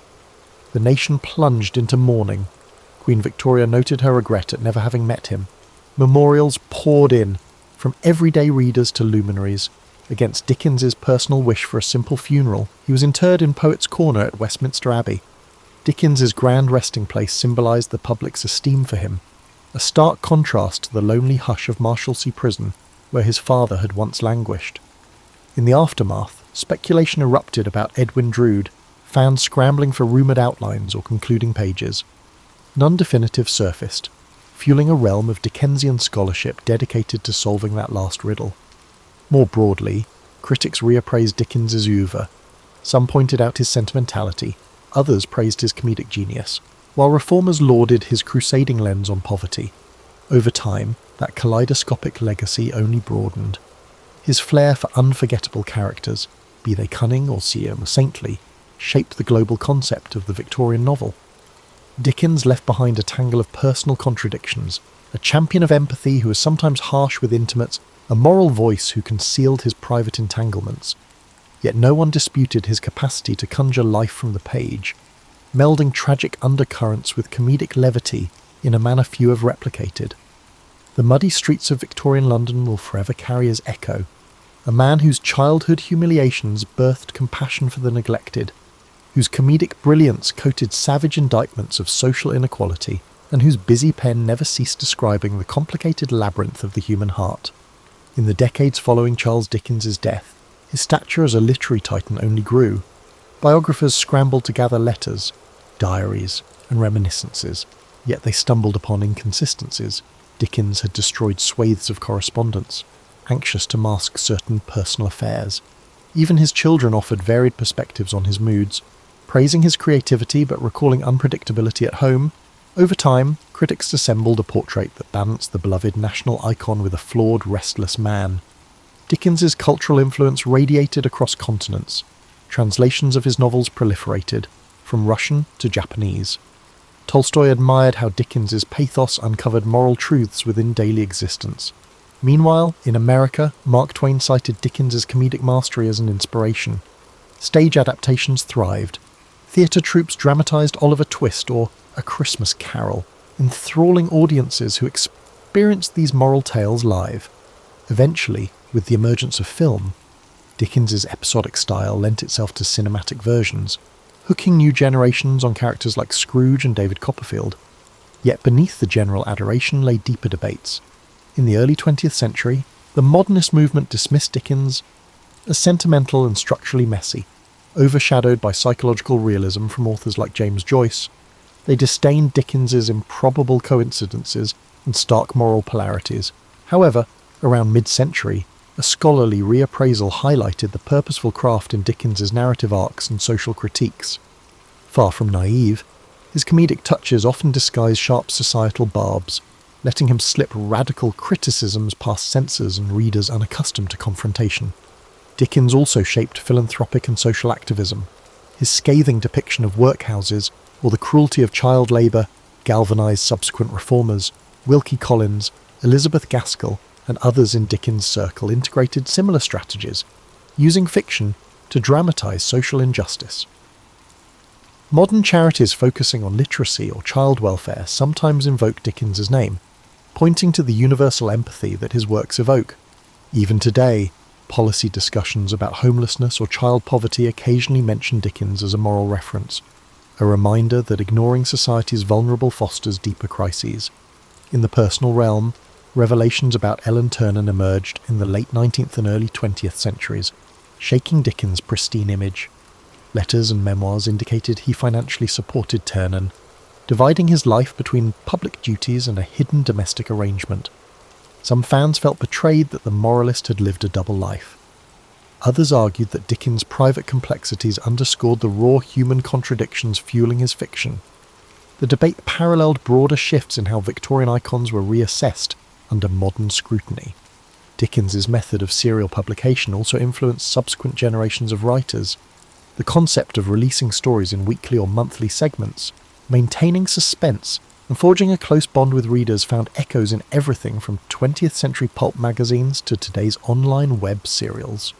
The interplay between real-time audience reaction and the writer's evolving plot shaped Dickens's approach. He adjusted character arcs mid-serialization if he sensed a shift in public sympathy. Contemporary authors who experiment with episodic storytelling owe a quiet debt to his pioneering structure. Tourists still flock to Dickensian landmarks in London, the Dickens Museum in Doughty Street, the blacking factory's location near the Thames, and the austere Marshalsea prison relic. At Christmas, especially, people revisit A Christmas Carol, with countless adaptations reinforcing generosity's victory over miserliness. The story's cultural resonance persists because Dickens tapped into elemental themes: regret, redemption, and communal warmth. The name Scrooge remains a byword for stinginess, a testament to Dickens's enduring hold on language itself. Dickens's life is reflected as an illustration of reinvention and unstoppable drive. From a traumatized boy polishing boots to an international celebrity juggling philanthropic causes and labyrinthine plots, he exemplified resilience fueled by moral impetus. Though times have changed, his emphasis on shining a spotlight on the marginalized rings contemporary. We see echoes in campaigns for social justice, echoing Dickens's call for empathy. Ultimately, Charles Dickens stands as both the comedic chronicler of Victorian quirks and the fierce critic of institutional failings. His labyrinthine plots, bursting with eccentric figures, overshadow none of the raw undercurrents of injustice. He remains a puzzle of contradictions, public moralist but private enigma, champion of familial warmth yet fracturer of his home, comedic entertainer yet scathing social commentator. That complexity, rather than undermining his legacy, enriches it. His works endure, reminding us that laughter and compassion can coexist with deep outrage at cruelty, and that a single pen, guided by empathy and irrepressible imagination, can shift how an entire society views itself.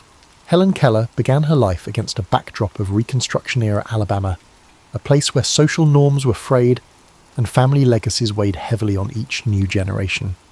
Born on June 27, 1880, in Tuscumbia, she was part of a region still grappling with the aftermath of the Civil War. Her father, Arthur Keller, had served as a Confederate officer, and though the war was over, its echoes shaped the household's underlying sense of pride and anxiety.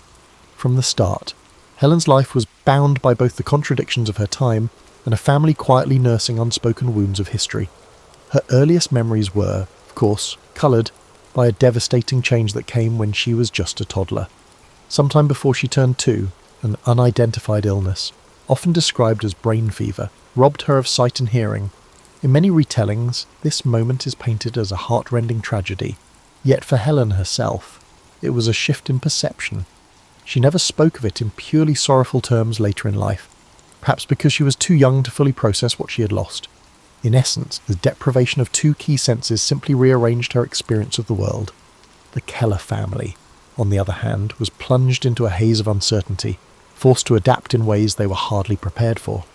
The household was a swirl of tension.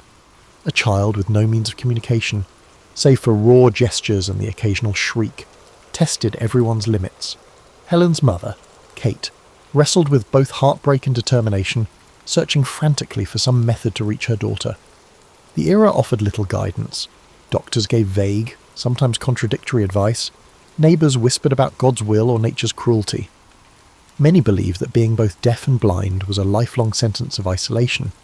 Yet Kate Keller refused to surrender to that conventional wisdom and began a tireless journey that would eventually take her to experts in distant cities.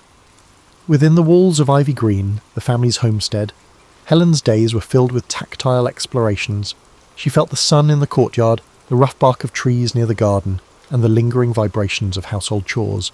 She could sense footsteps' vibrations on wooden floors and followed faint scents in the breeze to understand who was nearby. Though it sounds romantic to modern ears, to young Helen it was purely survival. She used every tool she had, taste, touch, smell, the delicate tremors of movement, and discovered how to navigate a chaotic environment. Still, such adaptation wasn't enough to give her a vocabulary or a means of expression beyond basic wants. She would throw tantrums to convey frustration, grabbing at objects she desired or wailing at moments of confusion. Her parents walked on eggshells, never knowing when their daughter's frustration might explode into yet another outburst. Occasionally, distant visitors from the family's circle of acquaintances arrived, but few had hope for Helen's future. 1 or 2 suggested asylums, most simply stared, polite smiles masking pity. These moments of external doubt only spurred Kate Keller to keep searching. Perhaps the less talked about aspect of Helen's early life is how her father and extended relatives perceived her condition. While some recounted that Arthur Keller doted on his daughter, more nuanced family letters indicate a father caught between love and a certain resignation. He harboured paternal hopes, but also carried the baggage of his sense of masculinity. He was an ex-soldier, a newspaper man, a man who prided himself on discipline. He struggled to reconcile his own sense of masculinity with the demands of a disabled daughter, whose needs he struggled to meet. Family lore points to occasional rifts between Arthur and Kate regarding what next steps to take. What rarely gets mentioned in simplified biographies is the emotional terrain they navigated. The nights of hushed debates, the fleeting moments where blame seeped in. In these formative years, Helen became a puzzle to many, and she likely felt her sense of disconnection. She was aware of other people's presence in the house, but had no structured way to relate to them. She had glimpses of old social cues, laughter without understanding what triggered it, scolding tones with no context for her wrongdoing. Every day stretched like an unsolvable riddle. The present was not a tidily packaged sad prologue, but an emotionally complex time, a swirling mix of curiosity, friction, and fleeting moments of joy. Among the lesser-known anecdotes is the story of how Helen once attempted to mimic the actions of someone reading a newspaper. She had felt the crisp pages and sensed her father's engagement with the words. With no framework for reading, she simply crumpled pages in her hands, straining to extract meaning from the tangles of paper. These silent acts of longing spoke of a mind desperate to connect and share in what everyone else seemed to experience so naturally. The tragedy was not simply her lack of senses, but her isolation within a household unsure of how to decode her yearnings. Despite this gloomy vantage, seeds of determination were embedded in these early years. Helen did not wilt into passive acceptance. Instead, she poured at the mysteries around her, employing every sense left at her disposal. It was raw, unrefined perseverance. Kate Keller, fueled by maternal resolve, carried on her quest to find someone, anyone, who could unlock her daughter's tilatwut, sightless world. The combination of a stubborn child and a mother determined to persevere paved the way for a significant transformation that would eventually become legendary. In time, that shift would arrive, and the name Helen Keller would be uttered across the globe in awe and admiration. But as we shall see, the full story was never as tidy as popular lore would have it. Anne Sullivan stepped onto the scene in 1887 as a slender, serious-minded young woman with her litany of difficulties.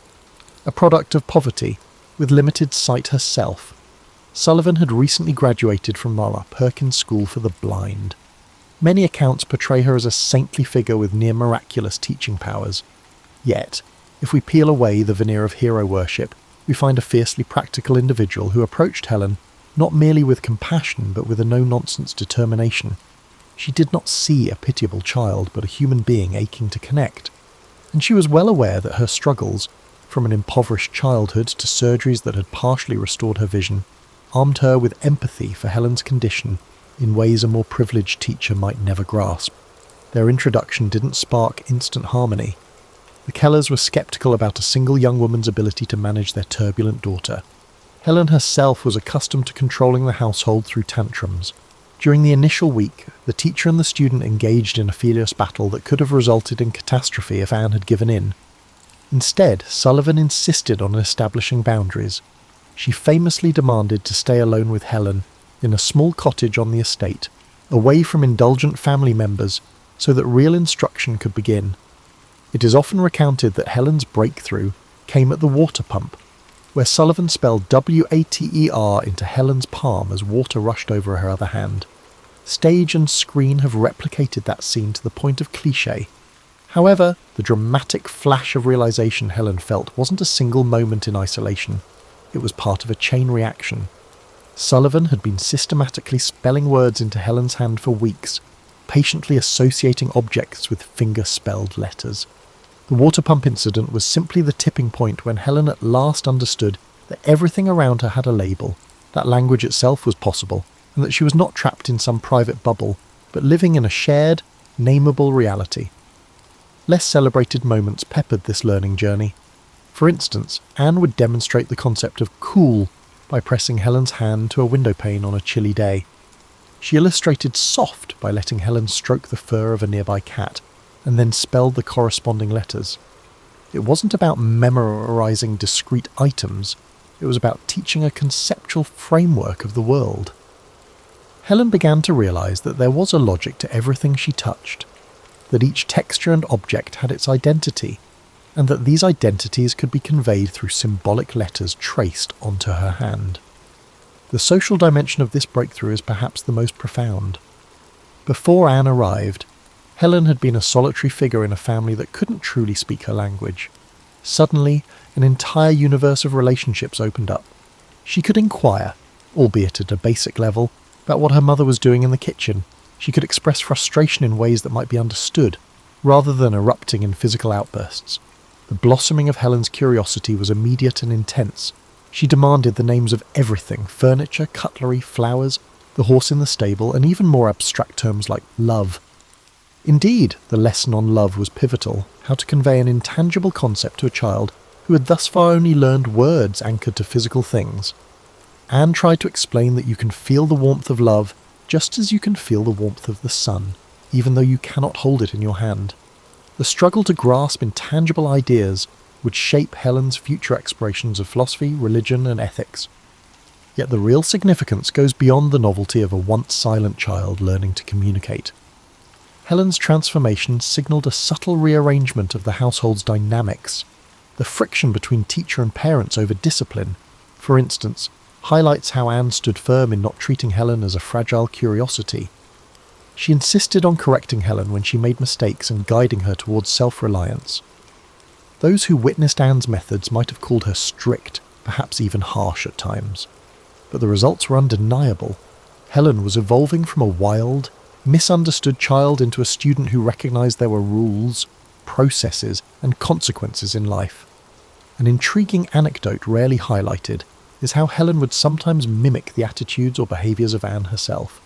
Because so much of Helen's learning was through touch, she picked up on subtle cues like Anne's posture or even the way Anne's face set in determination. It was as if Helen, by constantly holding on to Anne's hand, was also absorbing her teacher's worldview. The two grew interdependent. Anne found a renewed sense of purpose and fought her insecurities through Helen's progress, while Helen drew mental nourishment and discipline from Anne's guidance. This era, therefore, marked the dawn of Helen Keller's social and intellectual awakening. She quickly surpassed the rudimentary fingerspelling lessons and delved into Braille, then speech lessons, and eventually more advanced academic pursuits. But the foundation wasn't just scholastic, it was relational. The bond between Anne Sullivan and Helen Keller formed the emotional matrix that made further education possible. Without Sullivan's firm hand and shared battle-scarred empathy, Helen might never have discovered the unstoppable curiosity that came to define her. By the time Helen reached her adolescence, her thirst for knowledge had surpassed the capacity of anyone in her immediate circle to predict. She devoured each lesson like a person parched for water. It wasn't just about reading or writing, she seemed driven to understand the machinery of the world. She became fascinated by the ways different people navigated life, and she asked endless questions about concepts that most teenagers rarely pondered: philosophical puzzles, the nature of ethics, why wars happened, and what it meant to be just in an unjust society. Her formal education became a patchwork of experiences. Although Helen studied at the Perkins School for the Blind for a while, and later at the Wright Humason School for the Deaf, her mainstay remained Anne Sullivan's tireless instruction. Eventually, the two set their sights on something even more ambitious: preparing Helen for college. At a time when few women pursued higher education, let alone women with multiple sensory disabilities, this ambition was close to revolutionary. This necessitated the creation of new pathways in adaptive instruction, as Anne had to constantly innovate by converting textbooks into Braille, spelling out lectures, and accompanying Helen to classes. Their collaboration blurred the lines of teacher, translator, and companion in ways uncharted by conventional educational practices. During this time, an oft-overlooked aspect of Helen's development was her emotional blossoming. She wasn't merely an academic machine, she navigated the usual teenage swirl of insecurities, mild rebellions, and curiosity about romance and friendship.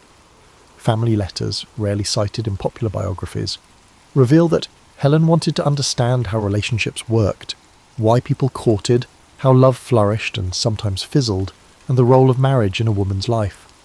She read voraciously, exploring everything from Shakespearean sonnets to newly published novels, gleaning insights into the emotional tapestry of human relationships. One particularly striking incident revolves around Helen's experiment with speech. After mastering fingerspelling and Braille, she yearned to communicate verbally. Speech lessons for the deaf-blind were still rudimentary, and progress could be excruciatingly slow. Under the guidance of Sarah Fuller at the Horaceman School for the Deaf, Helen spent hours positioning her lips and tongue to replicate sounds she could not hear.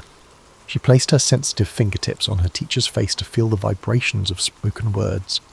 Over months of painstaking effort, she managed to form spoken phrases that were intelligible to those who knew her well. But the triumph was bittersweet. Her speech would never be as fluid or comprehensible to strangers, and it required relentless practice to maintain. Yet, in typical Helen fashion, she refused to see this limitation as defeat. It was merely another dimension of communication to explore. Socially, these teenage years also brought Helen under the spotlight in ways both thrilling and uncomfortable. The media caught wind of a miracle child who was deaf and blind, yet flourishing academically. Journalists occasionally visited to watch her articulate a few words or to see her read entire passages in Braille. Some articles were sympathetic marvels, others bordered on the sensational, depicting Helen as a curiosity or wonder. The term wonder child, in fact, appeared so frequently that Helen later expressed mixed feelings about it. She feared it reduced her to an oddity, rather than recognizing her as a young woman with complex intellect and emotions. However, the publicity had its advantages. It introduced Helen to networks of educators, philanthropists, and activists who took an interest in her future. She began corresponding with notable intellectuals of the era, forging connections that would seed her later involvement in social activism. Mark Twain was one such figure. He was captivated by her wit and breadth of knowledge, and their letters showed a mutual admiration that transcended her disabilities. In an era when conversation itself was often limited to those within one's immediate circle, Helen was forging relationships across continents, guided by Sullivan's interpreting hands. Not everything was straightforward. By her late teens, Helen grappled with the perennial adolescent tug-of-war, independence versus reliance. Anne Sullivan was both guardian angel and gatekeeper. The closeness they shared sometimes led to friction. Helen wanted more autonomy, some space to make mistakes, to be alone with her thoughts, to test her boundaries. Anne, for her part, recognised that without her intervention, Helen could become overwhelmed in new environments. This tension rarely escalated into open conflict, but it simmered, foreshadowing later complexities in their relationship. One revealing episode took place when Helen visited the ocean for the first time. She eagerly waded beyond her comfort zone, enthralled by the sensation of waves crashing against her body. Anne, worried about Helen's safety, yanked her back. This encounter illuminated the risk inherent in discovering the world through her partial senses. Each new experience was exhilarating to Helen, but her sense of danger was limited by her lack of sight and hearing. Her teacher and companion felt the weight of constant vigilance. It was a dance of trust and caution, exploration and safeguarding, one that would colour Helen's life for decades to come. In many ways, these teenage years were an incubator for the fierce intellect and strong will that the world would come to know. She was no longer the tantrum-prone toddler, nor simply a novelty act. She was a growing scholar and a burgeoning thinker, laying the groundwork for her adult pursuits. Every day, she discovered more about the labyrinth of human experiences, determined to map it out with whatever sensory tools she could muster. The next frontier would be college, a world of lectures, syllabi, social clubs, and new ideas that would both excite and challenge her in ways she had yet to imagine. Helen Keller's enrolment at Radcliffe College in 1900 had a profound impact. She was the first deafblind person to undertake a full course of study at one of the nation's most rigorous academic institutions. From the outset, it was clear that neither the college nor her fellow students quite knew what to expect. Though Radcliffe was more progressive than many, the logistics of accommodating Helen's needs were unprecedented. At times, professors struggled to organise their lectures for a student who was unable to see the board or hear their explanations. Fortunately, Helen's unstoppable curiosity and Anne Sullivan's support filled in many gaps. Sullivan attended lectures with her, translating the spoken material into rapid-fire fingerspelling. When the course load proved overwhelming, a small circle of classmates pitched in, helping to transcribe reading assignments into Braille. Still, it was an arduous process. Helen joked privately that it felt like reading everything twice, once in real time as Anne spelled it into her hand, and again in Braille to fully comprehend the text. She also cultivated friendships that challenged her to think beyond the usual limits of a special needs student. Many of her new peers were ambitious young women, eager to discuss literature, art, the suffrage movement, and current events over tea. Helen found herself at the centre of intellectual discourse, no longer a mere curiosity on the fringes. It was during this period that Helen encountered the works of great philosophers, Plato, Spinoza, Kant, and wrestled with abstract concepts in a way that surprised even her instructors. She was particularly taken with Kant's ideas about innate structures of the mind, finding a parallel in her quest to conceptualize the world despite missing two key senses. The result was a unique perspective on knowledge itself. Helen believed, even then, that much of learning came from inside, an internal scaffolding onto which experiences could be attached. When classmates debated the nature of reality or the possibility of knowing truth, Helen's contributions had a resonance that came from living in a realm so different from the norm. Socially, Helen refused to let her disabilities define her interactions. She attended student gatherings, though she relied on interpreters to follow conversations. She tried, however awkwardly, to engage in the typical banter of undergraduates, complaining about heavy workloads, arguing about politics, swapping opinions on novels. Some classmates found it intimidating to speak with her, worried they might say something offensive or fail to communicate properly. Helen, accustomed to these hesitations, frequently introduced herself with sharp humour.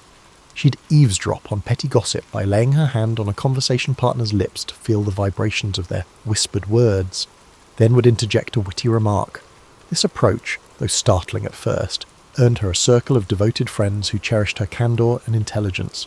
An underexplored angle is how this phase of Helen's life further shaped her political consciousness.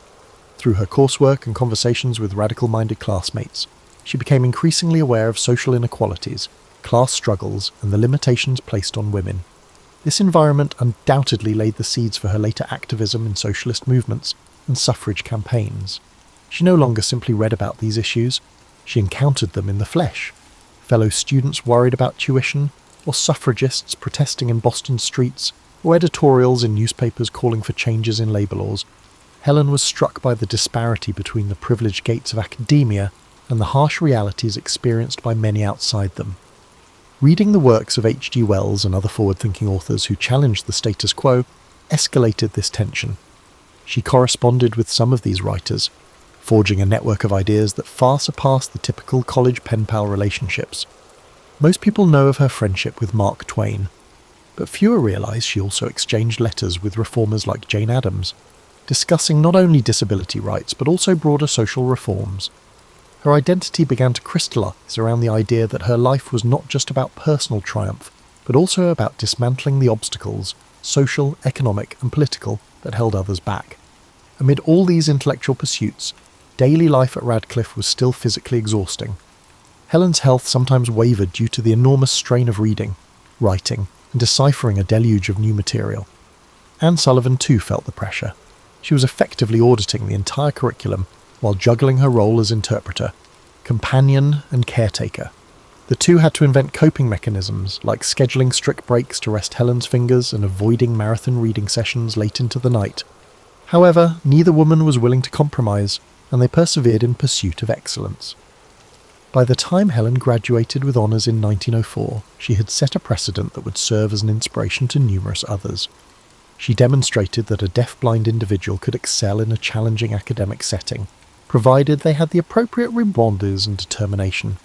She broadened her philosophical and political perspectives, leaving college with convictions that would soon transform her from a resilient figure into an activist with a distinct purpose. However, it's important to acknowledge that her academic achievements were only one aspect of her evolving character. Underneath the public accolades and personal milestones, Helen was quietly evolving into a thinker with a passionate commitment to justice, forging a path few in her era could have predicted. After completing her formal education, Helen Keller entered the public sphere, serving not only as a symbol but also as a conscience-driven voice. Most mainstream biographies concentrate on her championing of disability rights, which is undeniable. She worked tirelessly to improve Braille systems, broaden educational opportunities, and secure funding for schools serving the visually and hearing impaired. But that's only a fraction of her story. Helen's convictions led her to join the Socialist Party in 1909, at a time when socialism was highly controversial in the United States. She believed that the same forces that marginalised disabled individuals also oppressed workers, immigrants, and women. This stance brought her to the forefront of disputes and political rallies. She wrote letters to newspapers, penned essays in socialist periodicals, and even participated in public events to advocate for fair wages, universal suffrage, and better working conditions. While most people lauded her philanthropic efforts for the blind, her radical politics made some of her admirers deeply uncomfortable. Suddenly, the miracle child was speaking out in favour of labour strikes and critiquing capitalism. Sponsors withdrew support, and newspapers that once hailed her as an American hero now labelled her as misguided or manipulated. Helen remained undeterred. She wrote in one editorial, "I cannot reconcile my admiration of universal equality with the toleration of a system that perpetuates privilege for the few," capturing a moral clarity that resonated among the working classes. In parallel to her political forays, she continued an active schedule of lectures, tours, and fundraisers for the American Foundation for the Blind. Helen travelled extensively, accompanied by Anne Sullivan, who became Anne Sullivan Macy after marrying John Macy. They toured not just the United States, but also ventured internationally, meeting with educators, activists, and even heads of state to advocate for improved conditions for the visually and hearing impaired. In each locale, Helen took note of broader social issues: colonial exploitation, systemic poverty, or the denial of women's voting rights. These observations only fortified her belief that disability rights could not be divorced from the global fight for justice. One lesser-known anecdote involves Helen's visit to Japan in the 1930s. There, she met with scholars and community organisers who were exploring ways to integrate blind workers into the local economy. While she was deeply impressed by aspects of Japanese culture, she also noted the undercurrents of militarism that would soon lead to heightened tensions. In her private diaries, she lamented the seeds of aggression, comparing them to the imperialistic attitudes she had witnessed elsewhere. Such prescient reflections seldom make it into standard retellings, as they don't fit the neat narrative of an inspirational figure, but they reveal a woman engaged with the geopolitical complexities of her time. Her activism wasn't confined to socialist causes. She was a fervent supporter of women's suffrage and later championed birth control, aligning with figures like Margaret Sanger. These stances, too, sparked controversy. Religious groups that had once invited her to speak turned away from her when she supported reproductive rights. Some critics accused her of being ungrateful to the social and religious institutions that had facilitated her education. Yet Helen's sense of justice was holistic, refusing to compartmentalise disability advocacy from broader social reforms. She argued that women, especially those with disabilities, had the right to control their bodies and reproductive choices, a stance that was leagues ahead of its time. Helen's engagement with the eugenics movement of the early 20th century, a stance that reveals her own internal complexities, is another aspect rarely featured in highlight reels. In her youth, she showed some sympathies with eugenic ideas, influenced by the era's scientific and cultural climate. However, with time and further reflection, she distanced herself from these perspectives and advocated a more inclusive view of human potential. This shift was gradual and underscores that Helen Keller was not a static icon, but a person capable of evolving her viewpoints as she absorbed new information and criticisms. Throughout these years, Anne Sullivan remained her closest collaborator, though their relationship had its strains. The strain of constant travelling led to a decline in Anne's health, yet the teacher-pupil bond had evolved far beyond its original form. They were co-conspirators in activism, confidants in personal matters, and mutual sounding boards for each other's moral dilemmas. If friction arose, it was often because Helen's activism demanded a pace that Anne struggled to sustain, or because Anne sometimes worried about the backlash Helen's radical stances invited. But ultimately, they faced the spotlight together, Helen as the unstoppable champion, and Anne as the essential, if often overshadowed, pillar. By the mid-1920s, Helen Keller was no longer just a household name, but a force in civic discourse, challenging norms and expanding the conversation on disability rights, labour conditions, women's liberation, and beyond. Yet in popular imagination, these achievements paled, beside the sanitised image of a girl who learned to speak and read. Media outlets and charitable organisations often preferred the simpler tale, finding her radical zeal complicated to market. But Helen pushed on, convinced that an unexamined stance on social issues was a betrayal of her own personal journey. For her, each victory over adversity served as a call to transform society, ensuring that others would not have to endure the same struggles. In the decades following her emergence as a public figure, Helen Keller became something of an international phenomenon. She gave lectures around the globe, always with an interpreter by her side, initially Anne Sullivan, and later Polly Thompson when Anne's health worsened. Large audiences gathered to see how a deaf-blind individual could stand on stage, attempt spoken words, and then communicate more fully through hand signals, braille, or the vibrant expressiveness of her face and body language. Though there was a measure of spectacle in these events, Helen's substance often transcended the curiosity factor. She was unabashed in calling out injustices, whether addressing colonial practices in India or the plight of European refugees fleeing warfare. One memorable tour took her to South America, where she visited schools for the blind in Brazil and Argentina. Unlike some Western travellers of her day, Helen didn't confine herself to upscale reception halls. She insisted on meeting local activists and workers, even venturing into factories and impoverished neighbourhoods to speak with those whose lives rarely intersected with the privileged. While she couldn't hear the noise of machinery or see the cramped living conditions, she felt the vibrations and gleaned details through incessant questioning. She touched the walls, the worn tools, the battered tables, and spelled questions into her companion's hand, refusing to remain insulated from the realities outside the lecture circuits. In each new place, Helen encountered both adoration and a bewilderment. Some officials tried to dissuade her from delving into political matters, hoping she'd stick to safe topics about overcoming adversity. But Helen had outgrown that sanitized script. She understood that her personal story, often trivialized into a feel-good narrative, had the potential to create opportunities, and once those opportunities presented themselves, she did not hesitate to confront oppressive systems. In private diaries, she noted the contradictions. "I am the invited guest, brought here to display my fortitude. Yet I see how fortitude might serve us all if we only broadened our sense of responsibility. During these travels, Helen also experienced poignant human connections. In one instance, she met an indigenous leader in Peru who communicated with her through an interpreter, describing the region's social stratification and the exploitation of local resources.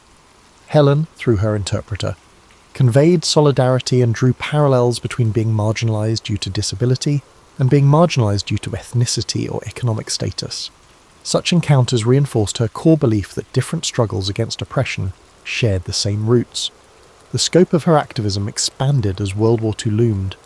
Although Helen had long held pacifist leanings, influenced by her reading of Tolstoy and her own moral convictions, the rise of fascism tested her ideals. She publicly denounced Hitler's regime, condemning its persecution of disabled individuals, among others, and wrote scathing editorials about book burnings that had included her works. Yes, Nazi Germany had burned some of Helen Keller's writings, seeing them as emblematic of degenerate values. Simultaneously, she denounced the idea of forced American isolationism and advocated for international solidarity against tyranny. This stance wasn't universally popular. Some isolationists believed that Helen was meddling in political affairs beyond her scope, but she saw it differently. In a letter, she wrote, "When a state turns upon its most vulnerable, it reveals its moral bankruptcy for all to see. Who better to speak against these actions than someone who knows what it is like to rely on the conscience of society?" Despite the rigorous travel and public engagements, Helen found time to pursue cultural interests. She was fascinated by music, though she could not hear it in the conventional sense. She would place her fingertips on a piano's surface to feel the vibrations, or rest her hand on a singer's throat to sense the changes in pitch. She called it an intimate ballet of my fingers, describing how the tactile impressions formed patterns in her mind, allowing her a unique kind of musical experience. She also became enamoured with world literature, seeking translations in Braille from Russian classics to Japanese poetry. This intellectual breadth often surprised those who expected her to remain confined to topics of disability rights. Another rarely discussed dimension of Helen's journey was her evolving spirituality. Raised in a Christian household, she later explored various philosophical and religious traditions. She read translations of the Bhagavad Gita, delved into the teachings of Emanuel Swedenborg, and even sampled the writings of Islamic scholars. These explorations didn't produce a dramatic conversion story, but rather a composite view of faith. She saw spiritual teachings as a kind of universal language speaking to shared moral imperatives: kindness, justice, humility. This viewpoint steered her toward a more inclusive activism, one that recognized spiritual impulses across cultural barriers. All the while, her personal life was subject to speculation. People wondered if Helen had romantic attachments or yearned for marriage and children. Some whispered rumours about relationships with male companions, journalists, activists, or interpreters. She rarely addressed these speculations publicly. In private correspondence, she alluded to fleeting affections but seemed to prioritise her mission above all else. She once wrote to a friend, "My life is guided by a sense of duty, not a longing for domestication. I find my solace in the broad love of humanity." Whether the statement was a genuine expression of contentment or a protective stance in a world that doubted the sexuality and agency of disabled individuals is open to interpretation.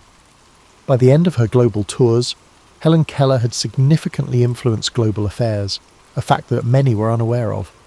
She was no longer just an American icon, she was an international advocate, connecting threads of activism, philosophy, and personal determination.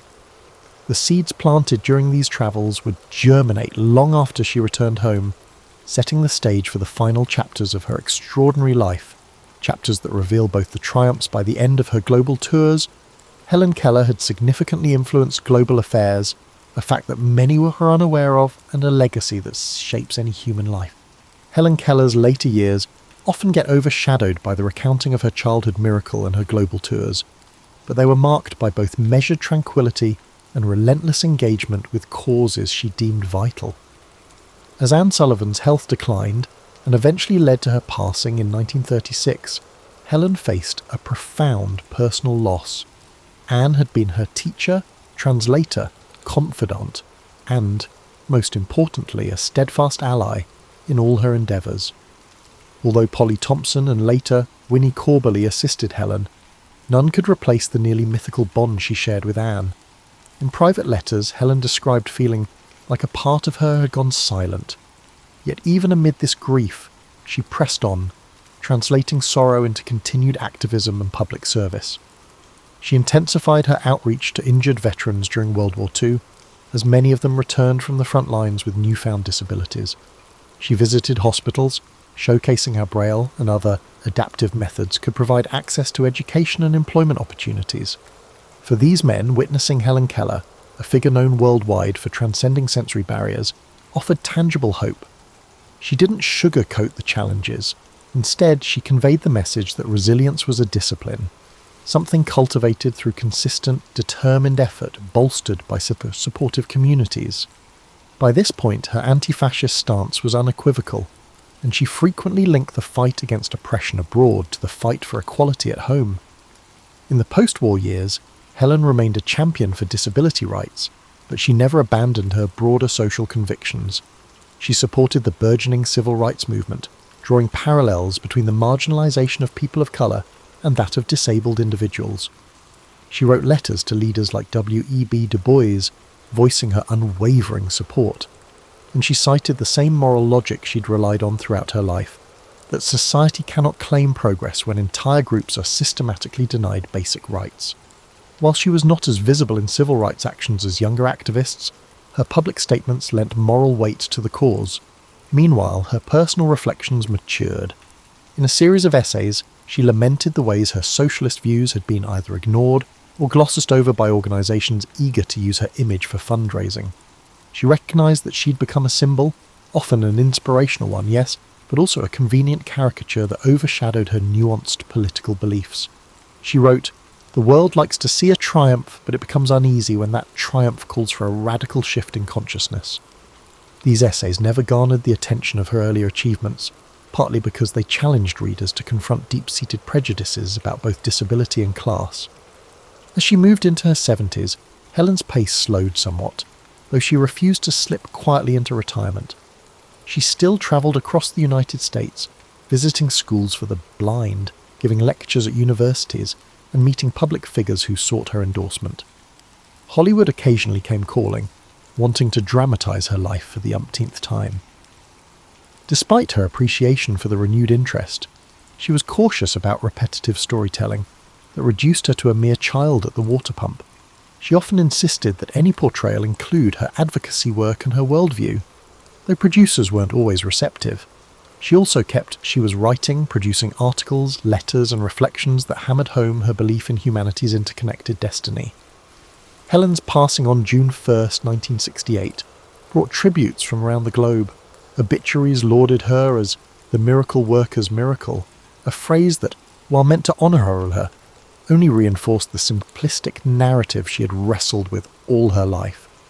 Yet behind the public memorials, there was a rippling acknowledgement that Helen Keller had been far more than a figure of pity or even of personal triumph. She had been a thinker, an activist, a woman of conviction whose reach extended into issues of class struggle, international peace, women's rights, and racial justice. In the decades since her death, historians and activists have laboured to resurrect the parts of Helen's story that mainstream culture brushed aside. New scholarship highlights her political essays, her critiques of capitalism, her commitment to civil rights, and even her flirtations with various global philosophies. Disability rights advocates often point to her as an early champion, who recognised that the fight for equal education and social inclusion was fundamentally linked to broader societal reform. While some might still cling to the hagiographic tale of a little girl saved by a saintly teacher, an increasing number of people have come to appreciate the full tapestry of her life, nuanced, sometimes contradictory, but always deeply engaged with the moral imperatives of her era. Helen Keller wasn't just the child at the pump or the smiling woman on stage demonstrating how she spoke. She was an impassioned, imperfect, evolving figure whose challenges didn't simply end when she learned her first word. That victory merely marked the beginning of a lifetime of struggles, fights for her personal self-expression and for a society that valued all forms of existence and potential. Helen Keller's legacy surpasses the common belief that one can achieve anything through hard work. It reaches toward a more profound truth, empathy for others, combined with the courage to challenge injustice, can reshape how society understands both its strengths and its responsibilities. In this light, Helen Keller stands not merely as a testament to perseverance, but as a clarion call for any generation that seeks to reconcile the gulf between lofty ideals and real-world inequalities. She reminds us that what begins as a personal struggle can flower into a collective cause, a cause that demands continuous effort, relentless curiosity, and above all, unwavering humanity.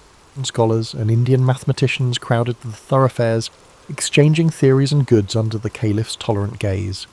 Their house of wisdom had become a magnet for knowledge, a beacon that drew in talents as diverse as the spices sold in Baghdad's markets. Under this atmospheric mosaic, Al-Hussein felt keenly that his destiny extended beyond these storied streets. Yunus al-Kindi had given him a letter of passage, sealed with the translator's distinctive monogram, allowing safe conduct through the desert routes. The cryptic list of questions about that ancient codex, queries no one else could decipher, loomed large. Al-Hussein grasped the significance. If the manuscript existed, it might reveal the lost methodologies of a civilization rumoured to have harnessed knowledge of geometry, astronomy and medicine far beyond the current era. Discovery meant prestige, but also the possibility of rewriting entire chapters of known history. Pressing the letter against his chest, Al-Hussein reflected on his father's tales. The desert, unpredictable and capricious, consumed unprepared wanderers without mercy. Tales of caravans lost in sandstorms or raided by marauders haunted the nightly gatherings in local tea houses. Still, the lure of revelation eclipsed any fear, and he resolved to depart at dawn the following day. Engaging a caravan of spice traders, he planned to share provisions and glean from their survival knowledge, forging alliances in an environment where trust was currency. Sunrise found him at the city gates, where camels groaned beneath woven saddlebags stuffed with exotic goods. Saffron from Persia, frankincense from Oman, and turquoise from far-off lands. The caravan leader, an experienced merchant named Maryam bint Sa'id, cast an eye over Al-Hussein.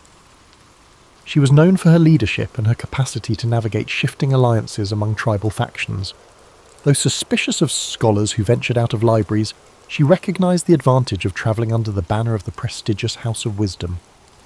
As the gates of Baghdad shrank behind them, the caravan merged with the vast desert's hush.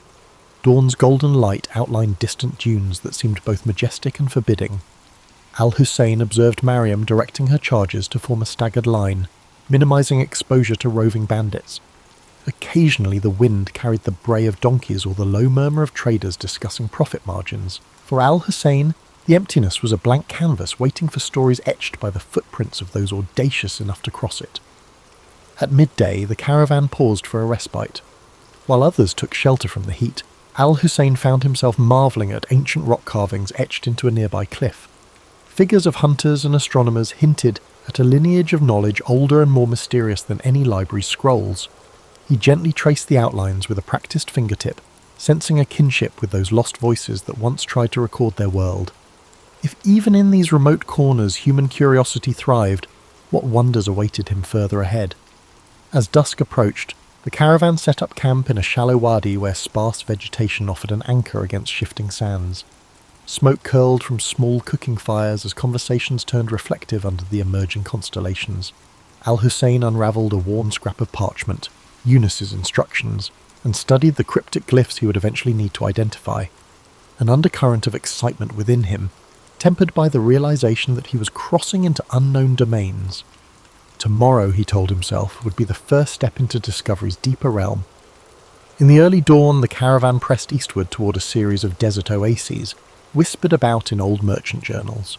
Each oasis served as a precarious lifeline against the relentless, punishing heat, and Maryam's leadership ensured their small group navigated meticulously.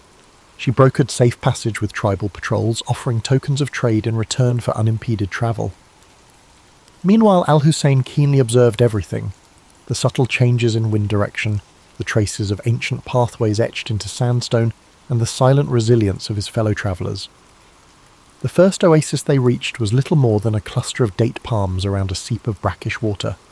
A half-crumbled stone marker bore inscriptions so worn that Al-Hussein could decipher only fragments. Something about an old boundary line, perhaps delineating the domain of a once powerful clan. While camels drank, He sketched these faint markings onto a scrap of parchment.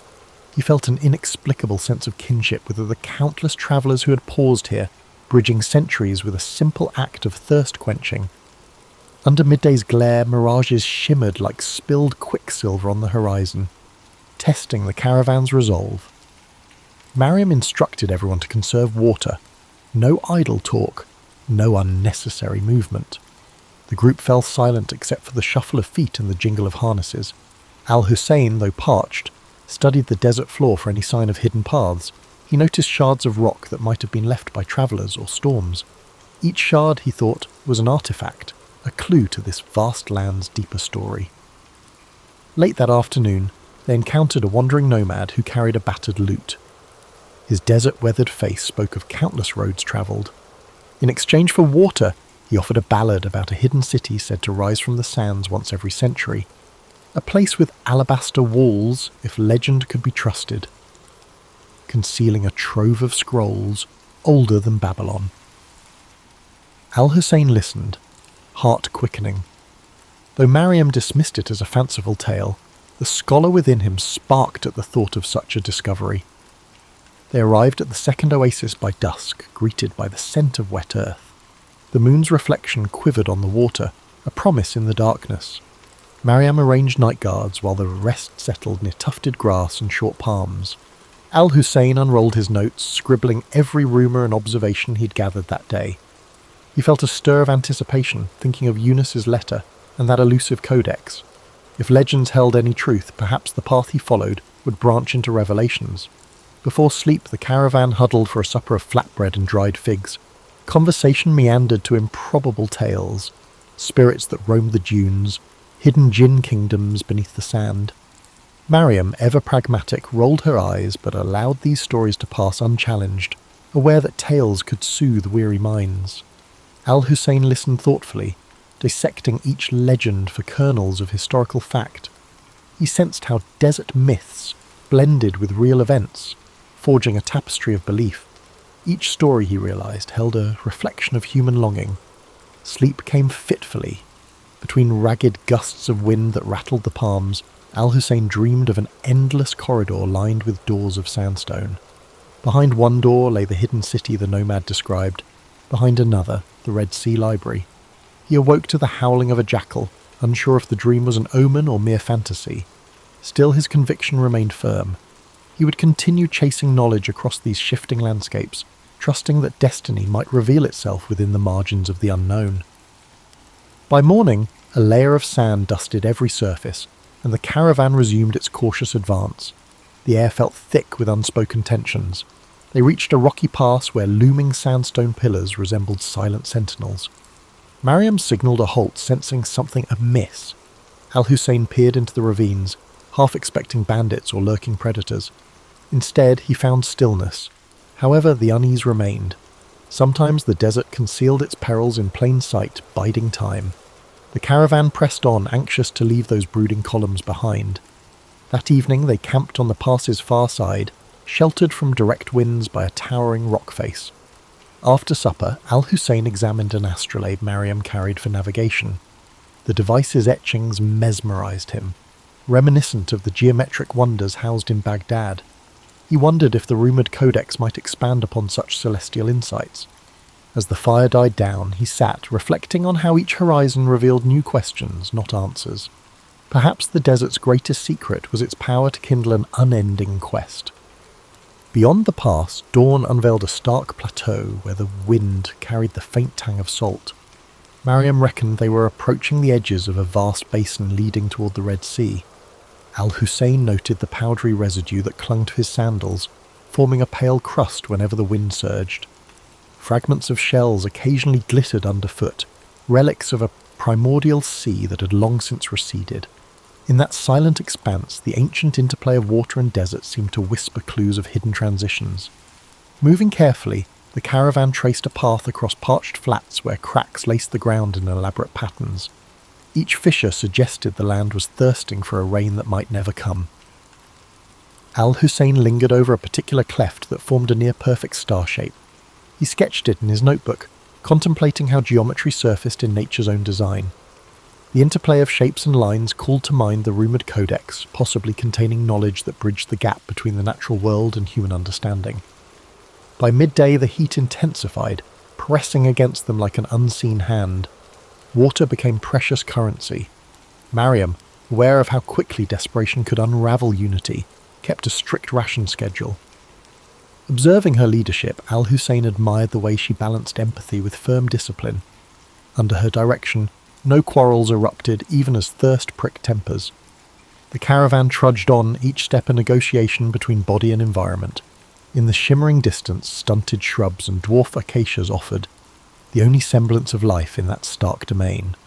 Later they spotted a solitary figure approaching from the southeastern horizon. Cautious, Mariam arranged the travellers into a defensive semicircle. The figure proved to be a medicine seller, hauling dried herbs in neat bundles across the back of a spindly donkey. He announced himself as Basim, a wanderer of many lands. In exchange for a pouch of dates, he spoke of rumours swirling beyond the Red Sea coast, of ports teeming with treasures, of inscriptions carved on coral walls, and of foreign ships docking with exotic cargoes. Basim then revealed he had crossed paths with a scribe who claimed knowledge of the hidden library by the sea. This scribe, rumoured to be in the port town of Yanahal, might hold a key to the codex. Al-Hussein's pulse quickened at the mention. He urged Mariam to consider diverting their route toward this potential lead. Weighing the advantage, she agreed, provided it did not threaten the caravan's prime objective of trade. Reorienting their compass, they set out with renewed purpose, heading south by southeast. The change in direction led them to an abandoned way station of mud brick walls caked with salt. Its courtyard lay choked with sand drifts, but a broken well hinted at what had once been a vital rest stop. Al-Hussein wandered among the ruins, spotting faint inscriptions along the wall, names, dates, fragments of prayers. Each carving was a testament to fleeting presence. Here stood proof that even the harshest wilderness could not stifle the human urge to leave a trace. Yet the desert had really reclaimed so much. That evening they made camp under a sandstone ridge carved into rippling curves by ancient winds. The last rays of sunlight played across the layered patterns, revealing colour bands that ranged from ochre to rose. Al-Hussein felt a distinct awe for the land's subtle artistry. He understood how easily travellers might spin legends from these austere shapes. Perhaps behind every myth there lay a kernel of truth about wonder. Perhaps the rumoured hidden city or the library derived from real glimpses of grandeur swallowed by time. As the night grew cool, Mariam permitted a small fire. Conversations ran softer now, with a thread of expectancy woven into each word.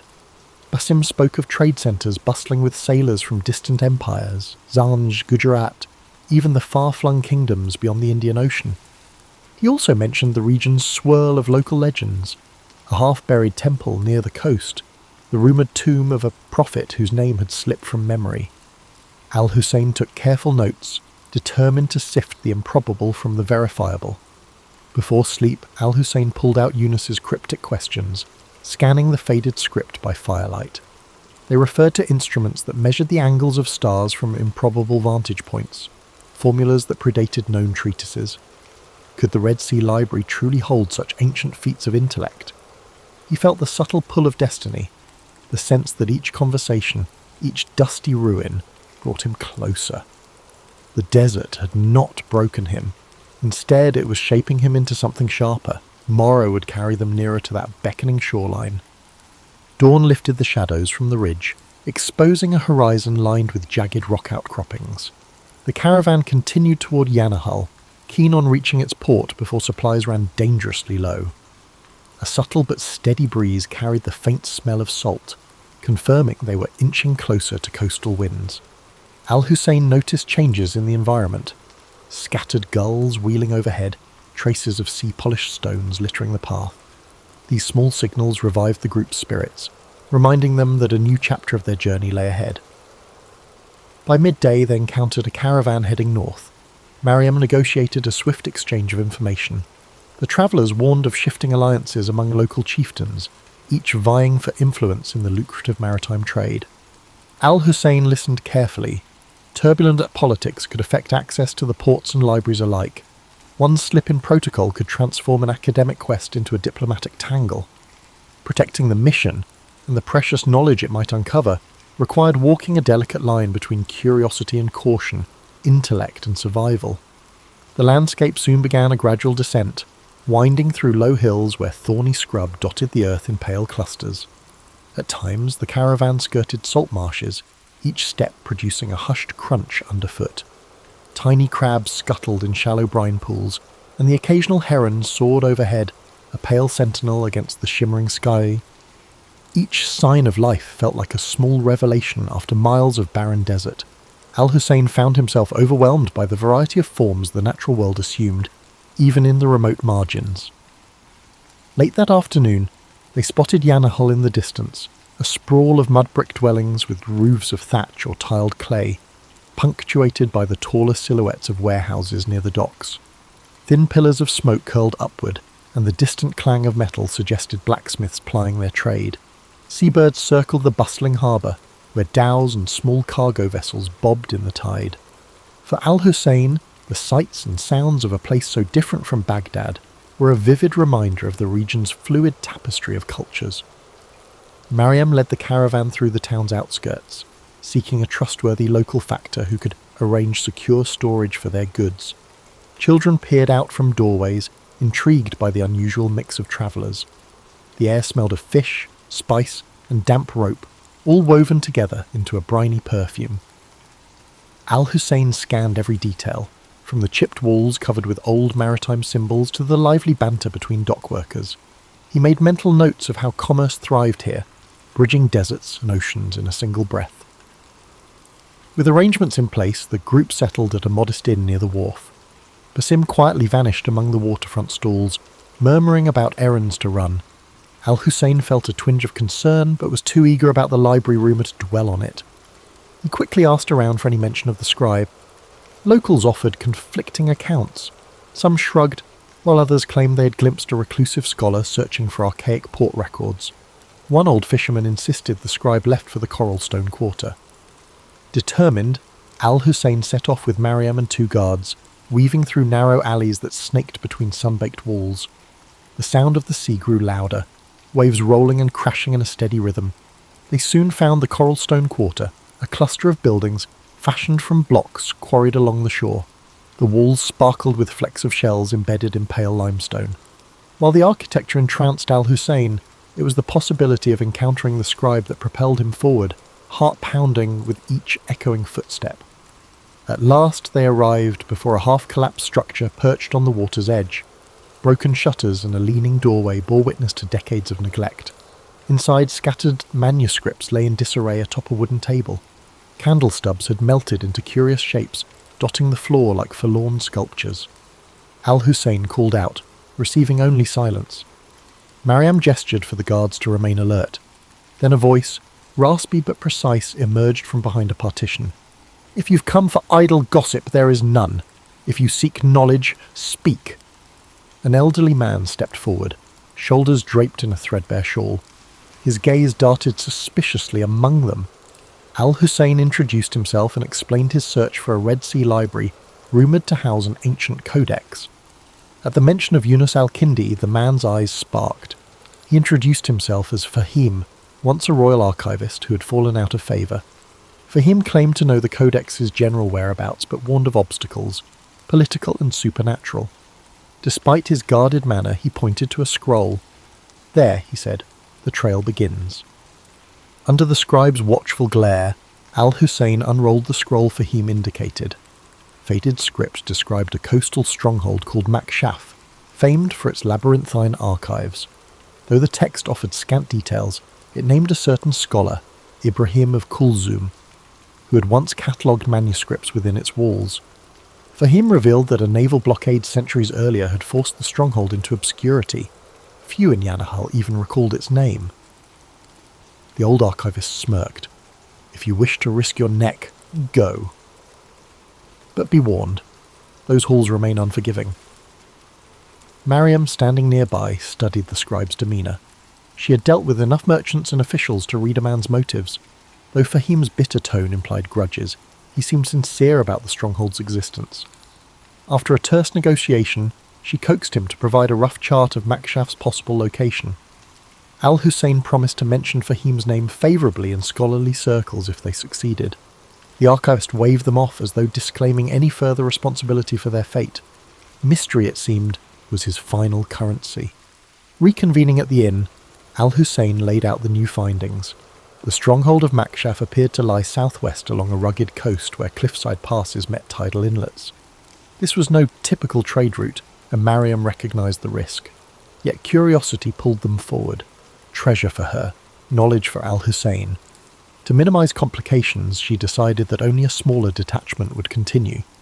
The main caravan could remain in Yanahal, selling goods and provisioning for the journey back to Baghdad. Al-Hussein and a handful of companions would venture on. Evening found Al-Hussein pacing the inn's modest courtyard, poring over Fahim's chart.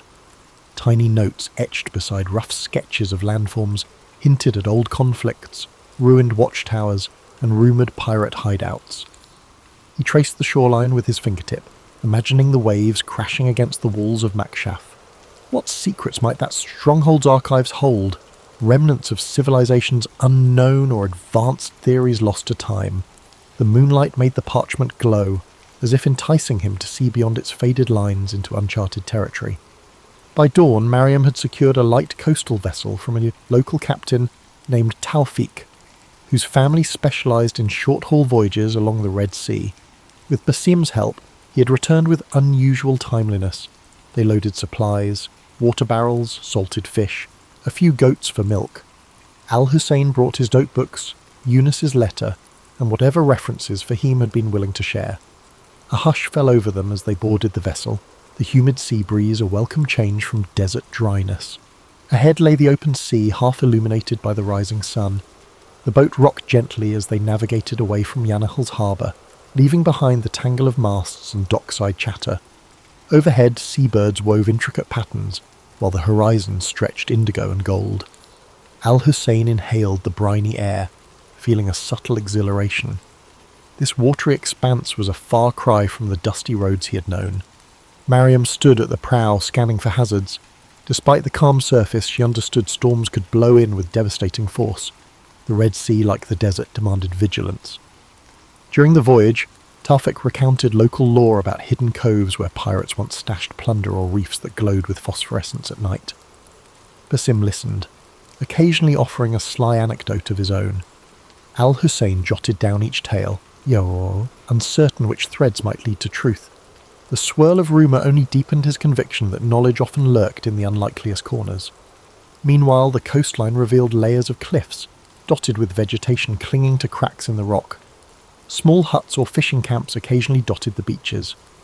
On the second day at sea, dark clouds brewed on the horizon. Tawfiq urged them to find shelter before the squall hit. They steered toward a narrow inlet sheltered by limestone bluffs. Waves churned with increasing ferocity, and the wind whipped spray across the deck. Mariam and Basim helped secure the sails while Al-Hussein clung to the boat's railing, heart pounding. Thunder boomed overhead as they finally slipped into the inlet. There the water remained calmer, though the storm raged just beyond the protective cliffs. Huddled against the rain, they waited for the tempest to subside. Al-Hussein's mind raced. If the codex contained advanced understanding of astronomy, it might also hint at meteorological patterns. Could ancient scholars have deciphered the desert's or the sea's hidden rhythms? The storm's fury felt like a primeval test, warning him of the forces that shaped this realm. Perhaps Makshaf's long-sealed archives held not just forgotten texts, but an entire worldview alien to their era. As lightning flared overhead, he vowed that neither fear nor storm would deter him. With the morning sun came a deceptive calm. Clouds still hovered, but the winds had eased. Tawfiq guided the boat cautiously out of the inlet, skirting churning waters. The storm had left debris afloat, broken branches, strips of torn sail from some unlucky craft. Mariam eyed the horizon. Though the worst seemed past, the sea remained unsettled, each wave a reminder of nature's caprices. Al-Hussein, pages damp but intact, felt a renewed urgency. The storm's violence had sharpened his resolve to reach Makshaf and uncover its secrets. As they followed the coastline, steep cliffs rose, their bases gnawed by waves.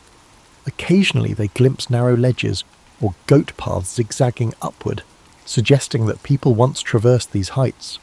Tawfik pointed out a distant structure atop a cliff, a toppled watchtower, perhaps a remnant of Makshaf's old defences.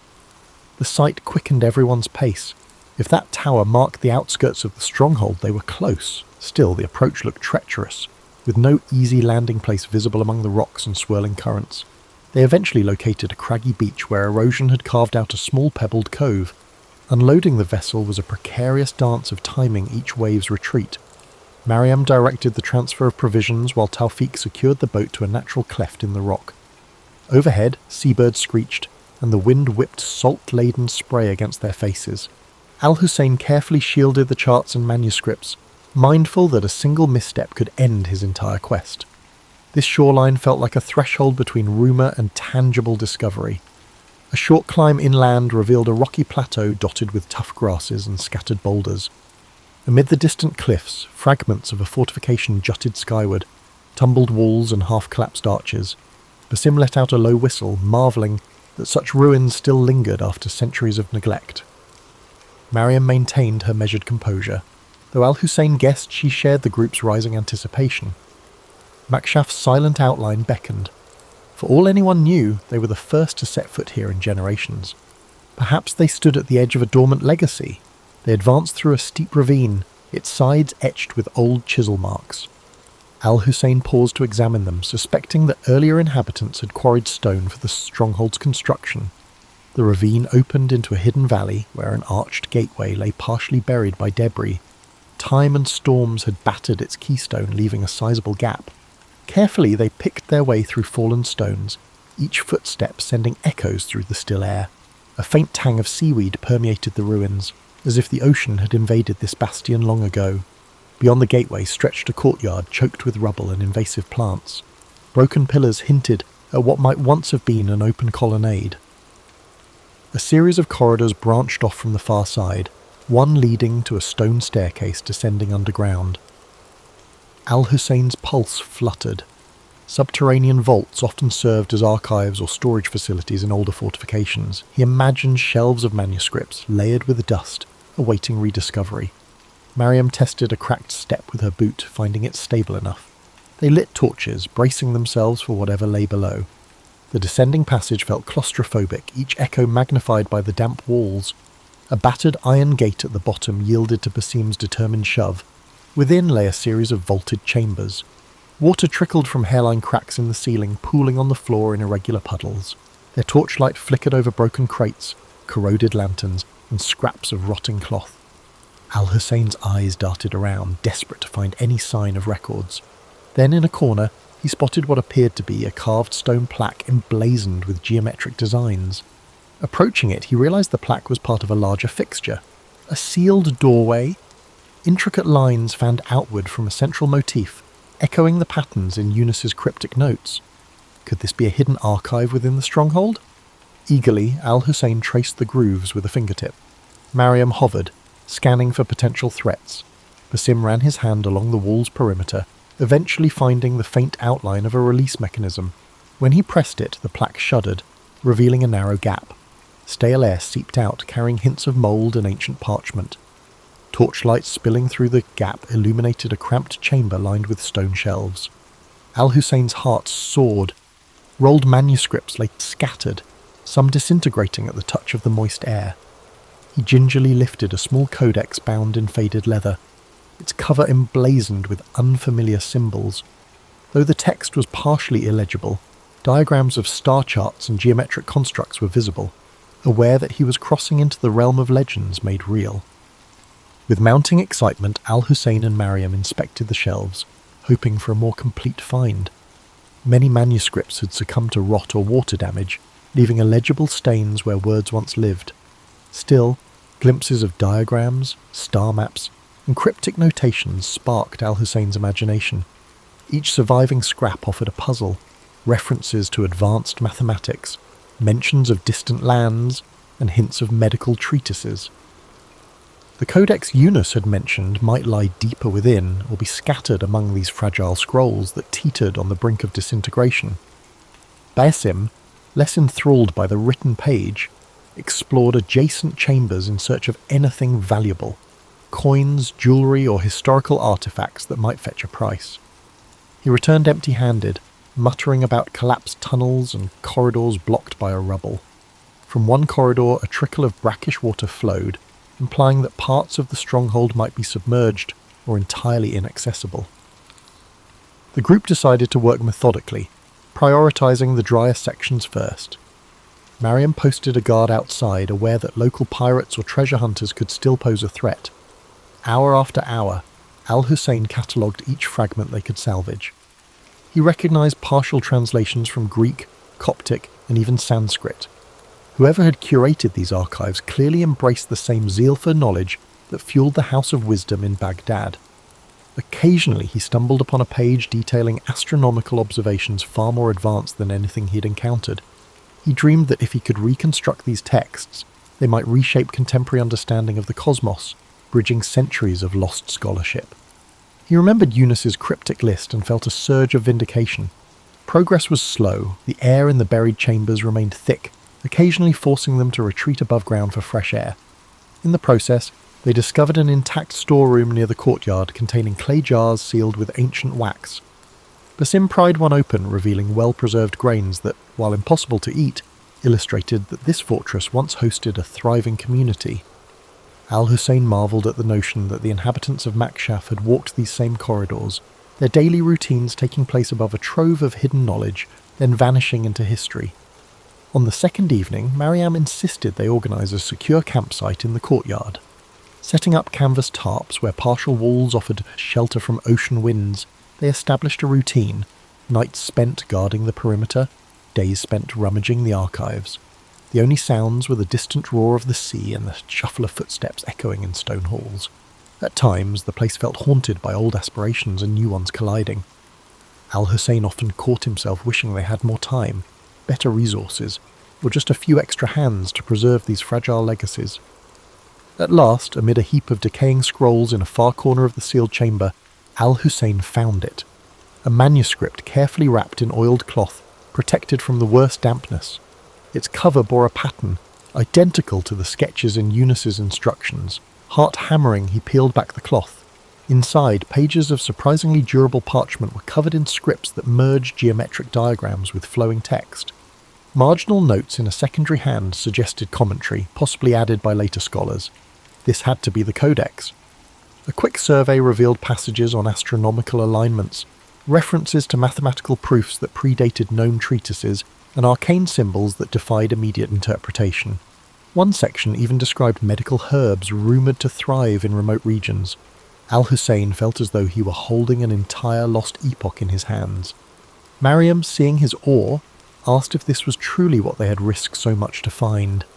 He nodded, tears brimming unbidden. The codex might reshape fields of learning, if only it could be safely transported and studied. Next came the dilemma of extraction. The codex was too precious to leave behind, but the path back was fraught with uncertainty. The sea journey, the threat of storms, and the watchful eyes of potential bandits all loomed large. Mariam proposed packing the codex in multiple layers of protective cloth and assigning it round-the-clock guards. Basim chimed in with a plan to mask their departure by spreading rumours of a fruitless search, hoping to deter opportunists. Al-Hussein agreed, recognising that knowledge could be as dangerous a treasure as gold. With their plans set, they gathered what manuscripts they could carry, focusing on the codex and a few other promising relics. Standing at the fortress threshold, Al-Hussein took one last reverent look at the silent corridors. He imagined the generations who might have come here seeking truth, only to vanish beneath time's shifting sands. Now he held proof that their efforts had not faded entirely. As the group stepped out into the briny dusk, he realised his journey was far from complete. The desert had tested him, and the sea had threatened him, but this triumph opened countless new doors. History was not a fixed tapestry, it was ever unfolding, waiting for those willing to traverse the unknown in search of revelation. Napoleon Bonaparte was born on August 15th, 1769, on the island of Corsica, a small but strategically significant island in the Mediterranean. His family was of minor nobility, with his father, Carlo Buonaparte, serving as a lawyer and political representative for Corsica. Despite their noble status, the Bonaparte family was not wealthy, and young Napoleon grew up in a modest household. Napoleon's childhood was shaped by the unique blend of Corsican pride and French influence that surrounded him. Corsica had been acquired by France shortly before his birth, and the island's culture reflected a mix of independence and French authority. From an early age, Napoleon displayed a keen intellect and a fiery determination. He excelled in his studies, particularly in mathematics and history, which would later serve him well in his military career. At the age of 9, Napoleon left Corsica to attend school in mainland France. His father had secured a scholarship for him to study at a prestigious military academy, where he trained to become an artillery officer. This period of his life was not without challenges. As a Corsican in a French institution, Napoleon often faced discrimination from his peers. Yet he remained focused on his goals, using his intelligence and discipline to rise above the prejudice. Napoleon graduated from the École Militaire in Paris at the age of 16, becoming a second lieutenant in the French army. He began his career at a time of great upheaval. The French Revolution was transforming the nation, dismantling the old monarchy and reshaping France into a republic. For Napoleon, this period of political and social turmoil presented both challenges and opportunities. During the Revolution, Napoleon's strategic brilliance began to emerge. His first major success came during the Siege of Toulon in 1793. As a young officer, he devised a bold plan to capture the city, which was held by royalist forces supported by the British. His strategy was a resounding success, earning him recognition and promotion. Napoleon's star was rising, and his ability to combine tactical innovation with decisive action became his hallmark. In 1796, Napoleon was given command of the French army of Italy. This was his first significant leadership role, and he wasted no time in proving his abilities. Despite being outnumbered and poorly equipped, Napoleon led his troops to a series of stunning victories against Austrian and Piedmontese forces. His Italian campaign not only solidified his reputation as a military genius, but also brought him wealth and fame. Napoleon's rise to power was meteoric, and by 1799 he had become one of the most influential figures in France.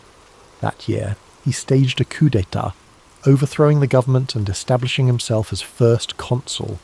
This marked the beginning of his rule and set the stage for his transformation of France. As ruler, Napoleon implemented sweeping reforms. He reorganized the French government, established the Napoleonic Code, a legal framework that influenced legal systems worldwide, and strengthened the country's finances. He also invested in infrastructure, education and the arts, leaving a lasting legacy on French society. In 1804, Napoleon declared himself Emperor of France. The coronation ceremony was a grand and symbolic event, with Napoleon famously placing the crown on his own head, a gesture that underscored his belief in self-made power. As emperor, Napoleon expanded his ambitions beyond France, embarking on campaigns that would change the map of Europe. The Napoleonic Wars were a series of conflicts that pitted France against a coalition of European powers. These wars showcased Napoleon's strategic brilliance and determination, but they also tested his limits. His victories at battles like Austerlitz and Jena cemented his reputation as one of history's greatest military commanders. However, his campaigns also came at a great cost, both in lives and in resources. One of the most ambitious and ultimately disastrous undertakings of Napoleon's career was the invasion of Russia in 1812. Initially, he achieved some success, but the campaign turned into a nightmare as his army faced harsh winter conditions, dwindling supplies, and fierce resistance from Russian forces. The retreat from Moscow was a devastating blow, marking a turning point in Napoleon's fortunes. Despite setbacks, Napoleon's resilience and charisma kept him in power for a time. However, by 1814, his enemies had formed a powerful coalition, and Paris was captured. Napoleon was forced to abdicate and was exiled to the island of Elba. Yet, even in defeat, his determination remained unshaken. Less than a year later, he escaped from Elba and returned to France, rallying support and reclaiming his position as emperor during what became known as the 100 Days. Napoleon's final chapter unfolded at the Battle of Waterloo in 1815. Facing a coalition led by the Duke of Wellington and the Prussian army, Napoleon fought valiantly but was ultimately defeated. This marked the end of his reign and his dreams of empire. He was exiled once more, this time to the remote island of St. Helena in the South Atlantic. On St. Helena, Napoleon spent the final years of his life in relative isolation. he reflected on his legacy, dictating memoirs that recounted his achievements and offered insights into his thoughts and motivations. He died on May 5, 1821, at the age of 51. While his life ended in exile, his impact on history was indelible. Napoleon's story is one of contrasts, a man of great ambition and intellect who reshaped Europe, yet whose relentless pursuit of power ultimately led to his downfall. His legacy is a reminder of the complexities of leadership and the enduring influence of vision and determination. As you reflect on Napoleon's journey, let the calm rhythm of his story guide you into a state of relaxation. His life, filled with triumphs and challenges, serves as a reminder that greatness often comes with both light and shadow. Imagine the quiet halls of the École Militaire, where a young Napoleon first honed his skills, or the grand boulevards of Paris during his reign. Picture the serene beaches of Corsica, where his journey began, and the windswept shores of St. Helena, where it ended. These images, filled with history and humanity, bring a sense of peace and connection.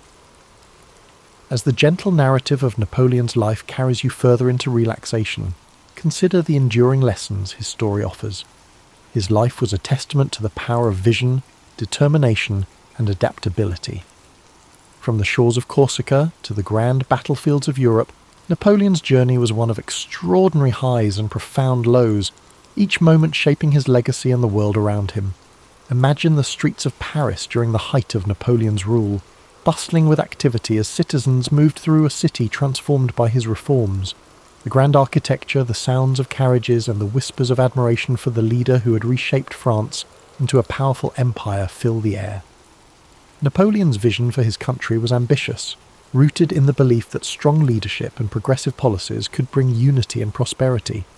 Napoleon's Napoleonic Code, one of his most enduring achievements, remains a symbol of his commitment to order and justice. By creating a clear and organized legal framework, he provided a foundation for modern law that still influences societies worldwide. This accomplishment reflects his ability to think beyond the immediate and to consider the lasting impact of his actions, a hallmark of great leadership. Now, as you drift deeper into rest, picture the vast and open battlefields where Napoleon's strategies unfolded. His ability to read a situation, adapt to challenges, and inspire his troops set him apart as a military genius. Yet these victories came with sacrifices, reminding us that even the greatest achievements carry weight and consequence. Let this thought settle into your mind as a reminder of the complexities of life and the balance required in pursuit of success. As the night deepens, imagine the quiet solitude of Napoleon's exile on St. Helena. The crashing waves against the rocky shores and the distant horizon create a peaceful yet contemplative scene. In these final years, Napoleon reflected on his life, his choices, and his impact on the world. His memoirs, filled with introspection and insight, reveal a man who, despite his flaws, remained dedicated to the ideals of progress and legacy. Feel the calm and serenity of this moment as you think about Napoleon's resilience. Even in defeat, he maintained his dignity and continued to shape his story. His ability to adapt, to rise again, and to reflect on his journey offers a powerful lesson about perseverance and the human spirit. Picture Napoleon's childhood in Corsica, the simplicity of life on the island, and the spark of ambition that drove him to dream of a future beyond its shores. His journey reminds us that greatness often begins with humble beginnings, and that with determination we can overcome the obstacles that stand in our way. As you relax further, imagine the quiet moments Napoleon spent in thought, planning his next move or contemplating the lessons of the past. These moments of reflection, like the ones we take before sleep, are a chance to find clarity and purpose in our lives. Let the story of Napoleon inspire you to approach each challenge with courage and each success with humility. The story of Napoleon Bonaparte is not just one of conquest and power. It is a story of vision, resilience, and humanity. His life teaches us that even the most ambitious dreams are within reach if we are willing to work for them, and that true greatness lies in the ability to adapt, learn, and persevere. The soothing rhythm of Napoleon's story continues, so let it guide you deeper into a state of calm and rest. His life, with all its triumphs and trials, serves as a reminder of the complexities of leadership and the enduring power of ambition tempered by reflection.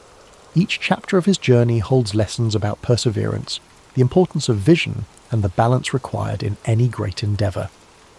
Picture Napoleon in one of his most iconic moments, standing atop a hill overlooking the battlefield at Austerlitz. The early morning fog begins to lift, revealing the vast armies below. His mind is sharp, calculating and focused as he directs his troops with precision and confidence. This scene encapsulates the essence of Napoleon as a leader, decisive, strategic, and unwavering in his belief in victory. Let this image remind you of the power of clarity and focus, qualities that can guide us even in the most challenging situations. Now shift your thoughts to the quieter moments of Napoleon's life, moments spent in introspection and planning. Perhaps he's seated at a desk, surrounded by maps and letters, the flicker of a candle casting a soft glow on his face.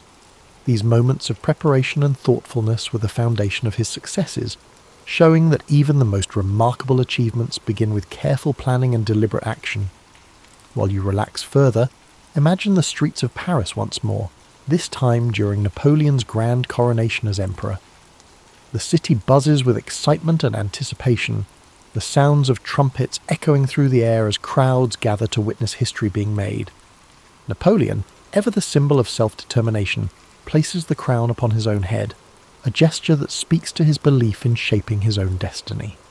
This powerful act reminds us of the importance of taking charge of our lives and pursuing our goals with determination. From the grandeur of Paris to the stark solitude of St. Helena, Napoleon's life was filled with contrasts. His journey teaches us to embrace both the victories and the setbacks, to find strength in our resilience, and to learn from every experience. The quiet reflection of his later years offers a poignant reminder that even in solitude, there is value in contemplating our legacy and the impact we leave behind. Imagine Napoleon walking along the shores of St. Helena, the waves gently lapping at the rocky coastline. The horizon stretches endlessly before him, a symbol of both the limits of his exile and the boundless scope of his influence. In this serene moment, there is a sense of acceptance and peace, a reminder that even the most ambitious lives eventually find stillness. While you drift further into sleep, let the echoes of Napoleon's life guide your dreams. His journey, marked by extraordinary achievements and profound lessons, is a testament to the power of vision, courage, and reflection. His story reminds us that greatness is not measured solely by success, but by the depth of our character and the impact we have on the world around us. As the narrative of Napoleon's life gently lingers, allow yourself to sink even deeper into relaxation. His story, so full of ambition, brilliance, and humanity, is a powerful reminder of the potential that lies within all of us. Napoleon's determination to rise above his circumstances and his willingness to face challenges head-on show us the value of perseverance and the strength that comes from unwavering resolve.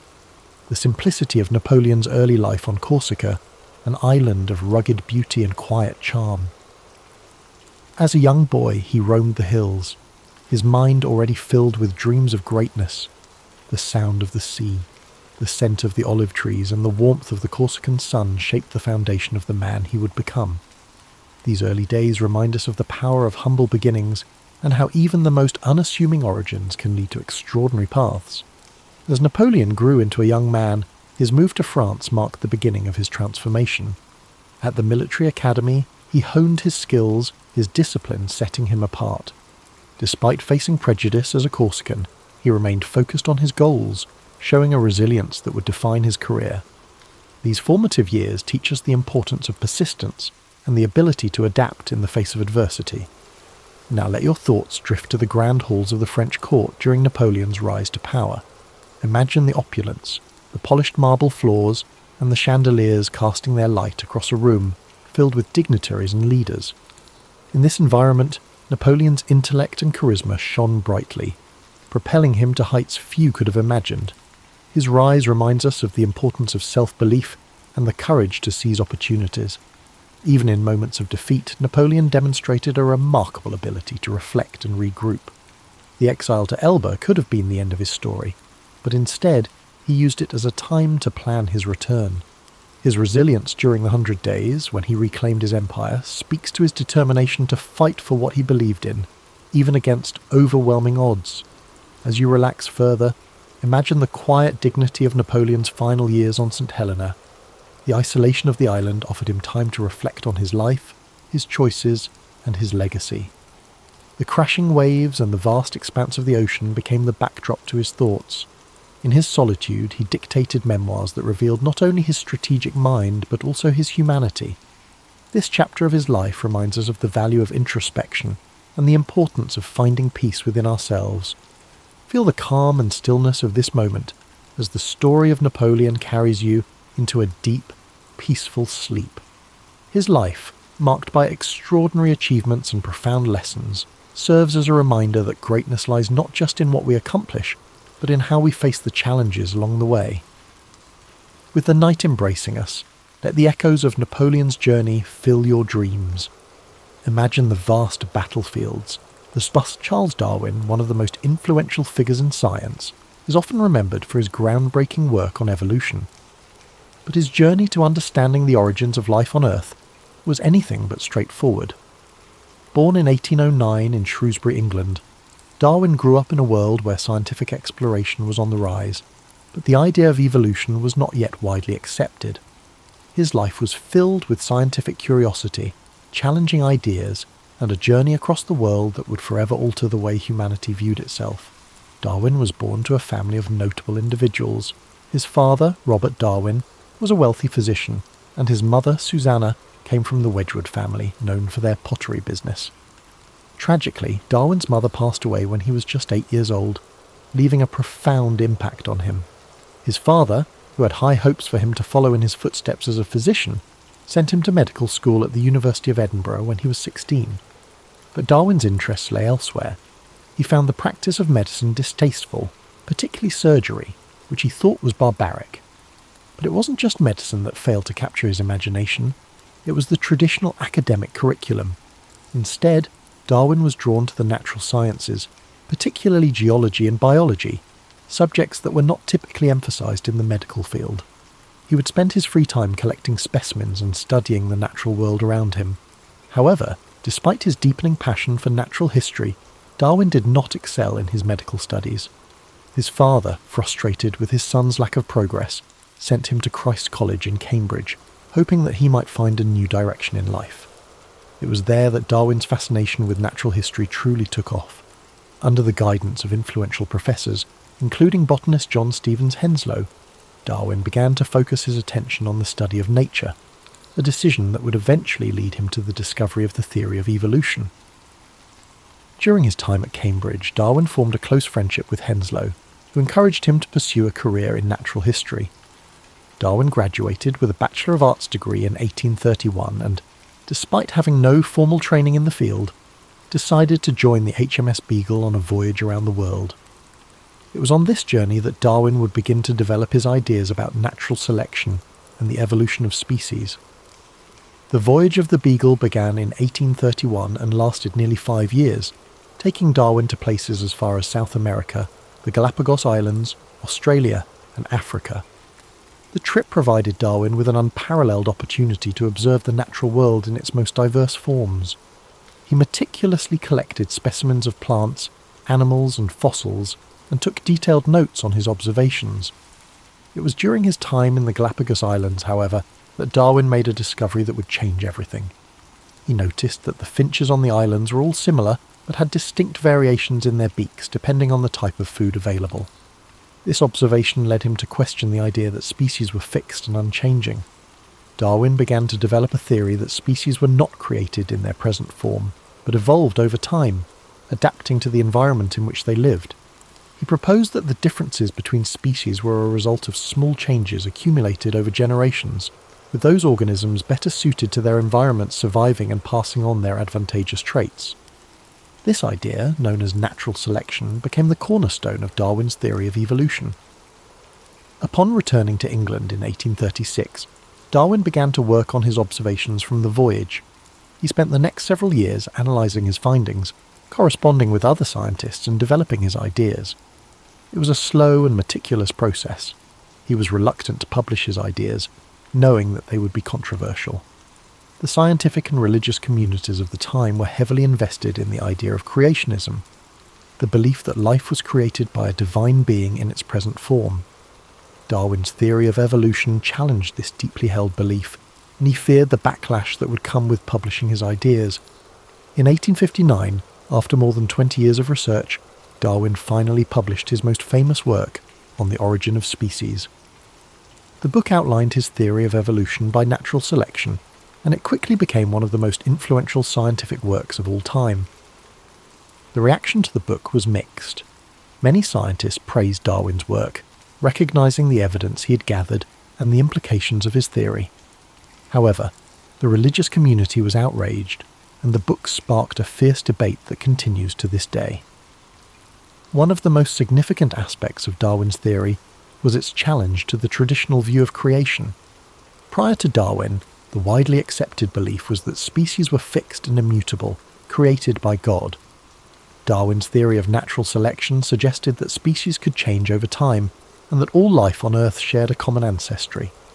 This idea was revolutionary, and it provided a scientific explanation for the diversity of life on Earth that did not rely on divine intervention. Despite the controversy surrounding his work, Darwin continued to defend his theory and expand upon it throughout his life. In addition to his work on evolution, he made important contributions to fields such as geology, biology, and anthropology. He was also a vocal advocate for the importance of scientific inquiry and the need to question established beliefs. His work laid the foundation for modern biology and helped to shape the course of scientific thought in the years that followed. Darwin's personal life was not without its struggles. He suffered from various health problems throughout his life, including chronic illnesses that plagued him for much of his adulthood. Some historians believe that these ailments were a result of the stress and anxiety caused by the controversy surrounding his work. Darwin was also deeply affected by the death of his beloved daughter, Annie, in 1851. Her death, at the age of 10, profoundly impacted Darwin, and he became more reclusive in the years that followed. Despite these personal challenges, Darwin continued to work on his research and ideas. In his later years, he published several additional works, including The Descent of Man, in which he explored the implications of his theory of evolution for human beings. He also continued to correspond with scientists and researchers around the world, exchanging ideas and collaborating on scientific projects. Charles Darwin passed away on April 19, 1882, at the age of 73. His death marked the end of a remarkable life dedicated to understanding the natural world. He was buried in Westminster Abbey, a testament to the profound impact his work had on the scientific community and the world at large. His theory of evolution by natural selection continues to shape our understanding of biology, genetics, and the history of life on Earth. Though Darwin's ideas were controversial in his time, they have since become widely accepted and have fundamentally altered the way we view the natural world. His work has influenced generations of scientists, philosophers, and thinkers, and his legacy continues to live on today. Charles Darwin may not have had all the answers, but his relentless curiosity and dedication to scientific inquiry have left an indelible mark on human history. As we reflect on the profound impact of Darwin's life and work, it's important to consider not only his scientific contributions, but also the broader implications his ideas had on society. Darwin's theory of evolution challenged not just the scientific community, but also deeply held beliefs about human existence, our place in the world, and the origins of life itself. At the time Darwin published On the Origin of Species, the idea of evolution was not new. The concept had been suggested by other thinkers before him, such as Jean-Baptiste Lamarck and Alfred Russel Wallace. However, it was Darwin who provided the most compelling evidence and a cohesive theory of how evolution occurred, through natural selection. His work brought together ideas from various fields of biology, geology, and paleontology, making a case for evolution that was based on observable evidence, rather than conjecture or religious dogma. While the controversy surrounding Darwin's ideas was significant in his time, it's also important to understand how these ideas influenced the course of modern science. Today, the theory of evolution is a cornerstone of biology, and its principles apply to everything from genetics and genetics-based medicine to the study of animal behavior and the environment. Evolution has shaped how scientists understand the relationships between species, the mechanisms of genetic inheritance, and the patterns of life on Earth. But Darwin's influence extends far beyond biology. His ideas have left an indelible mark on philosophy, ethics, and even social sciences. For instance, Darwin's theory of natural selection has had a significant impact on discussions around human nature and society. His ideas were taken up by social theorists like Herbert Spencer, who coined the term survival of the fittest, though it's important to note that Darwin himself never used this term in relation to human society. In the years following the publication of On the Origin of Species, Darwin's ideas became increasingly important in various fields. The study of genetics, which would come to prominence in the early 20th century, provided further support for Darwin's ideas as it became clear that inheritance patterns followed the principles of evolution. Additionally, the study of fossils and ancient life forms revealed a more complex and nuanced picture of the history of life on Earth, further validating Darwin's theory. However, despite the acceptance of Darwin's theory among the scientific community, challenges to his work have remained. One of the most enduring debates centres on the concept of human evolution. While the evidence for evolution among animals is overwhelming, questions about the specifics of human evolution, particularly the origins of human consciousness, continue to be explored and debated by scientists.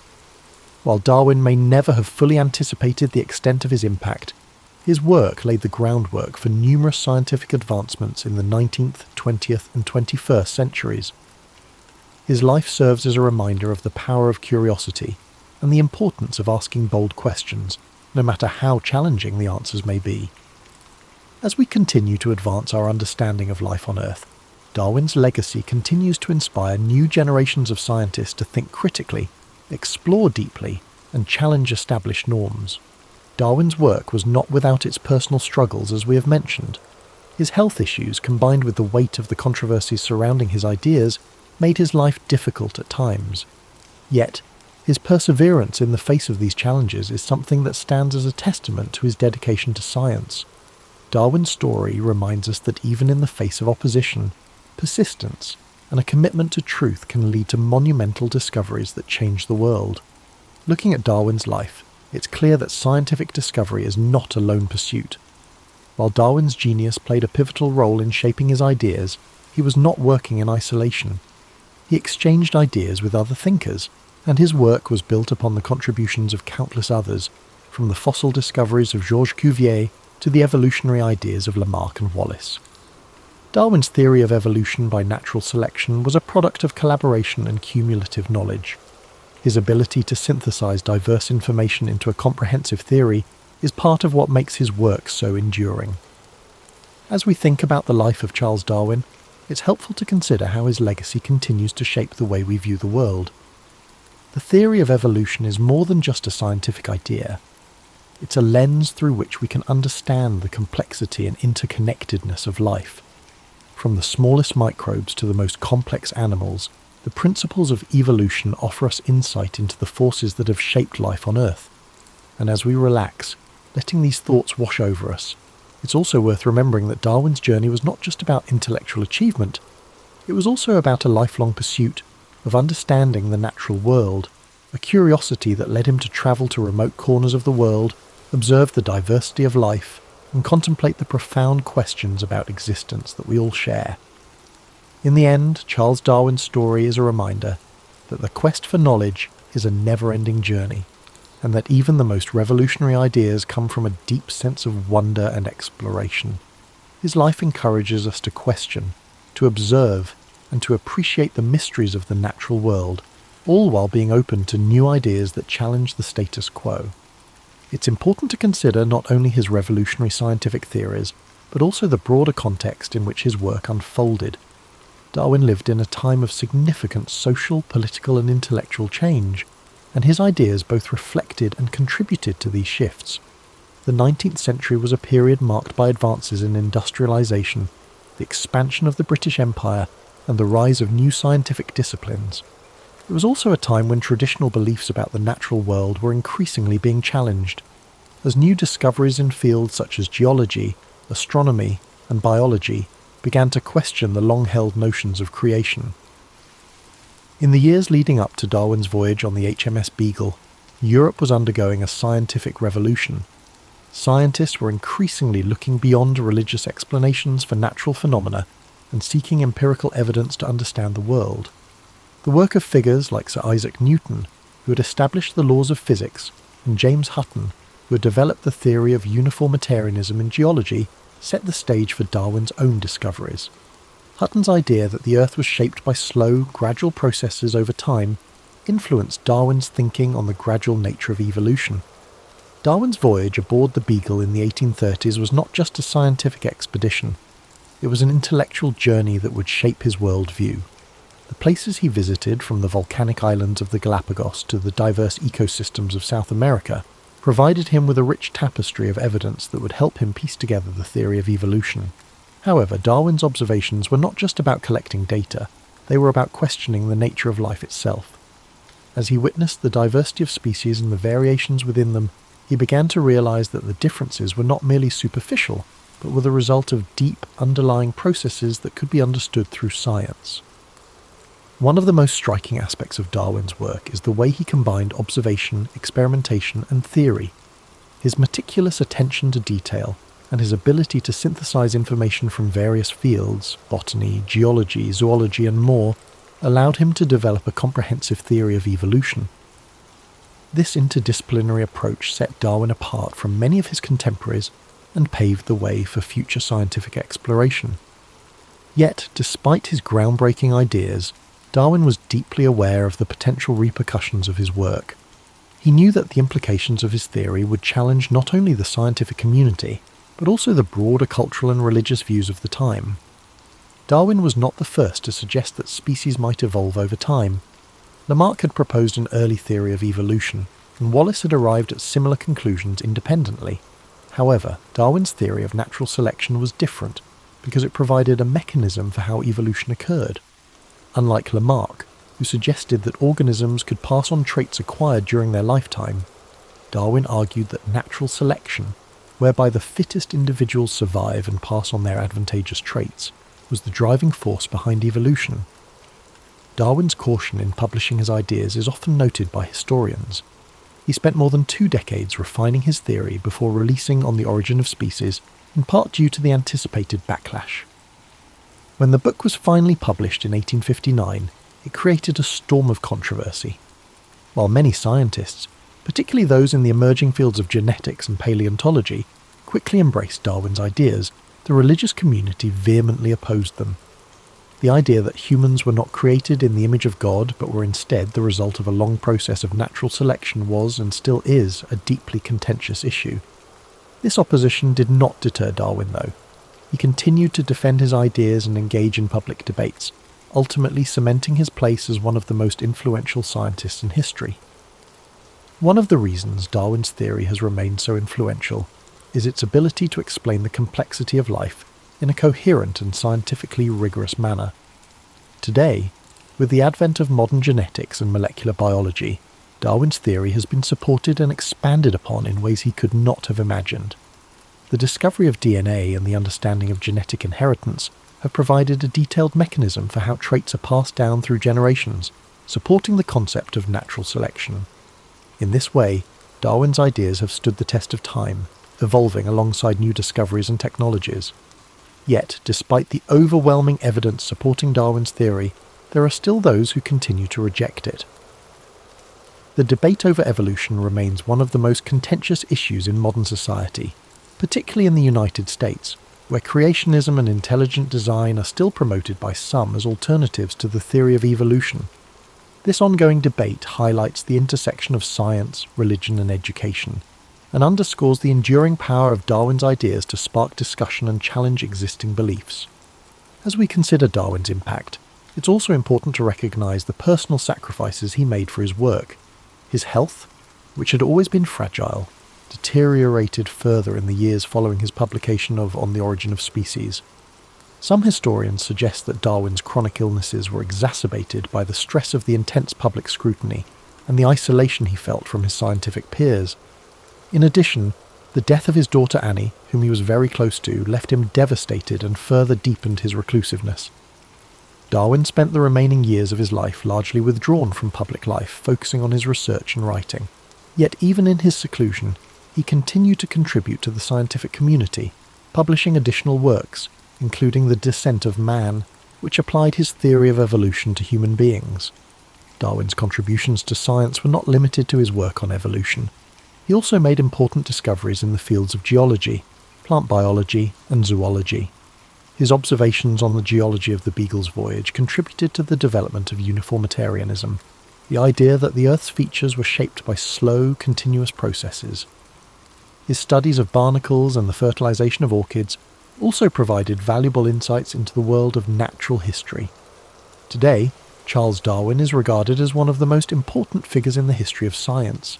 His work has influenced fields ranging from biology and genetics to psychology, anthropology, and even philosophy.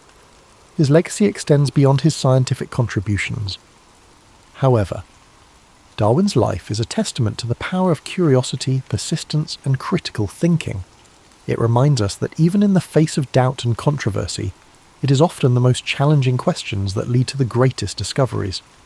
As we close the story of Charles Darwin, we can take a moment to reflect on his journey, not just as a scientist, but as a person who dedicated his life to understanding the mysteries of the natural world. His work has changed the way we view life on Earth and has opened up new avenues of inquiry that continue to shape our understanding of the world around us. Born on January 4th, 1643, in Woolsthorpe, Lincolnshire, England, Isaac Newton arrived into the world during a time of great upheaval. The English Civil War was in full swing, and the country was caught between monarchies, republics, and revolution. But Newton's arrival wasn't anything extraordinary. He was born prematurely and was so small and fragile that his mother reportedly said he could have fit inside a small mug. In fact, it's said that Newton was not expected to survive his early days, yet he defied those odds, growing up to become one of the most influential figures in science and mathematics. As a child, Newton's family life was complicated. His father, also named Isaac Newton, passed away 3 months before he was born, leaving his mother, Hannah A. Scow, to raise him alone. Hannah remarried when Newton was 3 years old, and he was sent to live with his maternal grandmother, while his mother moved away with her new husband. This early separation from his mother would have a lasting impact on Newton's emotional development, leading to periods of intense loneliness throughout his life. Despite his emotional struggles, Newton's intellectual gifts began to shine early on. As a young boy, he attended the King's School in Grantham, where he was known for being solitary and deeply engrossed in his studies. In fact, he was not much of a socializer, preferring to read and experiment on his own. It was during these early school years that Newton began to show an aptitude for invention. One of his most famous childhood experiments was creating a small water clock using a round-bottomed flask, which was one of the earliest signs of his curiosity about the physical world. At the age of 12, Newton's mother brought him back to live with her and her new husband in Woolsthorpe. It was at this time that he began his education at Cambridge University, enrolling at Trinity College in 1661. Cambridge was a world away from the rural life Newton had known, but it would serve as the place where he began his extraordinary journey in the world of science. In the first few years at Cambridge, Newton was fascinated by the works of the great scholars of the time, particularly René Descartes, Galileo Galilei, and Johannes Kepler. These men had made groundbreaking contributions to mathematics, physics, and astronomy, and Newton was eager to learn from their ideas. He was particularly drawn to the study of mathematics and soon became obsessed with solving problems in geometry, algebra, and calculus. However, Newton's journey wasn't without its challenges. The world was entering a tumultuous period during Newton's years at Cambridge. The Great Plague of 1665 struck London, causing the university to close temporarily. Newton, like many others, returned home to Woolsthorpe. It was during this time away from Cambridge, in the isolation of the countryside, that Newton's mind truly began to flourish. This period, known as his Annus Mirabilis, or Year of Wonders, was when Newton made some of his most groundbreaking discoveries. He began to develop his theories on calculus, an entirely new field of mathematics that would allow him to understand the behaviour of motion and change. The concepts that would later shape his laws of motion and universal gravitation were born during these isolated months. He also worked on optics, conducting experiments with light and prisms, leading to his discovery that white light could be split into the colours of the rainbow. But perhaps the most famous story from this period is the one about the falling apple. According to legend, Newton was sitting in his garden in Woolsthorpe when he saw an apple fall from a tree. This simple observation sparked a profound question in his mind. Why did the apple fall straight down, rather than sideways or in some other direction?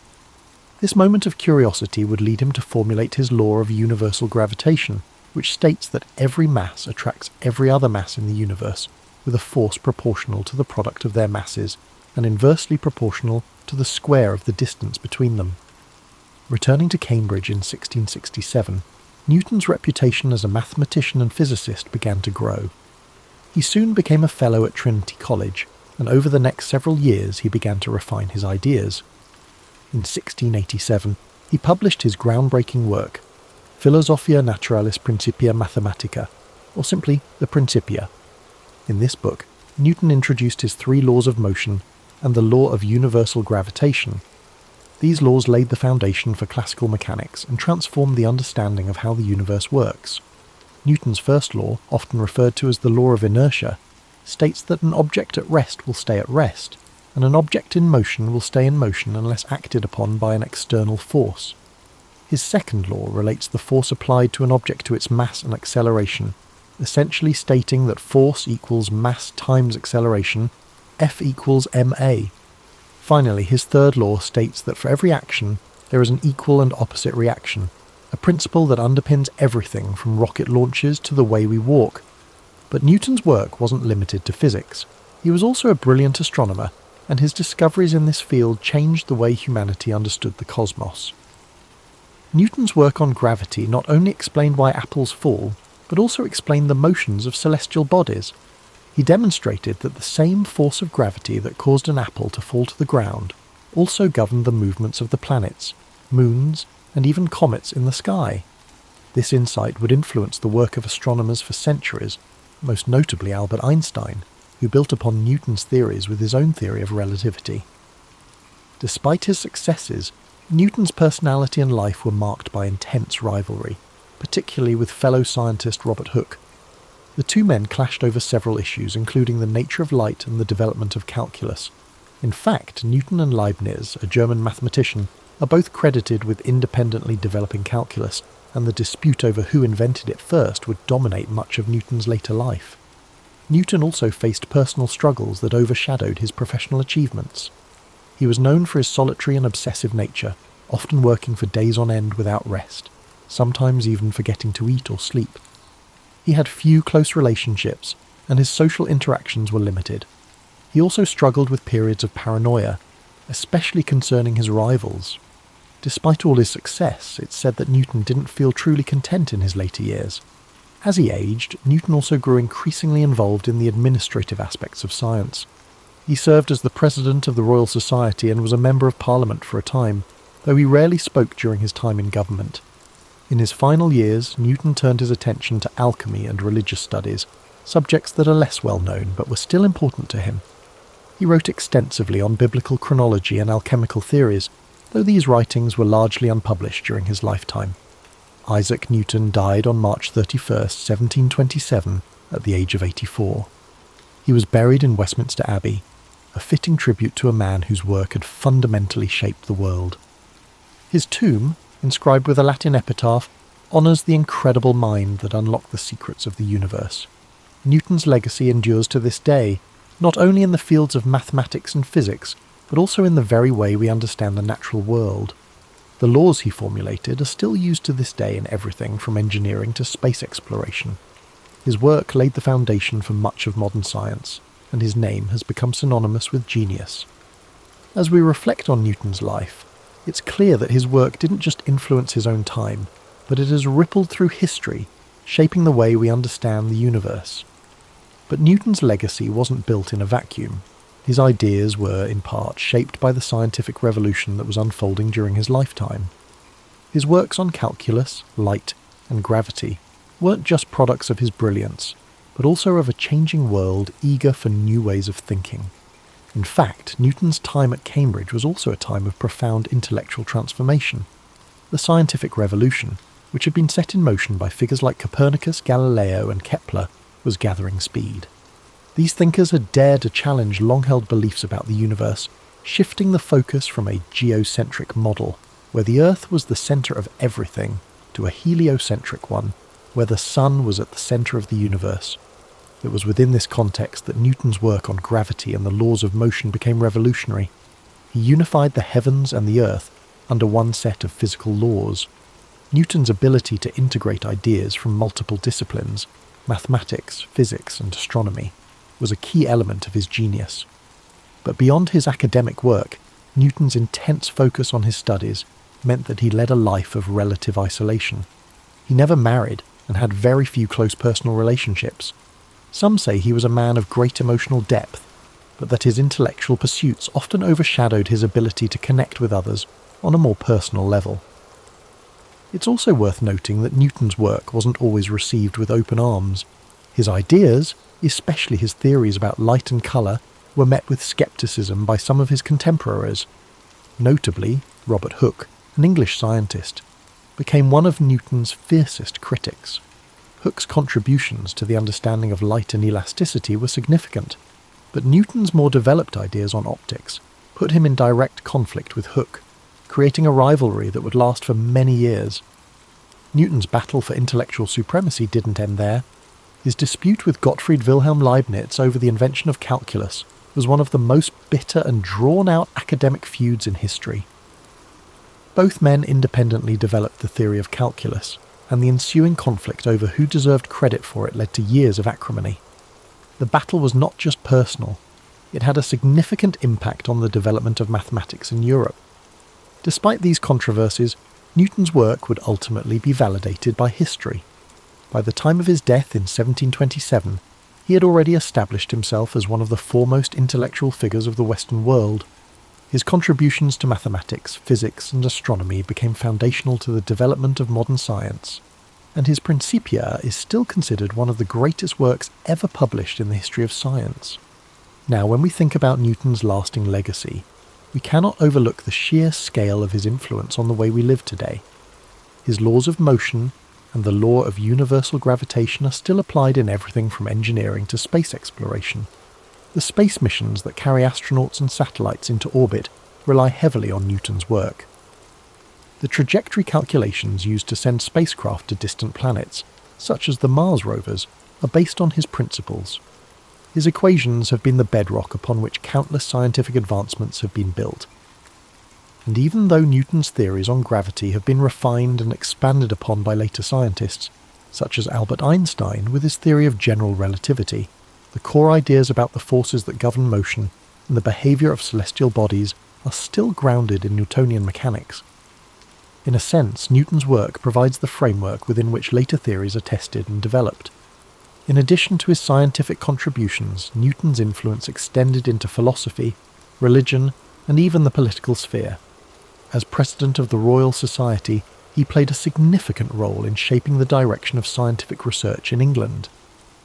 Newton's work helped elevate science to a position of great prestige, laying the groundwork for the Enlightenment, a period in history marked by an emphasis on reason, logic, and scientific inquiry. But despite his global fame, Newton remained a man of contradictions. He was intensely private and could be quite bitter towards those who challenged his ideas. He was known to be secretive, often withholding his work until he felt it was perfect, and sometimes even to the point of being paranoid about rivals.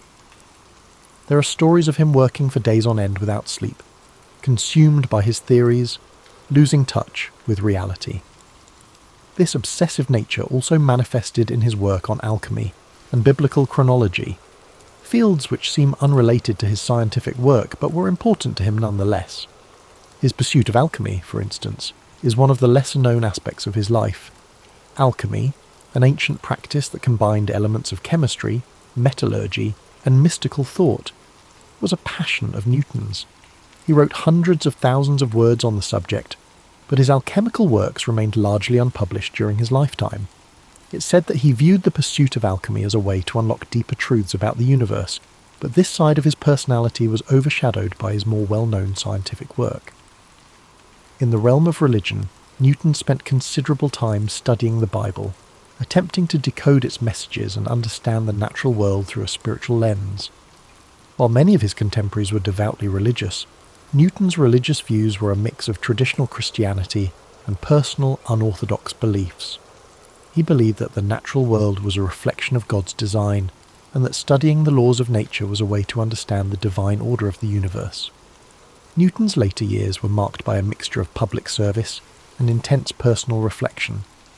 After spending much of his life in academia, Newton was appointed Warden of the Royal Mint in 1696, where he was tasked with reforming England's coinage system. His work in this role was diligent and successful, and he eventually became Master of the Mint, overseeing the minting of all the country's coins. This role added a new layer to Newton's legacy, proving that his skills extended beyond the academic world into the practical affairs of state. When Isaac Newton passed away in 1727, he left behind a legacy that would change the world forever. He had transformed our understanding of the physical universe and set the stage for centuries of scientific progress. His discoveries continue to be celebrated and studied to this day, with his laws of motion and universal gravitation forming the backbone of much of modern physics and engineering. Today, we remember Newton not just as a scientist, but as a symbol of human curiosity and determination. He was a man who sought to understand the fundamental laws of nature, and in doing so, changed the way humanity sees the world. His story is a reminder that one person, no matter how humble their beginnings, can leave an indelible mark on history. As we draw this exploration of Isaac Newton's life to a close, it's important to reflect on the profound impact he has had on the world we live in today. Though centuries have passed since his death, his contributions continue to shape our understanding of the universe. One of the most remarkable aspects of Newton's legacy is how his theories laid the groundwork for much of modern science. His laws of motion, for example, are still foundational to fields like engineering, aerospace, and robotics. Every time a rocket is launched into space, scientists and engineers rely on Newton's understanding of forces and motion to chart its course. His ideas allow us to send satellites to orbit, predict the trajectory of asteroids, and calculate the velocity of objects moving at incredible speeds. Without his work, our modern technological advancements, especially in fields like space exploration, would not have been possible. Even beyond physics, Newton's influence extends to a variety of other disciplines. His work in mathematics led to the development of calculus, a tool that's now used in everything from economics to medicine. Calculus is indispensable in understanding rates of change, making it essential in fields like biology, chemistry, and even social sciences. It's amazing to think that these equations, developed over 3 centuries ago, are still used by scientists, mathematicians, and economists to solve real-world problems. Newton's discoveries about light and optics, too, paved the way for our modern understanding of vision, colour, and even the development of technologies like telescopes and microscopes. His experiments with prisms demonstrated that light is made up of different colours, fundamentally changing our approach to the study of light waves.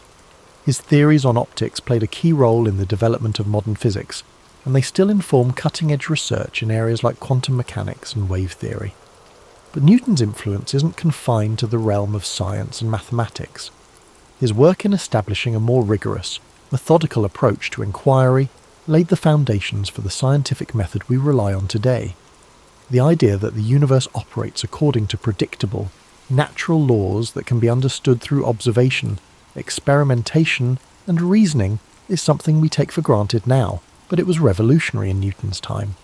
We can also see Newton's impact in the way we approach intellectual problems.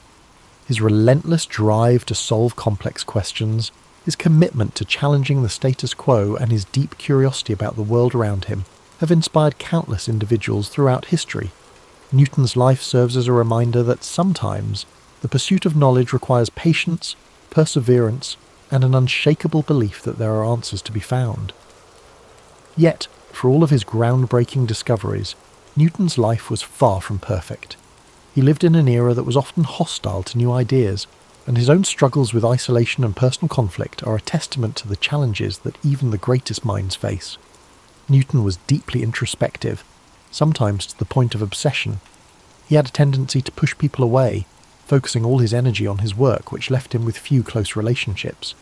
Even in his personal life, Newton found that achieving greatness often came at the cost of emotional fulfillment. In many ways, though, Newton's journey can offer us comfort. His story reminds us that greatness is not always defined by ease or popularity.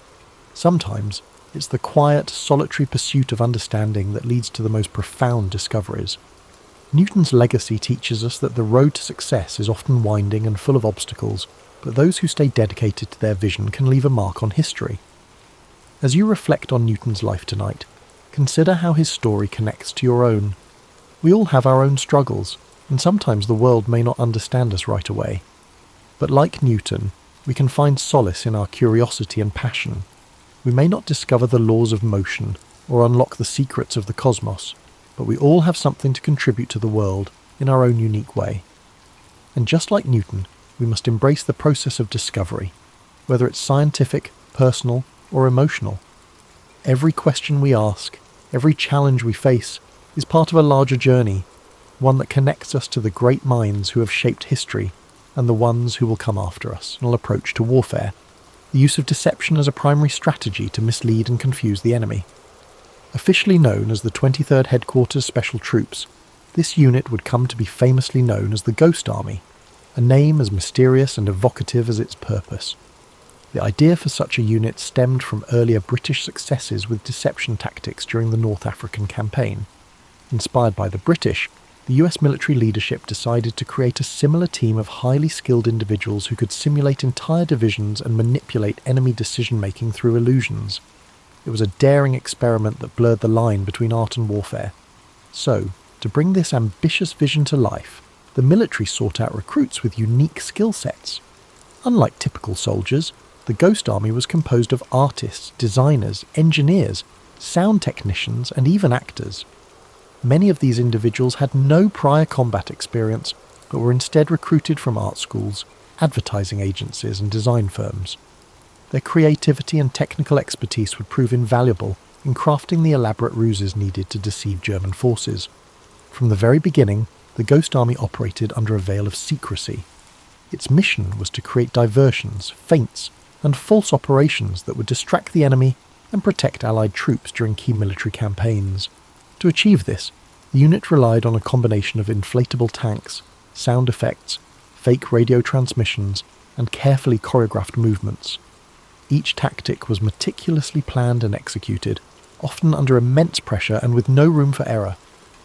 One of the Ghost Army's most ingenious methods involved the use of inflatable equipment. Rubber tanks, trucks, and artillery pieces were designed to look convincing from a distance, creating the illusion of a formidable force. These decoys were lightweight and portable, allowing the unit to set up and dismantle fake encampments in record time. The sight of rows of vehicles in strategic locations was often enough to make enemy reconnaissance planes report the presence of a large Allied force. But visual deception was only one part of the equation. The Ghost Army also employed sophisticated sound technology to enhance their illusions. Using state-of-the-art recording equipment, they created audio tracks of rumbling tanks, marching soldiers, and the din of a bustling military base. These sounds were played through powerful speakers mounted on trucks, which could project the noises up to 15 miles away. The combination of visual and auditory deception created an immersive experience that fooled even the most seasoned enemy commanders. The third key element of the Ghost Army's strategy was radio deception. Skilled operators mimicked the communication styles and routines of real Allied divisions, transmitting fake orders and messages to confuse German intelligence. This tactic, known as spoof radio, was critical in convincing the enemy that they were facing a much larger force than was actually present. The Ghost Army's success depended on collaboration and meticulous attention to detail. Each member of the unit had a specific role to play, whether it was painting camouflage patterns, designing inflatable decoys, or coordinating the placement of sound equipment. Their ability to work together seamlessly under tight deadlines was a testament to their dedication and resourcefulness. As the unit prepared for its first major operation, the stakes were high. The Ghost Army had been entrusted with a mission that could determine the success or failure of the broader Allied campaign. Despite the pressure, the men and women of the Ghost Army approached their work with a sense of purpose and creativity that set them apart. This unconventional army, born from a blend of grit and necessity, would go on to play a pivotal role in the Allied victory. Its members knew that their work would remain shrouded in secrecy for decades, but they were driven by a shared belief in the importance of their mission. The Ghost Army was not just a collection of soldiers, it was a testament to the power of imagination in the face of adversity. The Ghost Army's first significant test came in the summer of 1944, shortly after the D-Day landings in Normandy. As Allied forces pushed inland from the beaches, they faced fierce resistance from German troops determined to hold their ground. The Ghost Army's role in this critical phase of the war was to draw enemy forces away from key objectives, creating opportunities for the main Allied forces to advance. Operation Brest was the unit's debut, a deception campaign designed to divert German attention away from an Allied push toward the strategically important port of Brest in northwestern France. Brest was vital to the German war effort as it served as a major naval base and supply hub. Capturing it would severely disrupt German logistics and communications. However, the city was heavily fortified, and a direct assault would result in significant Allied casualties. The Ghost Army's task was to stage a diversion that would weaken the German defences in Brest and allow the Allied forces to strike more effectively.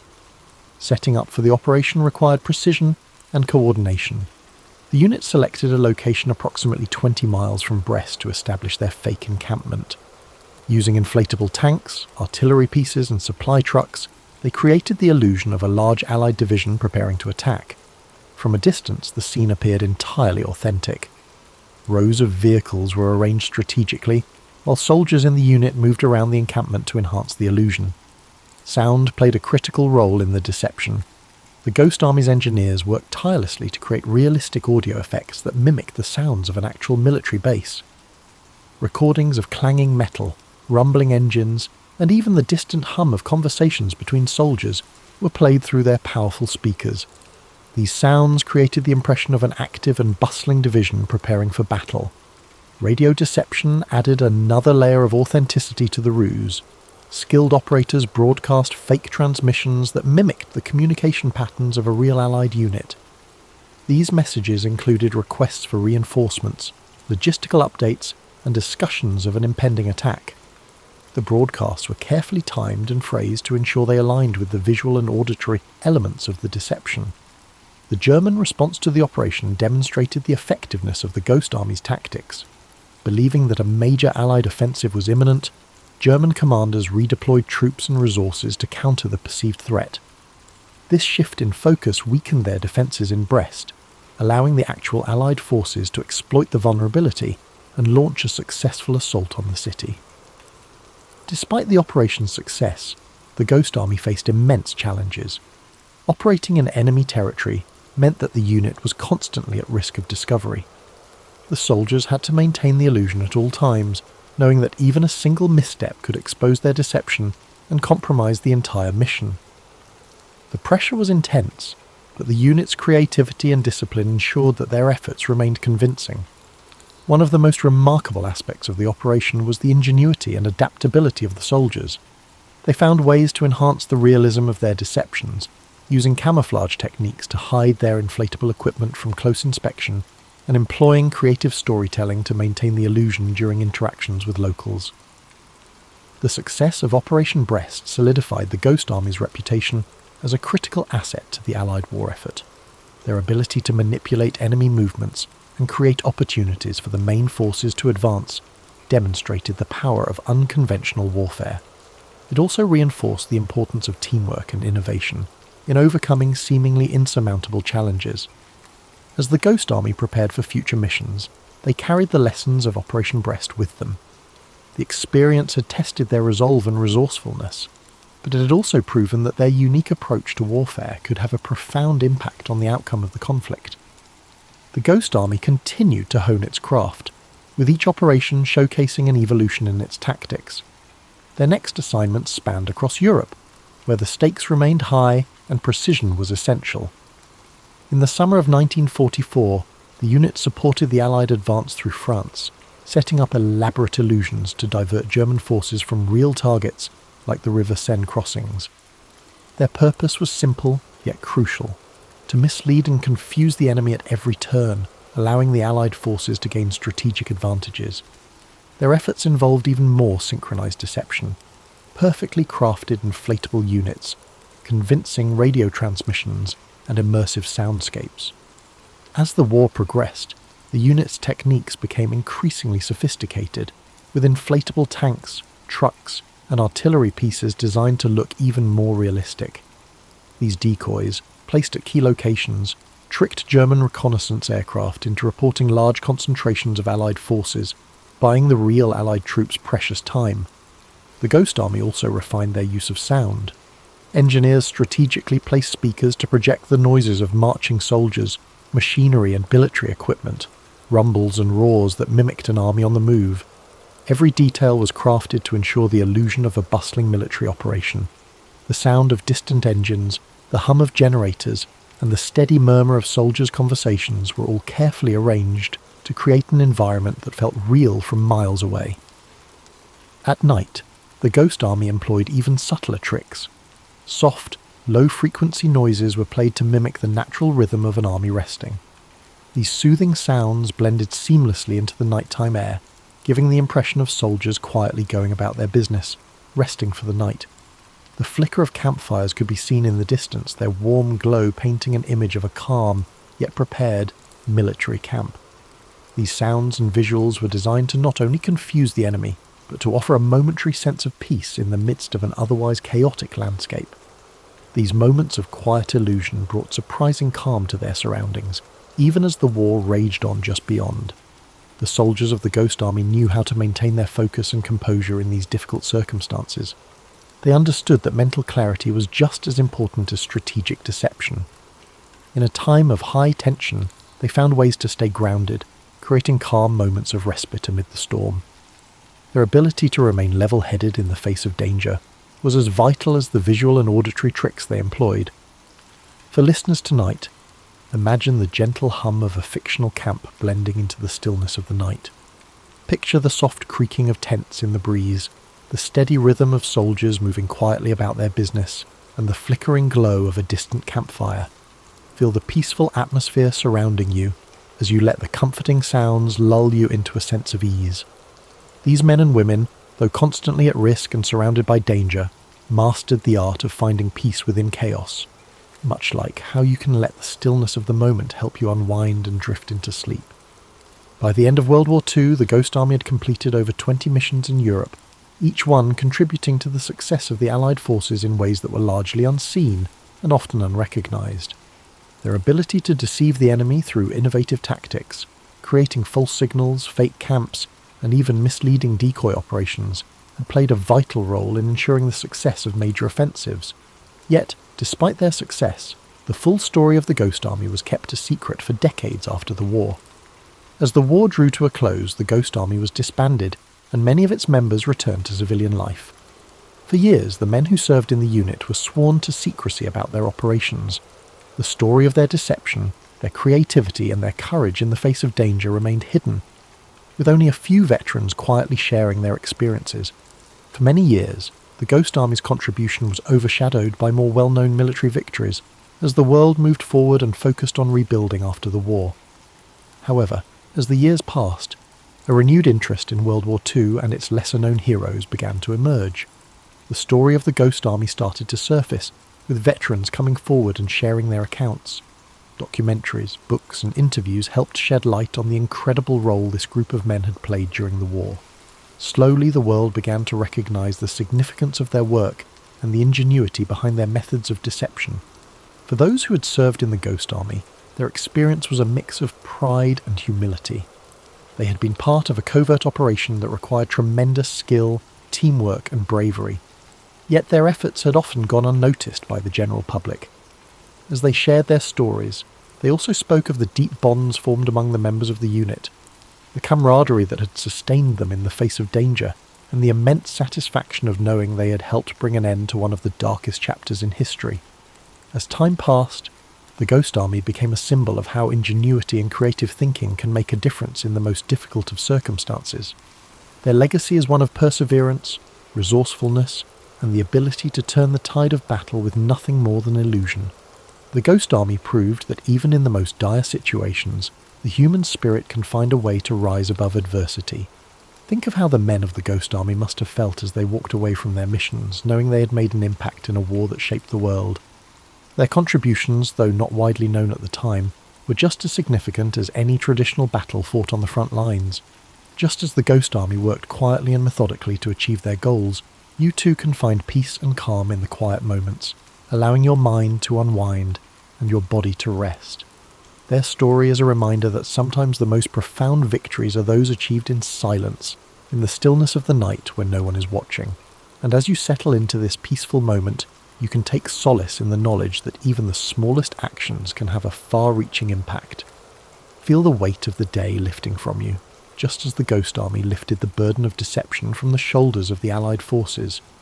Although the Ghost Army's work was shrouded in secrecy during and immediately after World War II, their legacy would not remain hidden forever.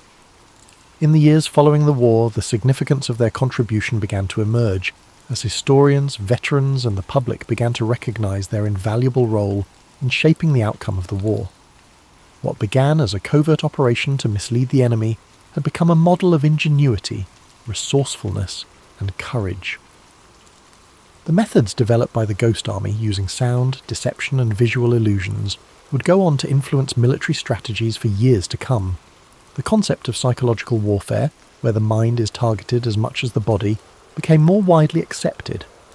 These tactics would inform future military operations, as the lessons learned from the Ghost Army's success were incorporated into modern military doctrine.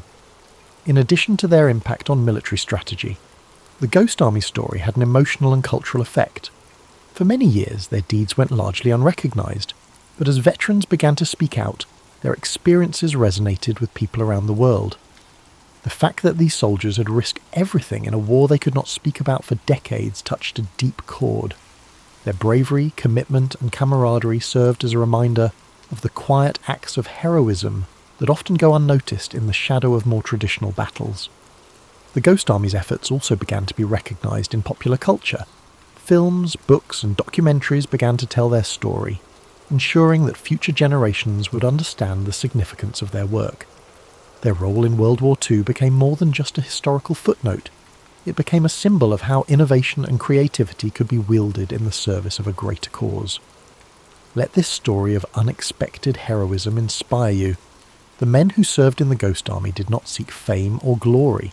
Instead, they focused on a mission that was far greater than themselves. Their quiet dedication to their craft echoes in the background of history, just as the calm sounds of the world around you do now. As you relax deeper, allow this story to calm your mind like a sweet melody, or a peaceful nightfall that quietly surrounds you. The knowledge that these men contributed in ways that were largely unseen allows us to reflect on how every action, no matter how small or seemingly insignificant, can contribute to something much larger. The Ghost Army may have operated in silence, but the echoes of their efforts resonate still, offering a reminder that there is power in subtlety, in quiet strength, and in the peaceful moments when we step back to reflect. As decades passed, the Ghost Army's influence continued to ripple through both military strategy and cultural memory. The quiet genius of their operations, blending deception with cutting-edge technology, was not just a wartime tactic, but a profound lesson in the value of innovation under pressure. While the techniques they pioneered were initially dismissed as a curiosity, they eventually became essential components of modern military operations, especially in the realms of psychological warfare and tactical deception. Following the war, the value of the Ghost Army's contribution was recognised in unexpected ways. The unit had shown that military success didn't always require sheer force. Sometimes, it was the ability to create uncertainty in the enemy's mind, to disorient, confuse, and mislead. This shift in understanding emphasised the power of non-violent methods in warfare, laying the groundwork for the evolution of modern intelligence operations. Beyond their impact on military tactics, the Ghost Army became a symbol of strength, something that went beyond traditional acts of greatness. The members of this unique unit, ordinary men who found extraordinary ways to serve their country, reminded us that contributions to a greater cause often come in unconventional forms. Veterans who had served in the unit began to tell their stories, and these accounts related deeply with people across the world. The idea that such a vital part of World War II was unsolved for so long made up for the overlooked contributions of everyday individuals. It helped reshape the way we perceive wartime contributions and made it clear that only large, obvious victories are worth remembering.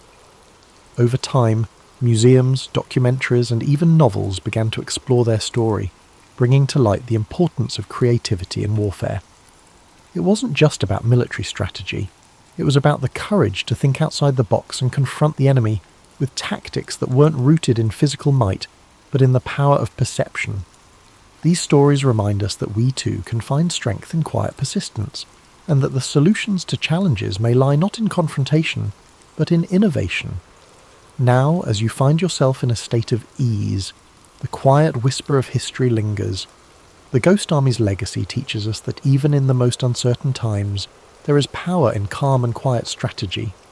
Feel the weight of your body easing, each muscle unwinding and softening, as you allow yourself to drift deeper into calm rest like a warm blanket. Just like the Ghost Army's methods that brought clarity and purpose amidst chaos, this quiet moment brings peace to your mind and body. This isn't necessarily the ending of our story, but the beginning of a restful journey into the stillness of sleep. Sweet dreams.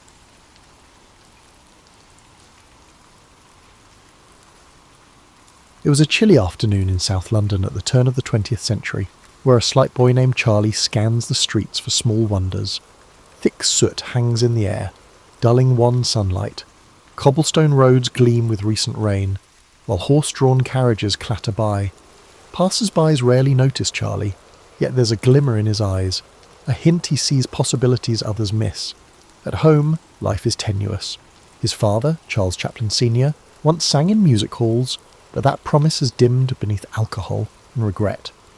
Charlie remembers nights when his father's lullabies softened the cramped walls, and others have muttered arguments. Meanwhile, his mother, Hannah, struggles to maintain equilibrium in her own fragile world. She once performed too, and sometimes urges Charlie to mimic everyday oddities. Other times, she vanishes into a haze, leaving him to wonder if his antics can reach her. Charlie hones his observational skills in Nipper's tiny flat. A single candle flickers in the hearth, casting shadows that inspire makeshift performances. He imitates a neighbour's theatrical gestures or a local gentleman's pompous stride, earning a weary smile from Hannah. Outside, Lambeth's narrow streets become his stage. He notes the lamplighter's angled stance, a stray dog's bark, the swirl of a violin from a pub. Where others see grime, he sees comedic fodder. His older half-brother, Sidney, is more practical, working odd jobs and scolding Charlie for daydreaming.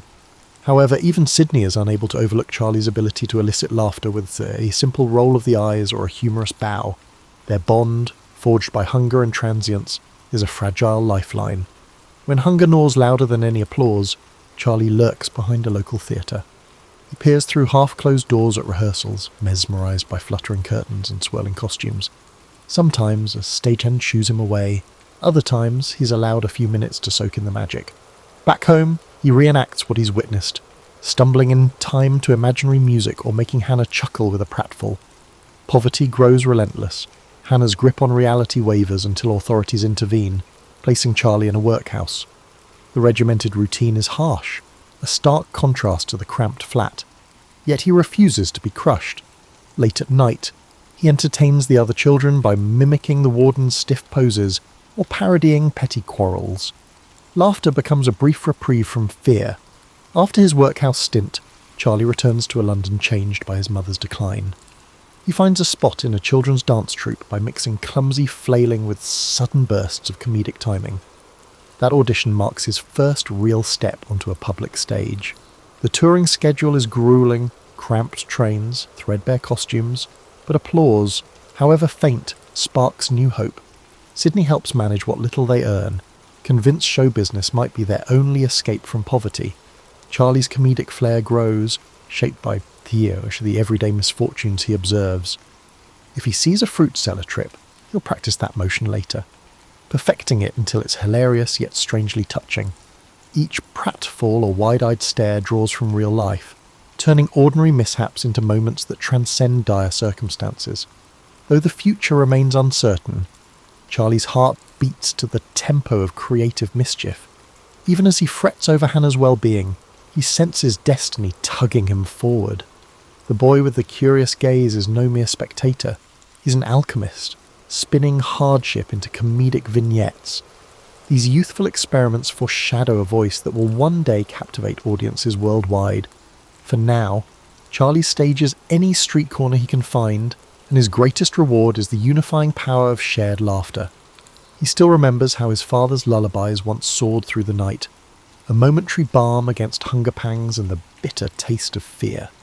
Sometimes, just before dawn, Charlie would lie awake, dreaming of a stage where sorrow could be recast as joy. In these idle moments, he memorized the rhythms of laughter, how it could erupt from even the bleakest circumstances. If a drunken neighbour stumbled, Charlie transformed it into a dance step that sparked grins. No matter how drab the alleyways, he found a spark to kindle his imagination. He sensed a well-timed tumble could lift weary spirits, even briefly. Those small victories fueled him. Amid the city's grey skies and lingering coal dust, Charlie found colour in humour, layering each new insight into his evolving repertoire. Unbeknownst to the crowds who passed him by, he was already practising for a role far larger than any shabby stay could contain. He was resolute. Charlie's mother, Hannah, succumbs to deeper mental fragility, and officials place him in a workhouse. Suddenly, the cramped familiarity of home is replaced by rigid schedules and faceless corridors. Children cry quietly, their hope eroding under stern watch. In this dreary labyrinth, Charlie clings to memories of Hannah's half-smiles and the musty warmth of dimly lit music halls. At night, he entertains the other kids, imitating wardens or reenacting staff disputes. Laughter, however faint, punctures the gloom. His stay is brief, thanks to sympathetic relatives who reunite him with Sydney. But Hannah's condition has worsened. At times, she acknowledges them, but at other moments, her own sorrow overwhelms her.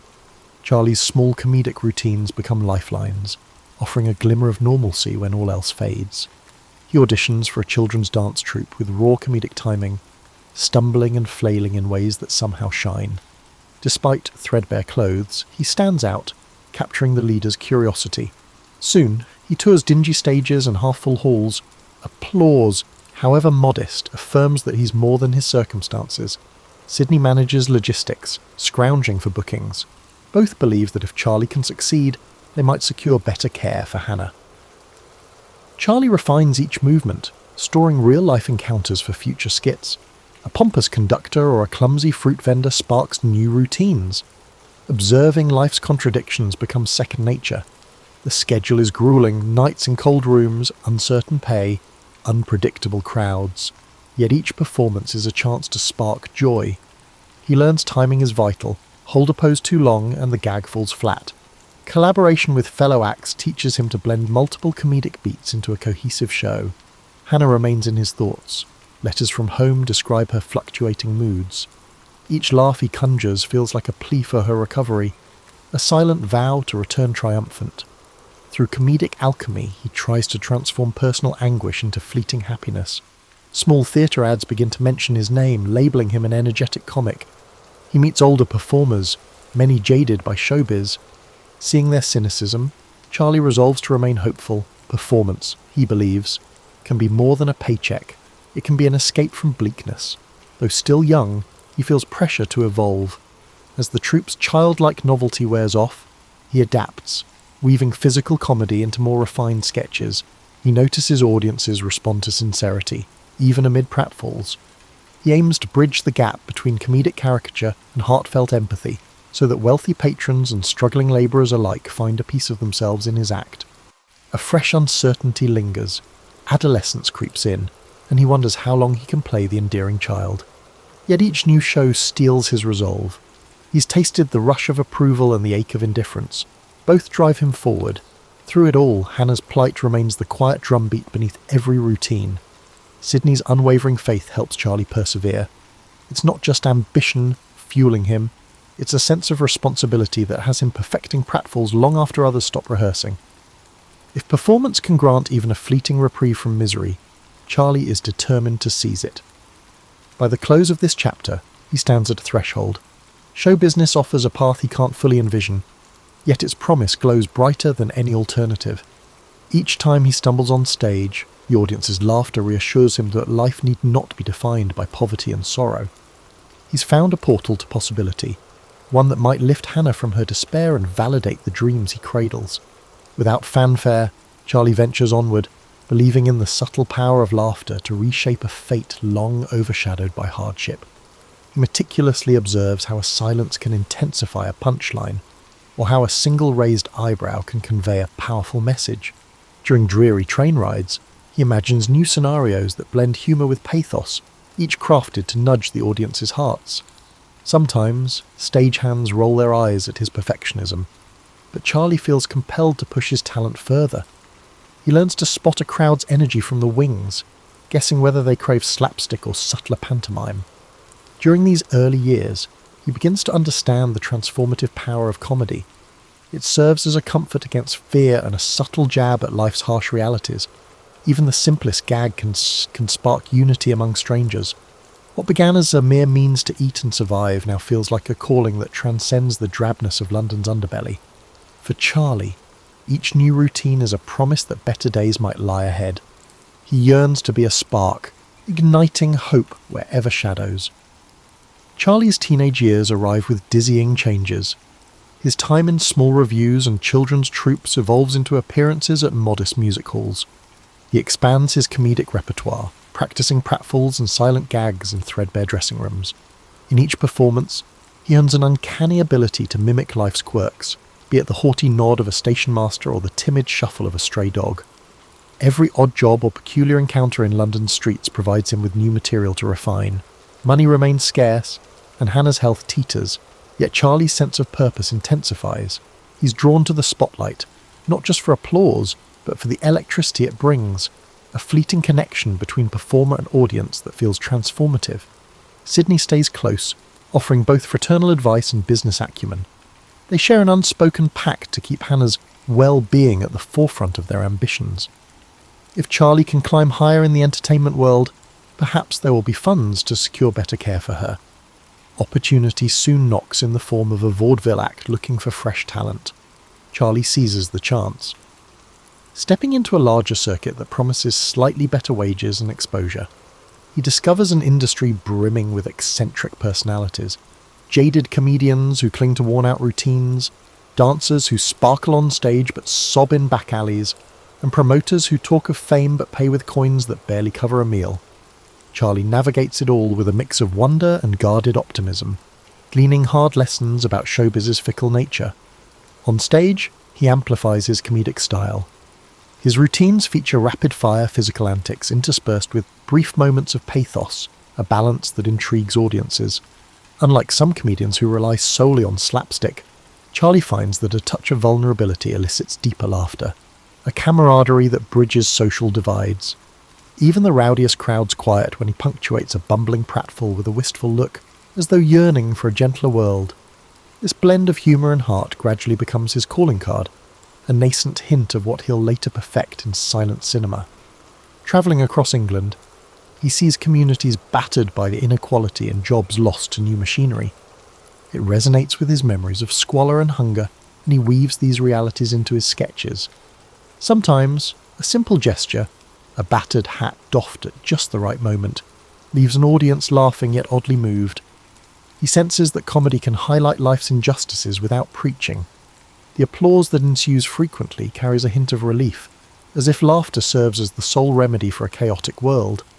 Then, the Fred Karno Company beckons. Known for elaborate slapstick sketches and precise comedic timing, Karno's troupe is respected in vaudeville circles.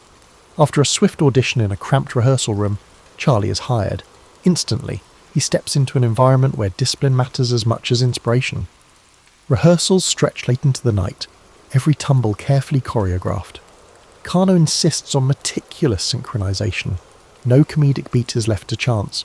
Charlie revels in this rigorous approach, discovering that the best gags require exact timing and intense focus. Karno's ensemble soon prepares to tour America, a land of mythic proportions in Charlie's eyes. Crossing the Atlantic on a crowded steamship, he feels the hum of possibility. The moment he steps onto American soil, he's overwhelmed by the frenetic energy of New York City. Towering skyscrapers, flashing electric lights, and melting pot neighborhoods ignite his curiosity. As Karno's troupe traverses the vaudeville circuit, Charlie devours fresh inspirations, the swagger of street vendors, the lilting drawl in a Mississippi town, and the raucous laughter of Midwestern audiences, performing night after night. He refines his craft under the pressure of instantaneous audience feedback. American theatregoers are rowdier and quicker to judge. but also lavish in their praise if they sense authenticity. Charlie's brand of physical comedy, tinged with empathy, resonates across state lines. He relishes each stage as a blank canvas to test new moves, contort his face into improbable expressions and spark roars of laughter. Here, pantomime transcends language. He doesn't need words to communicate longing, mischief, or sorrow. Between shows, he writes letters to Sydney, who remains in England to watch over Hannah. The updates brim with excitement at his American experiences, yet a thread of worry snakes through every line. Charlie wonders if each successful performance might bring him a step closer to the stability they crave, or if show business is as precarious in the States as it was back home. When the troupe reaches California, sun-drenched and teeming with new film studios, he grows restless. Rumours abound that moving pictures are the future of entertainment. While some older comics scoff, Charlie senses a fresh frontier. If he can convey so much with a simple gesture on stage, imagine what he could accomplish on camera, where expressions can be magnified for all to see. At the conclusion of the tour, Charlie finds himself in a precarious situation. Vaudeville has sharpened his comedic instincts, but the emerging world of film entices him. He's spent years learning how to craft a story with stumbles and glances rather than words. In this new medium, such skills might find their perfect home. Unsure how or when, he clings to the hope that his path will soon lead to film, a place where his silent eloquence might speak volumes. In his pocket, he keeps a note from Sydney detailing Hannah's improving spirits. That alone fortifies him. Each passing show intensifies his sense of a destiny he's just beginning to envision. Fortunately, Max Sennett, the head of the Keystone Film Company, notices Charlie's increasingly captivating stage presence. Intrigued by the wiry comedian who stirs laughter with a twitch of an eyebrow, Sennett offers him a short-term contract. Hesitant yet curious, Charlie steps onto a Keystone set in early 1914, surrounded by banana peels, frenzied chases, and broad slapstick scenes. The chaos is exhilarating, but the film process is unlike anything he's known. There's no native audio or audience to gauge his performance, just a camera that captures every move in stark finality. He soon embraces the novelty of it. Film allows multiple takes and close-ups that highlight his subtle expressions. Where vaudeville demanded exaggerated gestures to reach the back row, the camera reveals nuance, an eye roll, a knowing smirk, a delayed double take. Charlie revels in these details, quickly learning to craft comedic moments that linger. Audiences see these short reels in Nickelodeons across the country, giggling at the ungainly newcomer whose rubbery movements and distinctive moustache leave a lasting impression. Keystone churns out comedies at breakneck speed. The storylines are paper-thin, a love triangle here, a pie fight there, car chases zigzagging through city streets. Charlie, however, suspects that slapstick can be more than mere chaos. When he's given leeway to direct, he experiments, injecting small doses of empathy into the humour. A fleeting moment where his character sighs or appears embarrassed adds emotional texture to the pratfalls. Before long, his bowler hat, oversized pants and cane transform into a recognisable persona, still unnamed but undeniably distinct. He invests it with a humanity that resonates, even in the midst of Keystone's manic energy. Fame creeps up on him. Moviegoers start referring to him as the little fellow or the tramp, enthralled by his comedic oddities. Newspapers run blurbs praising his rubber-limbed antics. Charlie is still young and uncertain, yet he can't deny the sweet rush of public adoration. He sends bigger money orders back home, hoping Sydney can keep Hannah comfortable. Each success feels like a lifeline extended to the mother he fears he may never see fully healed. However, success within Keystone brings friction. The studio has its established methods, fast production, broad comedy, and Sennett grows uneasy with Charlie's desire for more control. Tensions rise when Charlie requests extra time to perfect a gag or begs for an additional shot to highlight a subtle reaction. While Sennett appreciates box office returns, he views Charlie's meticulous approach as disruptive. There are grumblings among the other comedians too, some of whom resent his rapid rise, yet Charlie can't help pushing boundaries. He believes that true comedy emerges from sincerity, not just frantic minor movement. Eventually, lured by a more generous offer, Charlie leaves Keystone for the S&A Film Manufacturing Company. There, he negotiates greater creative freedom. It's at S&A that he refines the tramp persona, melding slapstick with pathos in ways that both tickle and tug at the heart. Films like The Tramp and Work introduce audiences to a bumbling yet noble character who combats life's indignities with resilience. In these shorts, Charlie's comedic set pieces dance hand in hand with quiet moments of longing, ensuring viewers laugh even as they sense a deeper undercurrent of vulnerability. Critics soon hail him as a comedic genius. His paychecks swell, studios scramble to outbid each other, and fans clamour for the next release. Yet behind the scenes, Charlie grapples with isolation. Hollywood's glitz doesn't erase his memories of threadbare clothes, or the heartbreak of seeing Hannah slip away. Private dinners with industry magnates feel hollow, overshadowed by a longing for genuine connection. He writes letters to Sydney, pouring out doubts about whether he's simply dressing up old poverty in new silk, or if he's truly forging a path that matters. When he signs with the Mutual Film Corporation in 1916, the salary is astronomical for its time. More importantly, he secures near total autonomy on set. He directs, writes, stars, and even begins solo composing musical cues. This level of control, unheard of for most entertainers, lets him craft two real comedies that blend clowning with incisive satire. Each short film boldly explores comedic boundaries, all the while retaining an undeniable tenderness at its core. The public, eager for such inventive humour, devours them. By the close of Part 4, Charlie stands not just as a stage performer who dabbled in film, but as a movie pioneer shaping the language of silent comedy. His trademark shuffle, cane twirl, and half smile enchant audiences worldwide. Still, he's restless. The medium brims with unrealised potential, and he wants to test its limits. Even as he savours each new project, a spark in him yearns for something grander, a longer format to explore deeper narratives without sacrificing laughter. The worry that fortunes can change abruptly hovers in the back of his mind. But for now, in those silent reels, he's found an outlet for the empathy and mischief he first nurtured on London streets. With each new contract, Charlie's creative aspirations escalate. Mutual grants him near complete freedom, and his two reel comedies draw record profits. His Chaplin studios soon rise in Los Angeles, a testament to how far he's come from Lambeth's soot-laden alleys. Here, he fashions sets on a whim and refines comedic bits to exacting degrees. Prop men scramble to satisfy his sudden inspirations, while extras wait, intrigued by his meticulous approach. Some marvel at his devotion to scenes that run only a few minutes on screen, but Charlie insists every frame carry his unmistakable stamp. Now that he earns a fortune, Hollywood's high life beckons, yet he feels uneasy about opulence. Those who endured real poverty rarely shake its memory. Charlie prefers to pour resources into perfecting each film. His silent creations, like Easy Street or The Immigrant, layer pratfalls with social commentary. Even as audiences howl with laughter, they glimpse heartbreak in the tramp's eyes, the reflection of a man who's known desperation. Critics praise his artistry, calling his work a blend of whimsy and empathy, a comedic mirror held up to the tumult of everyday life. However, just as he settles into his routine, a sudden shift occurs. The silent era stands on the verge of a seismic transformation, the invention of talkies. Some studios embrace recorded sound with giddy excitement, certain it will revolutionize film. Others fear it might cheapen the universal language of pantomime. Charlie watches these developments warily. His art relies on expressive gesture. Wouldn't spoken dialogue fragment the broad appeal that made the Tramp beloved worldwide? He's torn between clinging to silence and experimenting with sound.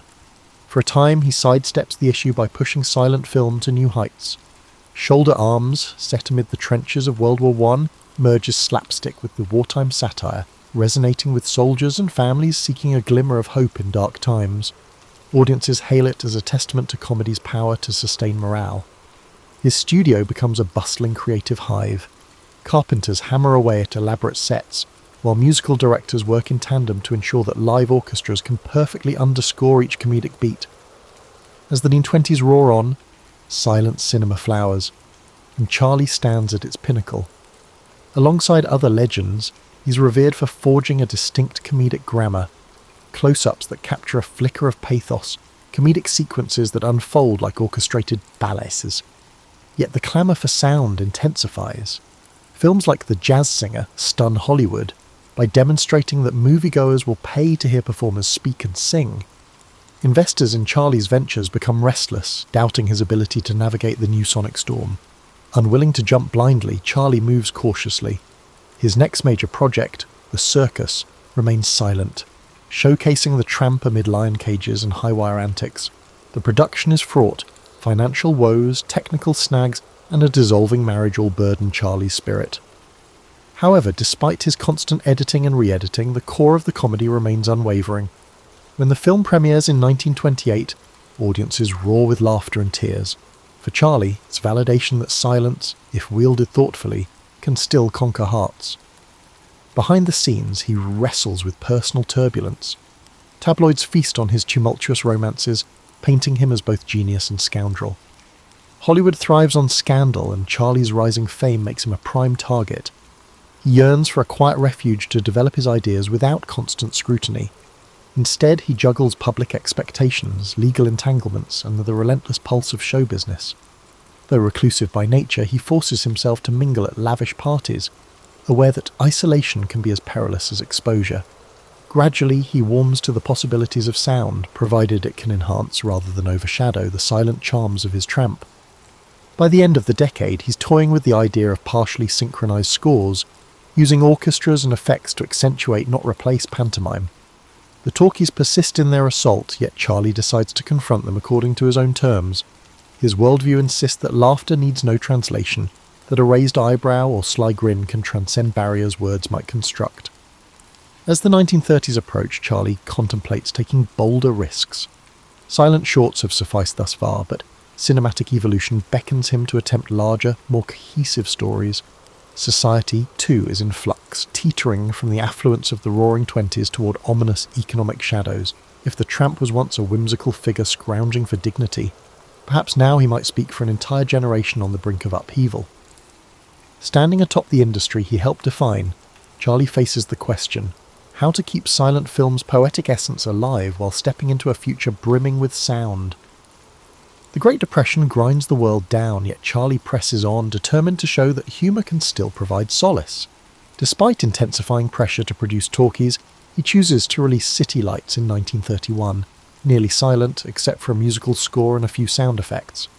Many in Hollywood consider him foolhardy, warning that audiences now crave spoken dialogue. Charlie ignores them. The tale of the tramp and a blind flower girl unfolds in pantomime, underscored by poignant music. At the premiere, the audience's reaction is electric. Some weep, others cheer, but all rise to applaud a film that reaffirms silent cinema's unique power.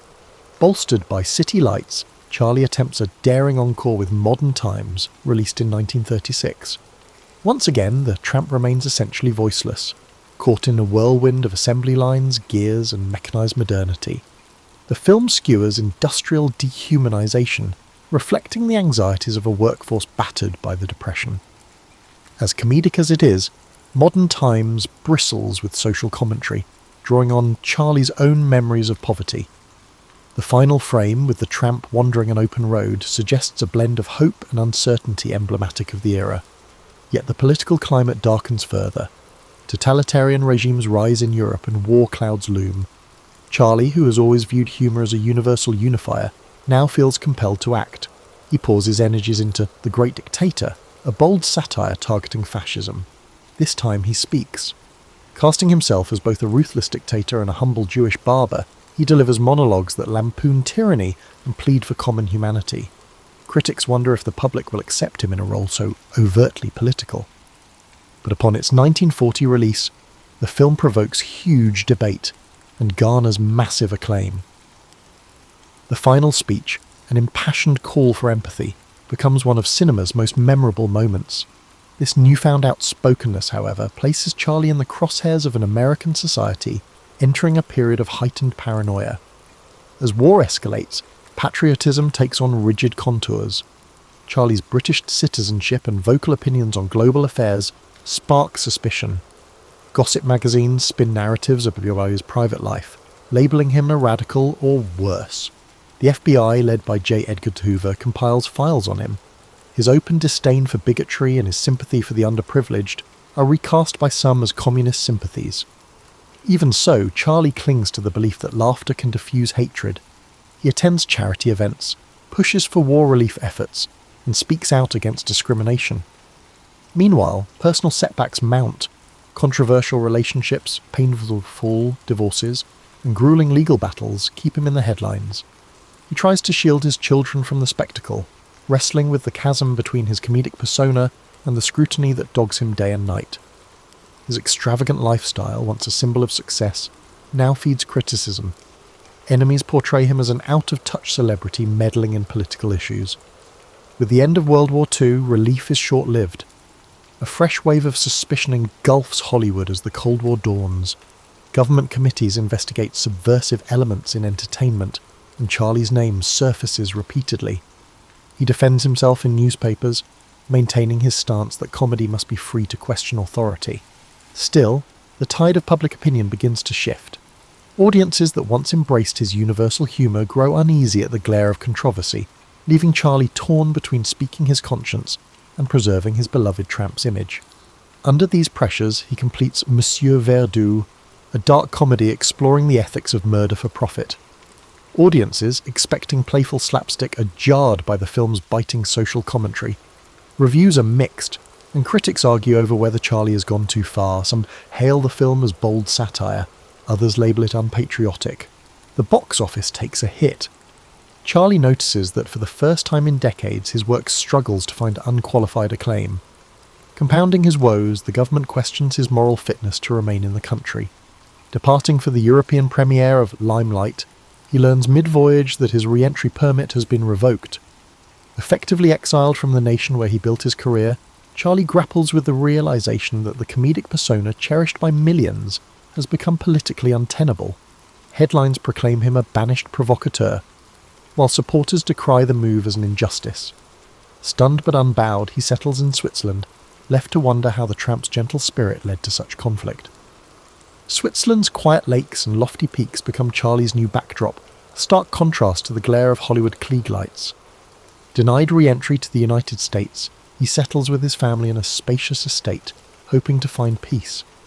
Yet even from this alpine refuge, he feels the sting of exile. Newspapers worldwide clamour for comment on his banishment.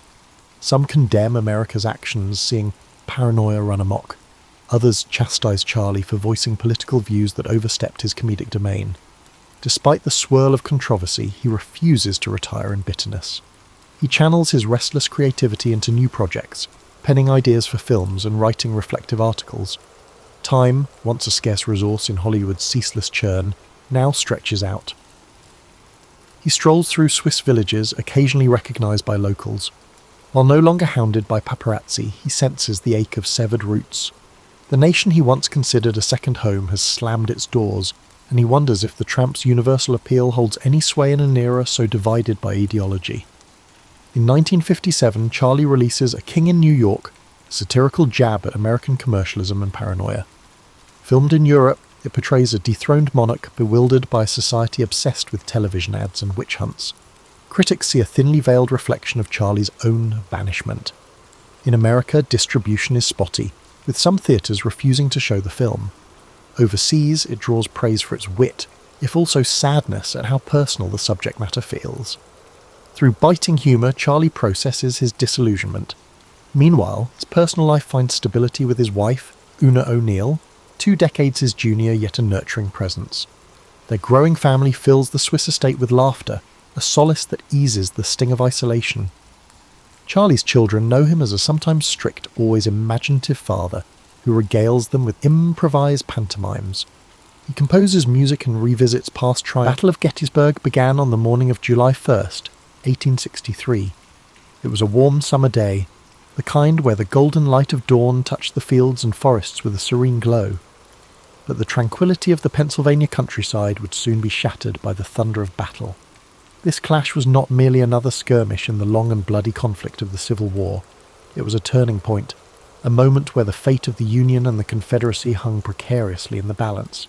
General Robert E. Lee, commanding the Confederate Army of Northern Virginia, had set his sights on a bold invasion of the North. His army, emboldened by a string of victories, marched into Pennsylvania with the hope of striking a decisive blow that would force the Union to sue for peace. Lee's strategy was not just about military conquest. It was about shaking the Northern resolve, bringing the war to Union soil, and perhaps swaying foreign powers to recognise the Confederacy. On the Union side, General George G. Meade had recently taken command of the Army of the Potomac. His task was daunting: to stop Lee's advance and protect the Union's heartland. The soldiers under his command were weary from years of conflict, but their resolve to defend their homeland and preserve the Union burned brightly. The two armies converged near the small town of Gettysburg, a place of rolling hills, fertile farmland, and winding roads. It was an unlikely setting for one of the most significant battles in American history. On the first day, the fighting began west of the town, as Confederate forces encountered Union cavalry. The clash was fierce and chaotic, with both sides scrambling to gain the upper hand. By day's end, the Confederates had pushed Union forces back through the town and onto the high ground to the south, securing an early advantage. The second day of the battle dawned with tension thick in the air. The Union Army had established a strong defensive position along a series of hills and ridges known as Cemetery Hill, Culp's Hill, and Little Round Top. Lee, confident in his army's strength, launched a series of attacks to break the Union lines. The fighting on July 2nd was intense and bloody. At Little Round Top, Union Colonel Joshua Lawrence Chamberlain and the 20th Maine Regiment made a heroic stand to defend the hill's southern flank. Outnumbered and nearly out of ammunition, Chamberlain ordered a desperate bayonet charge that drove the Confederates back and secured the Union's position. It was a moment of extraordinary courage, one that would later be remembered as a turning point in the battle. Elsewhere, the fields of wheat and peach orchards became killing grounds, their beauty scarred by the carnage of war. The air was thick with smoke and the cries of the wounded. Soldiers on both sides fought with ferocious determination, knowing that the stakes were higher than ever. By the end of the day, the Union lines had held, but at a terrible cost. The third and final day of the battle, July 3rd, brought the infamous assault known as Pickett's Charge. Lee, believing that a concentrated attack on the Union center could break their lines, ordered 12,500 Confederate soldiers to march across open fields under heavy Union artillery fire. The sight of that charge was both awe-inspiring and harrowing. The Confederate soldiers advanced in tight ranks, their banners waving, their determination unyielding. But the Union defenders, entrenched on Cemetery Ridge, unleashed a devastating barrage of cannon and musket fire. The fields became a scene of chaos as men fell by the hundreds. Despite their bravery, the Confederate soldiers could not overcome the Union's defences. The charge was repelled, and the fields were littered with the fallen. As the sun set on July 3rd, the Battle of Gettysburg came to an end. Lee, realizing that his army could not sustain another assault, began the long retreat back to Virginia. The Union Army, though battered and exhausted, had won a decisive victory. It was a moment of relief and triumph for the North, a turning point that shifted the momentum of the war. The cost of the battle was staggering. Over 50,000 soldiers were killed, wounded, or missing. The fields of Gettysburg, once peaceful and lush, were now marked by the scars of war. Families in both the North and the South mourned the loss of loved ones, their lives forever changed by the conflict. In the months that followed, Gettysburg became a symbol of sacrifice and resilience. On November 19th, 1863, President Abraham Lincoln delivered the Gettysburg Address at the dedication of the Soldiers' National Cemetery. His words, though brief, captured the essence of what the battle had come to represent. He spoke of a nation conceived in liberty and dedicated to the proposition that all men are created equal. He reminded the audience that the soldiers who had fought and died at Gettysburg had done so to ensure that freedom and democracy would endure.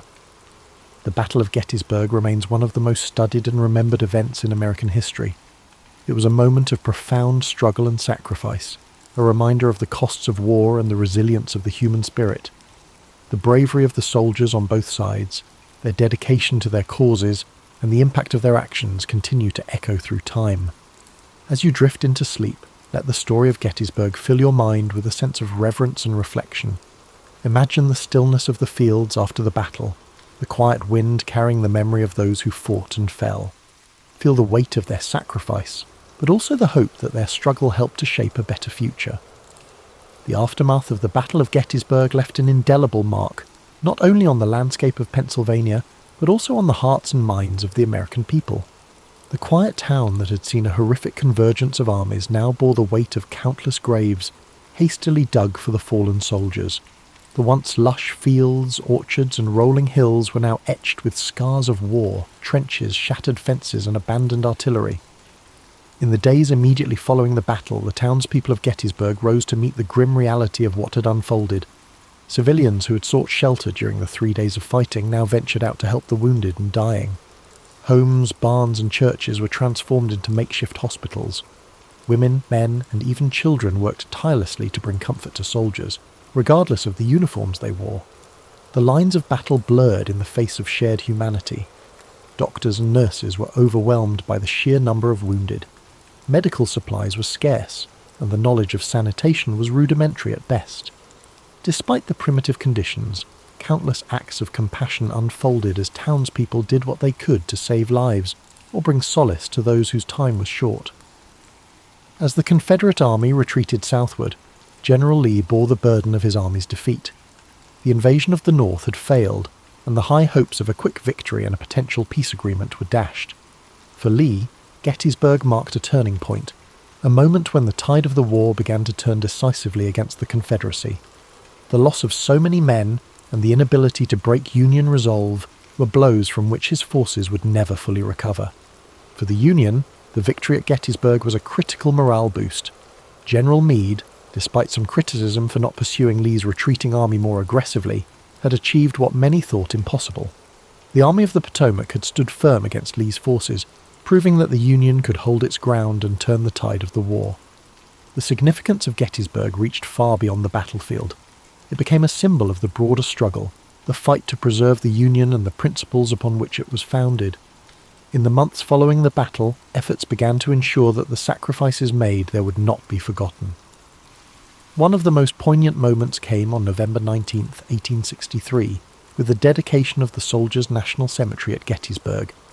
President Abraham Lincoln was invited to deliver a few remarks, following a lengthy oration by Edward Everett, a renowned speaker of the time. Lincoln's address, though brief, would become one of the most enduring speeches in American history. Standing on the blood-soaked fields of Gettysburg, Lincoln spoke not only to honour the dead, but to remind the living of the greater cause for which they had fought.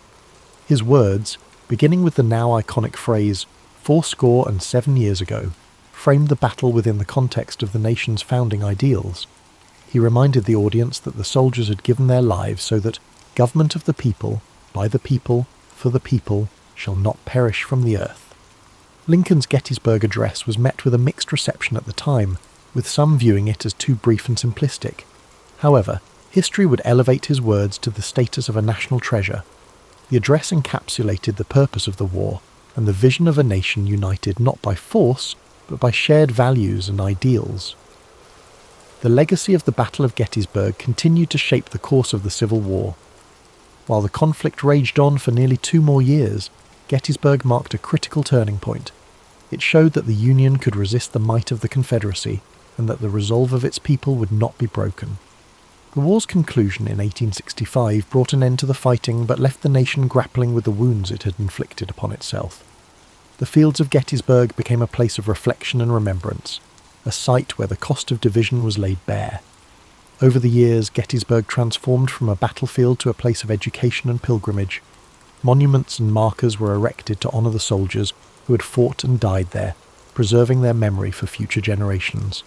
Visitors from across the country and around the world came to walk the hallowed ground, to reflect on the sacrifices made, and to ponder the lessons of history. Today, Gettysburg stands as a testament to the resilience of the human spirit and the enduring struggle for freedom and equality. It reminds us of the fragility of unity and the strength required to preserve it. The lessons of Gettysburg echo through time, challenging us to remember that the cost of division is far greater than the effort required to come together. As you rest tonight, let the story of Gettysburg remind you of the courage and sacrifice of those who came before us. Imagine the quiet fields at dawn, the soft rustle of the wind, and the stillness that now blankets a place once filled with chaos. Let the strength of their resolve bring you a sense of peace, and may their legacy inspire hope and understanding in your heart. The legacy of Gettysburg extends far beyond the battlefield itself.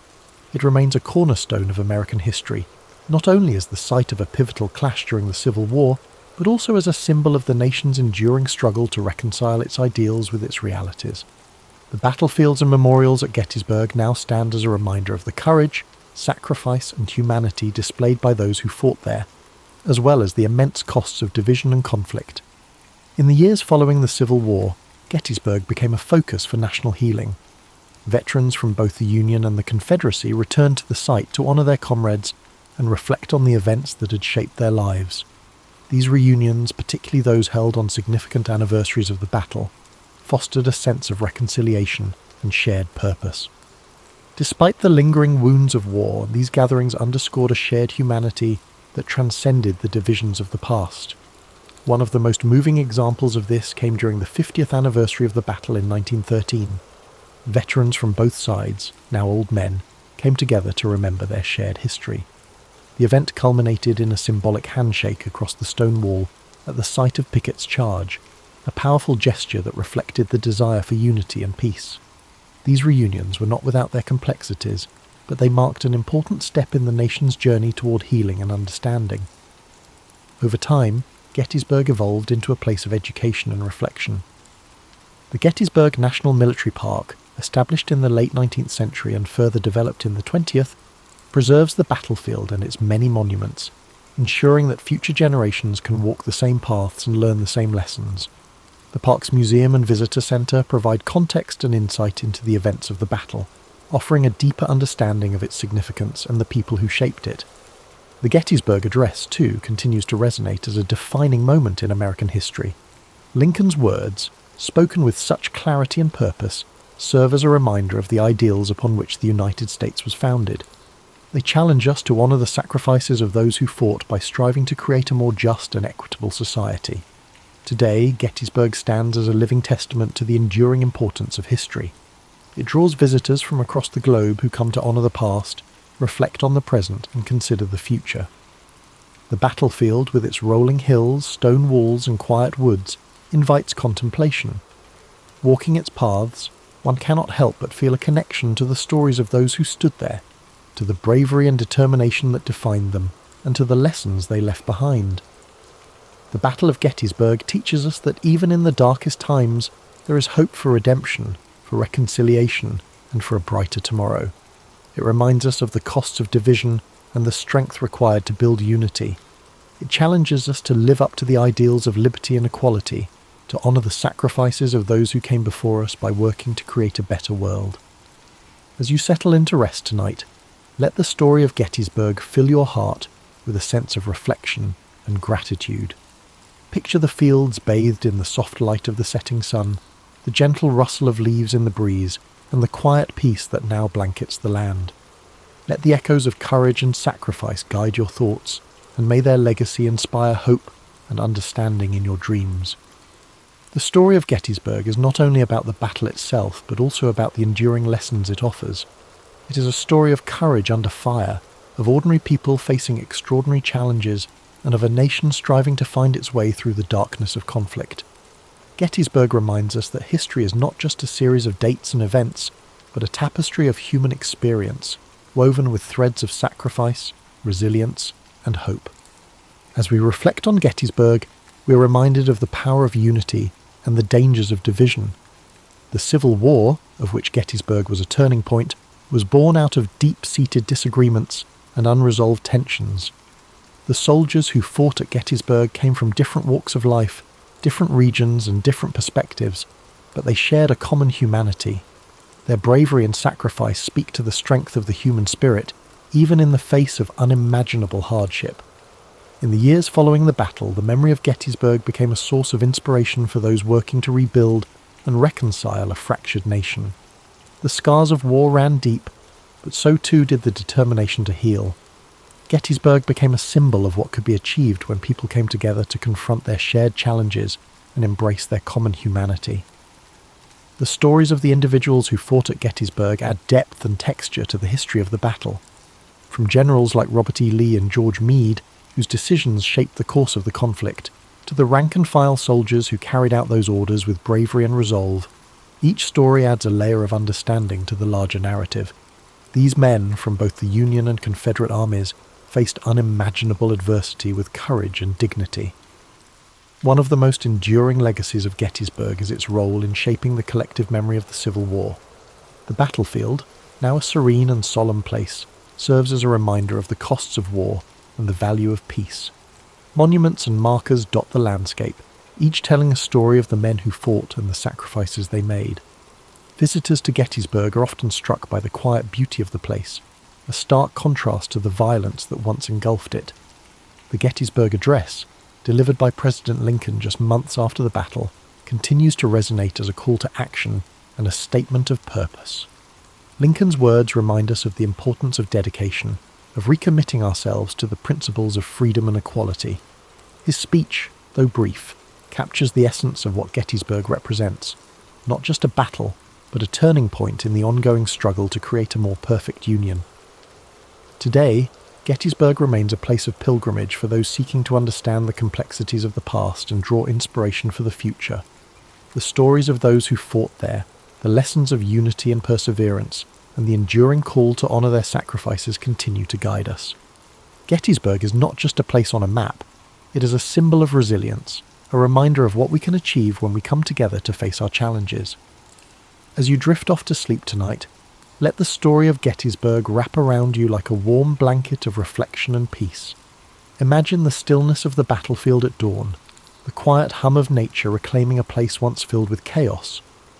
Let the courage and sacrifice of those who stood there inspire you, reminding you that even in the darkest times there is light to be found.